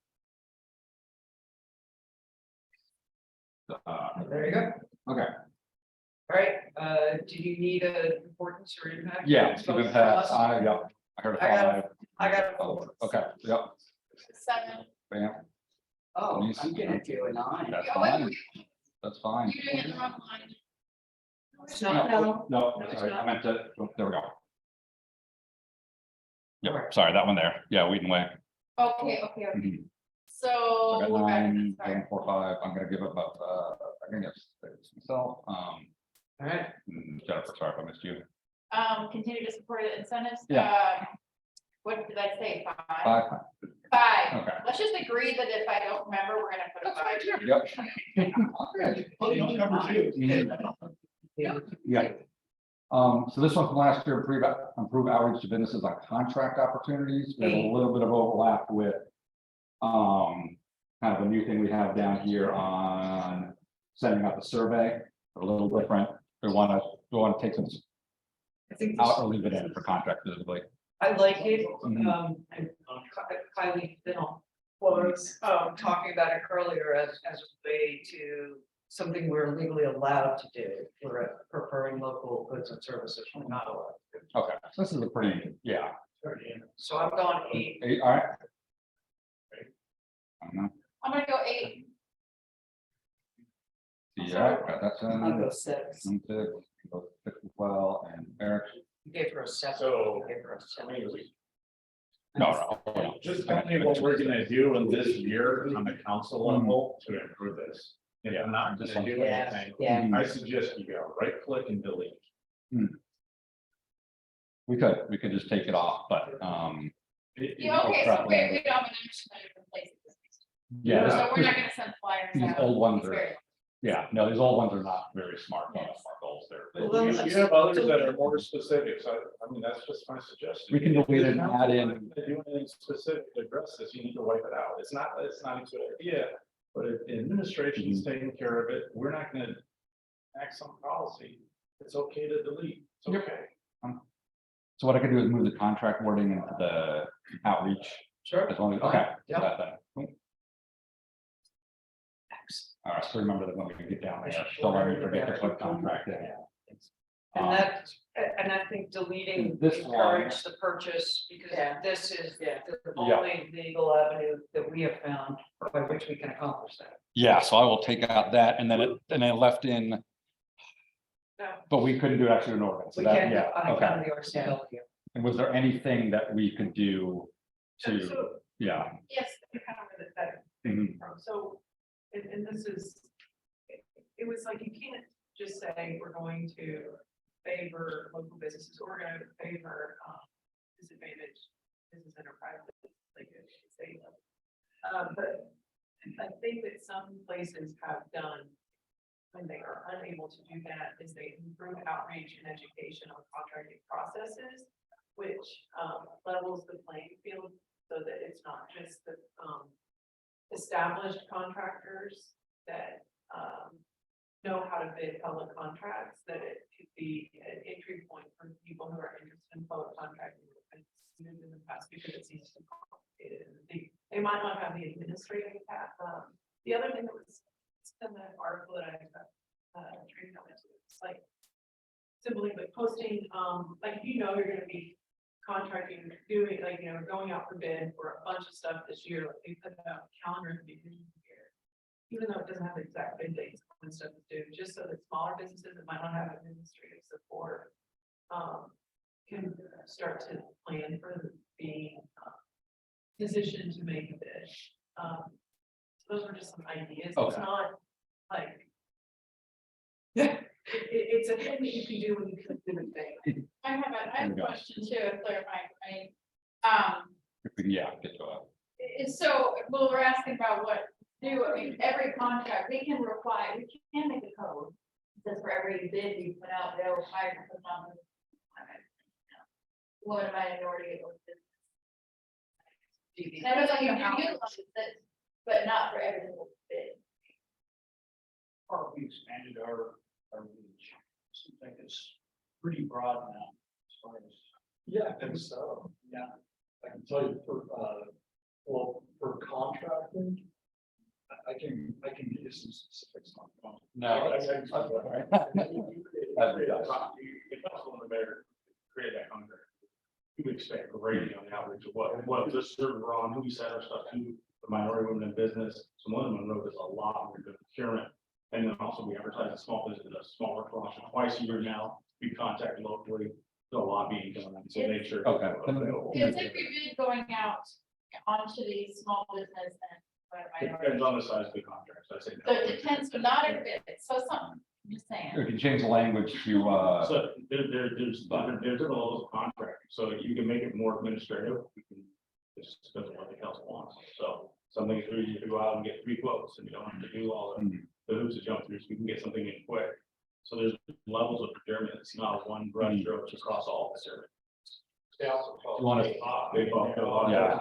Right. We have mandates that we have to follow Yes. on any bidding. Yep. do you want to reward it to, So- require going after bid on all Even, contracts? but there, the other council, just what I'm saying, like, and maybe that's something that we wanna, at least wanna tackle another time. Very gonna laugh at. Yeah. We can change our procurement requirements to require, sorry, I know disclosure is, okay, so you don't hear me say this, I know it's a big headache to do. But to include the bit that we are required to do on the local business listserv and the minority women-owned business website. If we want something that we can. There you go. So you see the wording there, of all Just- contracts, It's not. kind of rewords it. Oh, Yeah. Policy. That's fine, yeah, so I think let's length it quick, I'm gonna. If you're talking, if it's now moved to all contracts, I'm gonna say 4 on that one for me. Quick numbers, I know, here. When. I know, just little trust and we'll move on. I'm sorry. I promise. I will take out. I want to hear, his comment. Okay, so here's, yeah, I don't, I want to keep moving. Get through. I want to, but we don't have time. We don't have time. Me too, but we gotta go. you're assuming. Go through these, we see these contracts, one of us always asks, why is this in a local business bidding on it, and then we get explanation. Stuff. We're assuming that our local businesses are not given these contract opportunities. But none of us know whether they've been given it or not. I know the administration say we posted out. This is where the survey comes in. We actually, instead of dictating, we're gonna do this, I'm gonna create this additional burden on the administration. Why don't we hear from our businesses? Let's have a little patience here. I'm hearing Put a the one. survey out and find out if contracting, securing local contracts is an issue with our businesses. If it is, then we need to do the outreach, but don't put the cart. That's what Okay, one. Got it. Right, number. No, moving on. Moving on. I got it. I'm sorry, I got it. We're gonna have to get through. Yeah. Six. I did 3, 5, 6, okay, and I'm not missing Democrat. 5, Boom. set 10. All right. Continuing the 50K a year DBA Main Street, this one's really straightforward. For another year. For another year, yeah. No, I'm sorry, you have to right click. I think we agreed, Mike, we agreed to do 2 years. And that says continuous. That means we've done. Yeah, it wasn't, yeah. It was. We could as a council decide, so I'm hearing from you. I think it's a. The agreement was 2 years. So it shouldn't be up there. So you So want to to. get the minutes. I want to propose to keep doing it, so I'm gonna say it's 7 or. I'm gonna say it's a 0. That's fine, it's fine. I say right. It's in 0, right here in 0 video. Put it out there as a proposal, that's fine, you can still give it a 0 though. Do we want, is that to communicate to the public that's happening? You're focusing on more like. We can keep drinking, yeah, oh, yeah, so that's fine, I got 2 zeros, I'm gonna be outvoted here, that's fine, I just put them down, so, yeah. Well, look, here was like so lacking. Not right. Girls stand up funding. Anna, Denise, any- Is that what you tell us? it's a reasonable position, no, so, 5. Denise, I'm gonna say 7. the difficulty, that's money. That's Oh, man, I'm gonna look at you, Mike, now 50K a year out of the whole budget. I don't think you can justify 10. What do you call it, the DK a year ask in general? That's what they're saying, continue with funding 50K for that. At least one more year, let's say, yeah, one more year, so that's on the budget. It's pretty small, but their goal is to actually be, Yep, self-sustaining sufficient. meaning, and Does sound good? I know, these aren't easy, you deep dive on all these. but- For once, the agreement, they put big fat 0 on it. In terms of the entire budget, next 50K. One thing that happens, when we have these, That's we have these 50K kind of asks to come through, they do come through, a little more organically, we have a need for the coding programs. So they're not, it's not a one-off, but 50K could have an event, we have 4 50K asks. So I don't think you put it in. Oh, that's different, yeah. Oh, that's what I said, 10, but 1 per. But I think a 5, I think it's something that needs to be vetted. Okay. Depends on the request. So. Sorry. Sorry. oh, no. Funding parts Actually, I was thinking. Yeah, 5. for the match, for, well, we already did the 10K a year for, Yes, so what I'm saying is, my understanding of how their access. Matching funds for, I mean, there's no actual budget allocation that is used. for yeah, that. this one's a little more nebulous to me, because I'm not sure what we need to do to finish, go across the finish line. Mm. It's a $0 impact to us because they get all the super creative. Yeah. guys.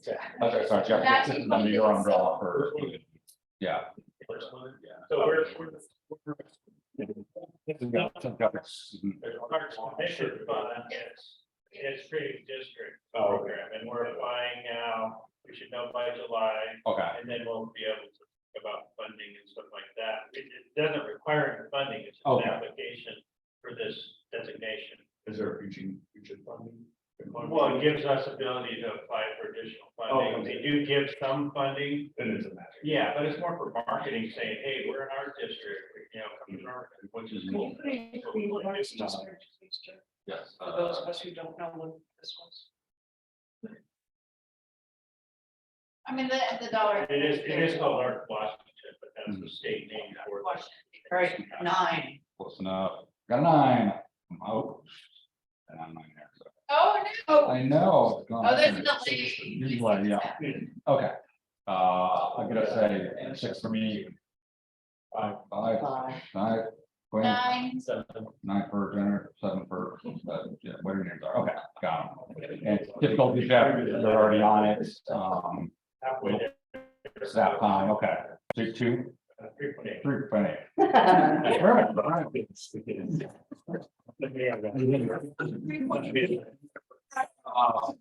Custom tailored. Funding for public art and then this beautification of facades is from Michael Goodnow. What is a beautification facade? So he was talking about fixing up the facades of buildings, providing support for that, Like the for rock. some of the rundown buildings.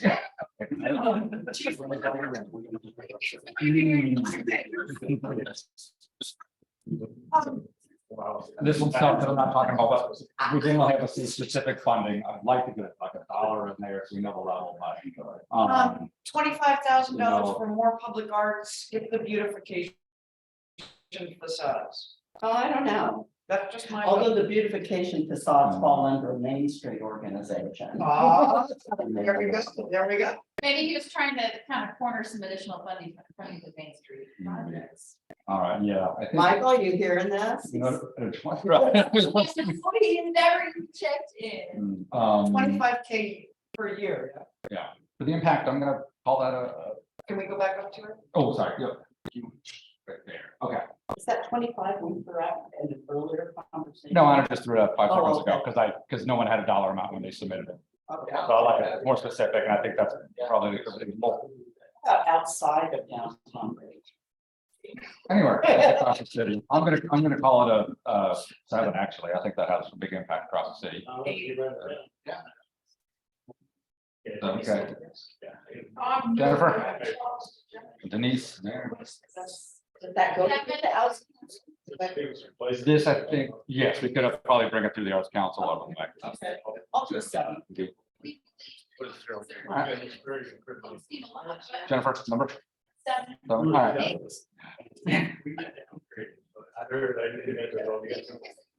Mike, 25K, I'm gonna give it a 4 instead of a 5. Is that not all right with you? Mike, sorry, I'm gonna give that a 4 instead of a 5.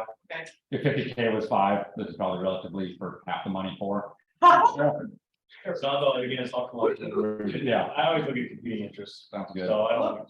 Oh, no, So, I have a question, is this facade improvement included? No, is facade. put it in there for now, because Michael's. I can tell you that the CDBG programs, oftentimes CDBG is used for facade improvements. That's more than $200,000. It's a big dollar amount to do facade improvements, so if you're gonna do these, I'd suggest taking them apart, because Yeah. they're two significantly different things. Okay. Thank you. You can do that. How about more public art? All right, so we'll leave this as public art. If you want to change the numbers. Tell them the Roxy's gonna. No, 25K for You more know, public let's just art. leave that there, and the facade, we'll just leave off for now, sorry, Michael, I must have your calendar. That's not right, okay. Bada bing, bada bang. Yeah. Gotta be here to fight for it. Earlier today, we threw out the best program general funds in addition to the CDBG application. I don't know if someone wants to throw out a number of what they think what do they typically get from CDBG? Have they asked for more? They got almost the full amount requested, but I have to go back and look. Yeah, I think it was like. It's Okay. About 60, and they usually ask for, And they try to up it. they tried to update that they were in a rebuilding year. I'm not sure they're prepared to take more right now, because I think we should wait. Yes, and I think we should wait for their application. They come in every year. It's been a good committee discussion. Yeah. You're gonna try to find it now based on what they're applying for, how they kind of approached it, so. Yeah, so I think. What would Councilor Coughlin Right. do? He would delete it. We can try it. Some general funds. This discussion earlier was general fund, yeah. So we, If I could just add, Yeah. in the fall, when this comes forward to council, we'll know what they asked for, we know what we can afford with CDBG. And at that time, you might want to talk about funding again with 2024's numbers. This is, because we have, I can see the numbers adding up, there's a lot of competing interests here. And without having knowing how much more the delta is of what they need. Well, basically, sure, it's funded, so if they don't get the CDBG ask, then we could. Or if they ask for 75. for Yeah. CDBG and then we get 50. We fill in the back. we get Okay. 75. That seems pretty, Thank you. that seems pretty clear on what it is. Okay, Thank you, thank you. Professor. Good call. Gonna give this a That Western one? tough one. Westward. I'm going 6.5. All right. Okay. I think they're important. We but have It's lots not, of it's not categories. transformative. Yeah. Yeah. All right. I'm gonna go 6. 8. I've got an 8. You changed the wording, so- I did. So the wording is now just making sure they're funded. Okay. Jennifer, Yeah, I'll change mine to 8. you were up 5. Yeah. Yeah. Yeah, there's roughly, because it's funded by both city and county, and they help a lot of people. That's okay for class too. Yeah. I'm just gonna go with the, 5. Sounds good. And Mike, for money, so we're talking 25 to 50. So 3.5 on the scale compared to everything else. It's all relative. Okay. Like, so it's gotta give, what I'd like is it's vetted and like, I guess, not funded or not, Right. Put an ordinance saying you're gonna fund the difference. Oh, no.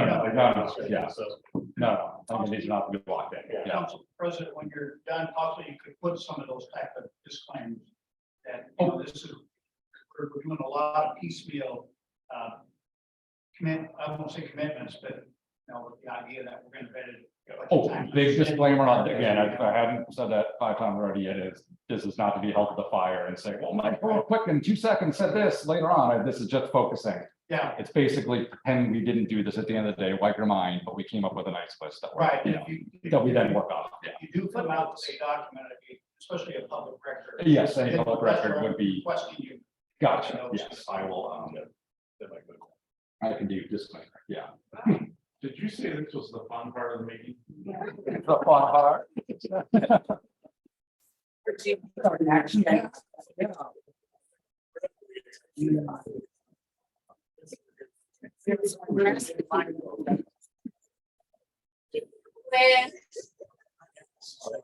We're doing good, all right. Outreach community, outreach on vacant buildings and just informing them that they can, that the code burden to bring occupied buildings isn't too bad, yeah, For pop-up artist studio. yeah, right. And be careful, because it depends on what they want to do in the building, if Hmm. somebody wants to retrofit it and. I don't know, take out a pottery studio, you know, a pottery studio could be a problem because they have gas fired appliances. Right. and Things like that, so I don't think we can send a blanket message out, but we have to, the message is out to people who might be interested, come talk to us. Mhm. For pre-submittal meeting. Yes. Yes. Yeah, Yeah. we can't just say you can reuse the building without retrofit, Yeah. we can't go there. Yes. We don't know if we will. And I would like to see it again, depending on those organizations that are already formed and have structure. So whether it's I'm the gonna go with a 3. Arts Fair enough. Commission or something, I'm gonna give a 4, that's 7 for Anna, 6. Zero. No, if it's and- just on vacant buildings, I'm gonna go with 3. And the difficulty doing outreach, I don't know, which department, but So it'd be an Or- outreach to the vacant building. yeah, so maybe, Let's reach out to the vacant buildings.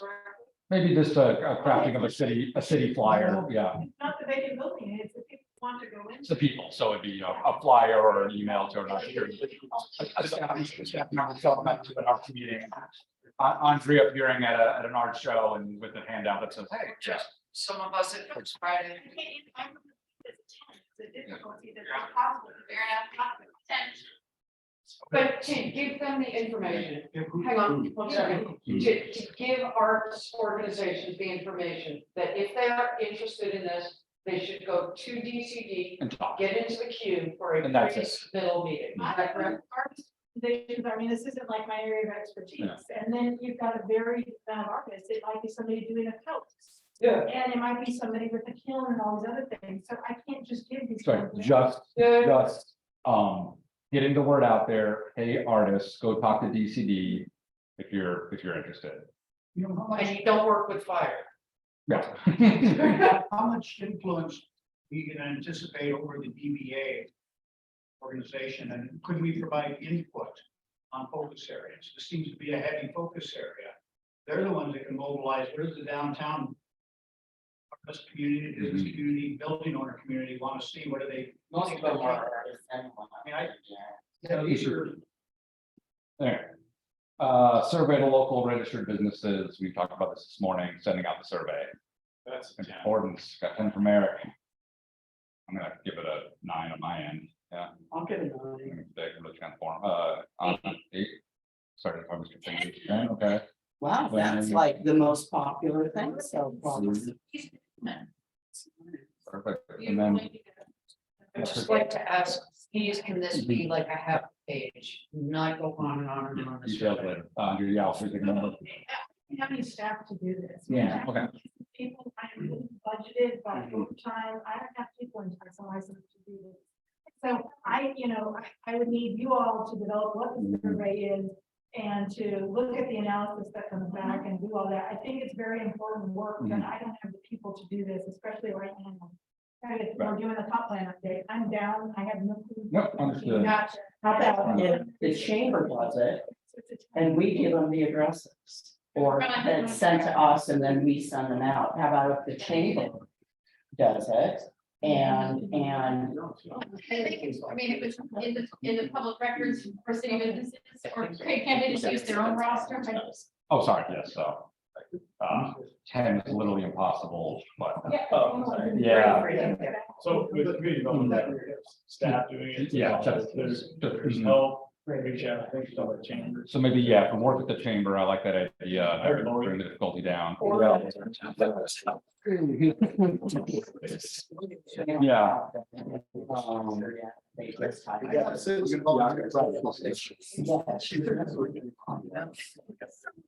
That's a little bit flexible. Can we do something with that, like put a little note? Yeah, we can do, so if we're working with the Greater Kitsap Chamber to do it, and that's mostly council staff giving input on, feedback for the city, and they're doing the actual creating a survey and sending it out. Just that maybe drop it down to like a 6, give it a little staff time to work with the chamber and. We would probably do the communication, like if the Build that survey team. is not allowed, Yeah, and we know what the links are and all the questions that have been put together, then we would probably work with IT to help us do the district. yeah. Okay.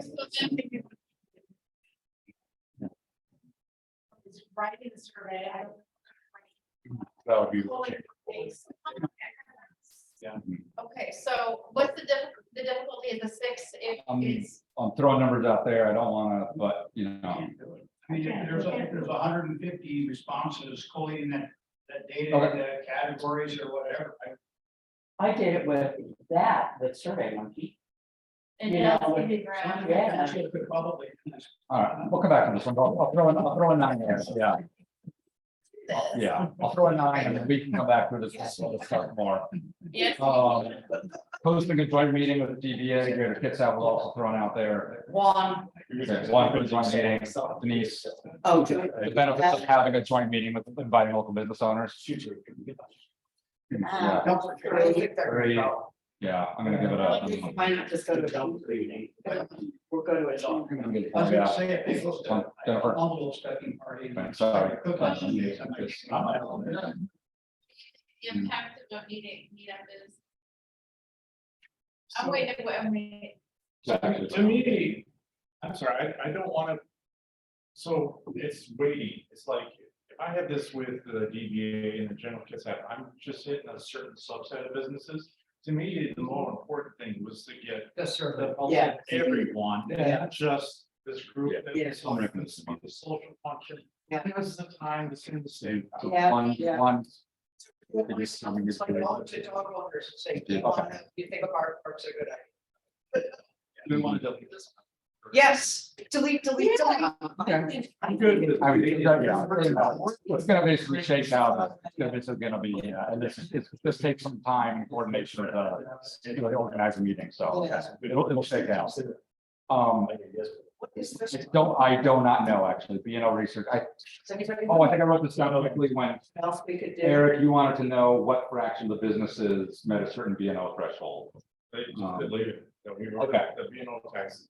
Okay. I think we got that. I mean, the one thing you could help us with, that I can say, is that, yes, you've raised the BNO tax up to over $1 million. My staff still has to process tax returns for all those 86% of those businesses, even though they say 0. So that's part of the reason why my staff. It's awesome. Okay, tax incentive for target areas in the city, we're moving. Yeah, investigating a tax incentive for city. So Jen. No, we're being out, we're moving on. Start. You want to get on your time, yeah, all right. We still got public safety. Yeah, a lot more in here, okay, targeted area of tax incentives. I don't know. Research. It's deleted, oh, it hasn't shown up yet, oh, because I got it on, I see there, that's why, okay. I feel like that's part of the conversation we're gonna have with the council districts, but, I'm gonna give it an 8, Okay, but if. This is for blighted areas? for blighted Yeah. areas, this is the discussion earlier, yeah. What would be an example of a blighted area? It would be like East East Bremerton East corridor. Side Village, you know, where the Harrison Hospital is down. where there's Any all tax businesses incentive, all it's around, really nebulous. buildings that are empty, I- that need to be- I'm actually gonna give this a 2 because I don't see much. And getting. There, okay, damn. I'm sorry, I'm not aware of any tax incentive that we can provide, so this is a moot point. Okay. I don't know what it meant. All right, well, that All moves right. right along. It was good intended. Okay. You want to throw a number, Jennifer? Tax incentives, things like a rent credit, like you talked about before, things like that. Property tax abatement. Is that something Yeah. in Washington? I'm not aware of this. I mean, we Mayor, I'm not aware of it, because we have to be careful about treating this business differently than that. And the way the state law is, you can't do that. Can do that, like, then have it, they got away with it in Tacoma, but that might have been the legislative changes. So I'm hearing like delete on different and all right, Then we're moving on, space for a small business incubator. this again, I fine, think needs to be done through another organization. Hmm. We already have a small business incubator in the Western Washington University, a small business development center. And then, again, the chamber, it already houses, downtown Bremerton. 0, 1. Yeah, This I'm was giving it a 2, these 2. like directed at providing immediate supplies and services yes, that businesses Hmm. like. that's not an incubator then, that's just. something Yeah. like a state. So on a number, Yeah. So it's not really a small business incubator, it One. would be like a small business springboard. all right, number. Jennifer, Eric, on numbers. Can we get rid of the incubator before we? Yes, we can. President. Fine. Jeff Coughlin. But On. I give it a 0. and I Zero. get rid of the incubator. All right, I'm gonna give you all a 5. All right. that's Western and not Westward.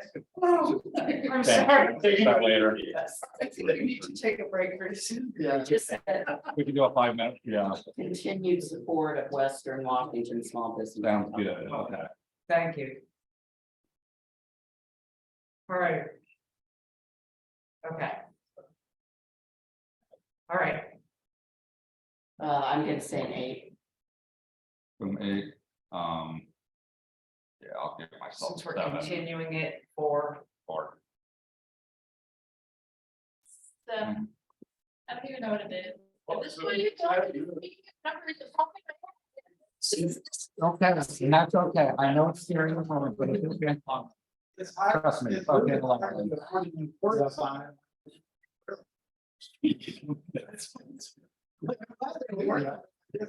Well, they've been coming to the city for money for a few years, so if you're not aware of it, No, that no. means that we haven't been hearing about. Not aware of it. All right, yeah.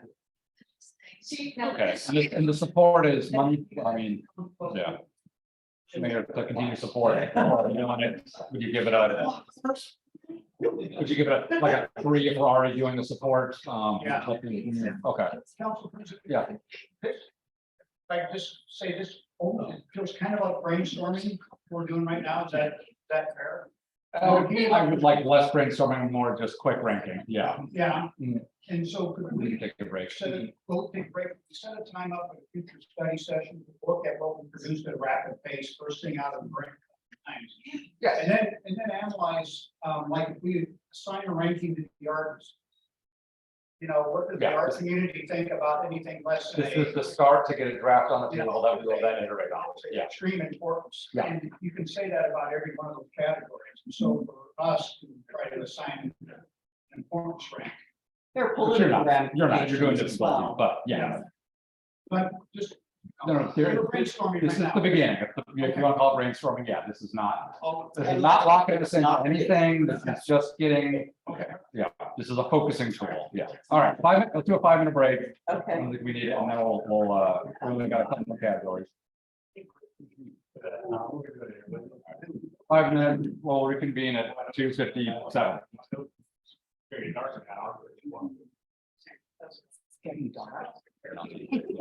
We paused.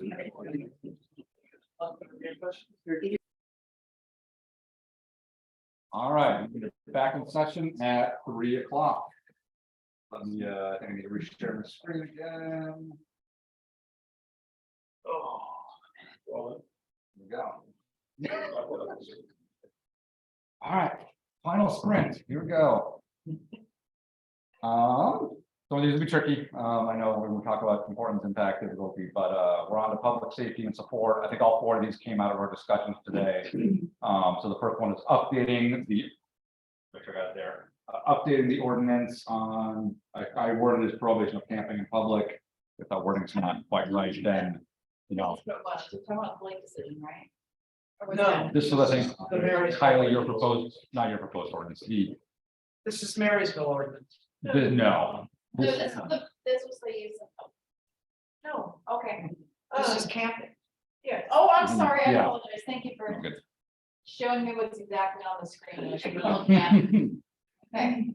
Right, Yeah. so, we This should need be- to update that in some way, so, yes. Yeah. that is- Yeah. So just Okay. the ordinance, Dan, Difficulty, like, in, your time to, yeah. no, it's not that, I would say it might be, like.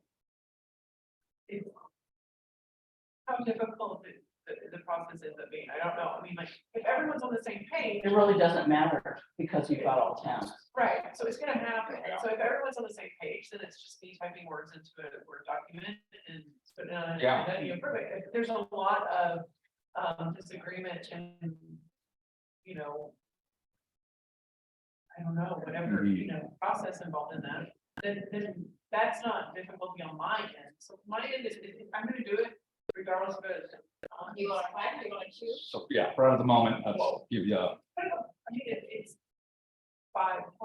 yeah. I don't really it care. takes some of your time, we're gonna have to have meetings on it, but it's not, I would say it's, my yeah. difficult, what it is for me is, you know. fair enough, it's your time, but we're not, it's not costing tons of money, it's not, we're not having to overturn state law, we're not having to, yeah, okay, that's fine, reasonable. So I heard mostly 10, 9. Oh, no, sorry, different day. Think about. Anna, did I get a number from you? Okay. Eric, I think you said 10, I got, is there anybody? The thing about finances and budget, if it does take a significant amount of time, we do have the ability, we have to come to you to consult, bring in consulting for other work. It does happen. Yeah. I mean, if we together overextend. Sure, so like if I get, I mean, and I would come to you guys, you know, that, and we've done that before with.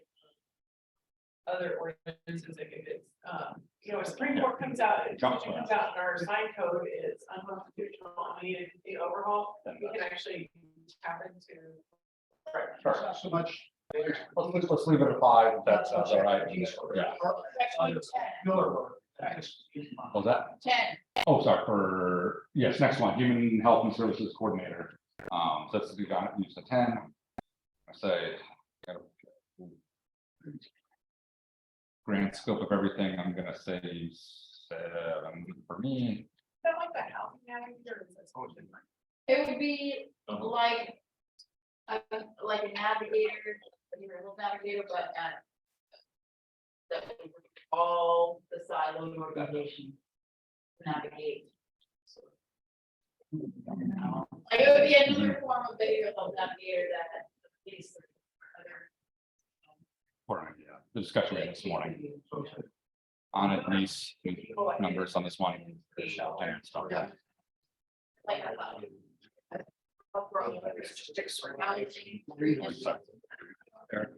Maybe they can buy legal resources.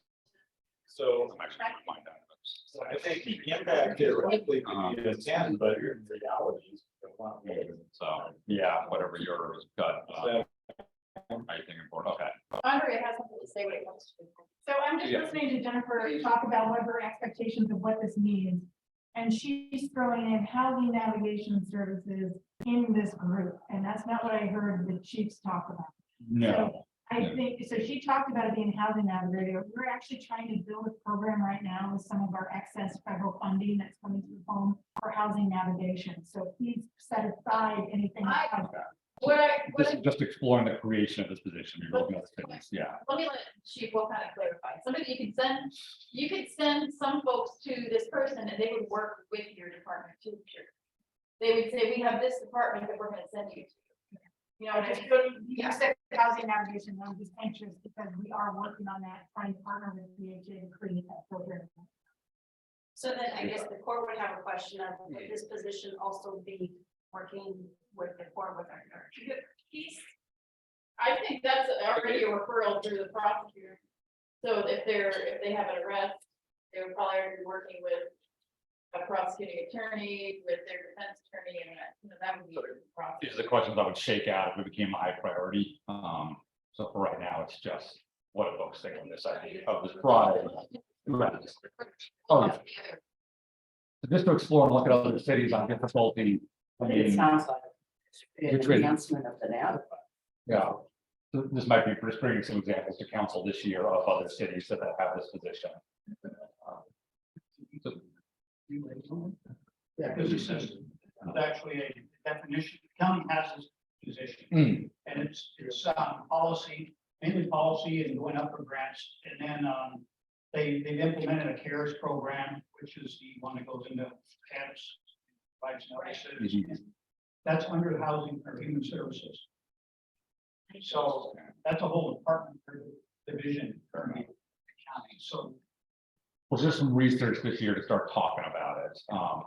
It's just a- For difficulty, just exploring, just looking at what other cities have done. What the county does, at best case on. To me, that doesn't seem really high difficulty. It's gonna take a little work and researching.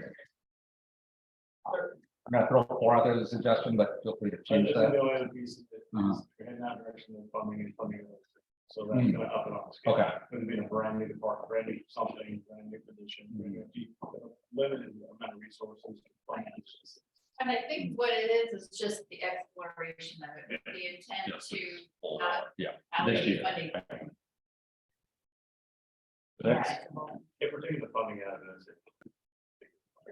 I guess it's the old adage of if we just keep doing what we're doing, we're crazy, Mm, because it's not working, so we gotta do something different. something there.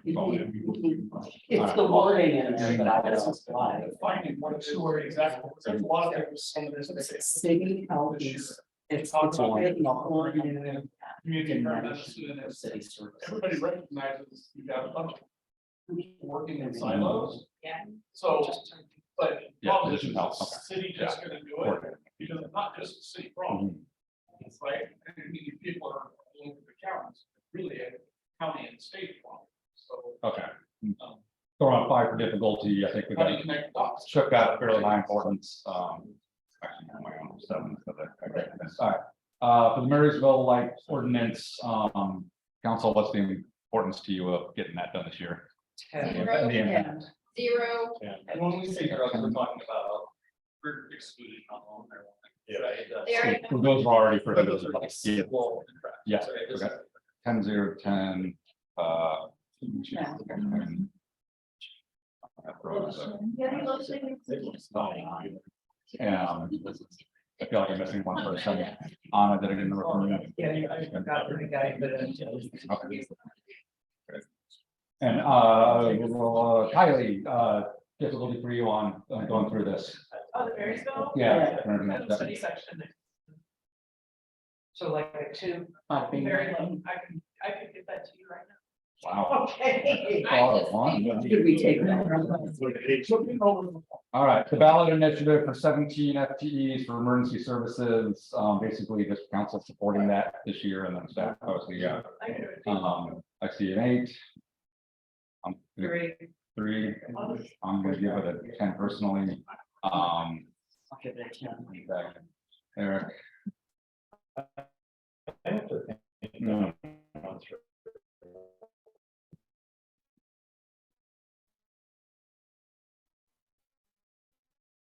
Okay. Number 65. More.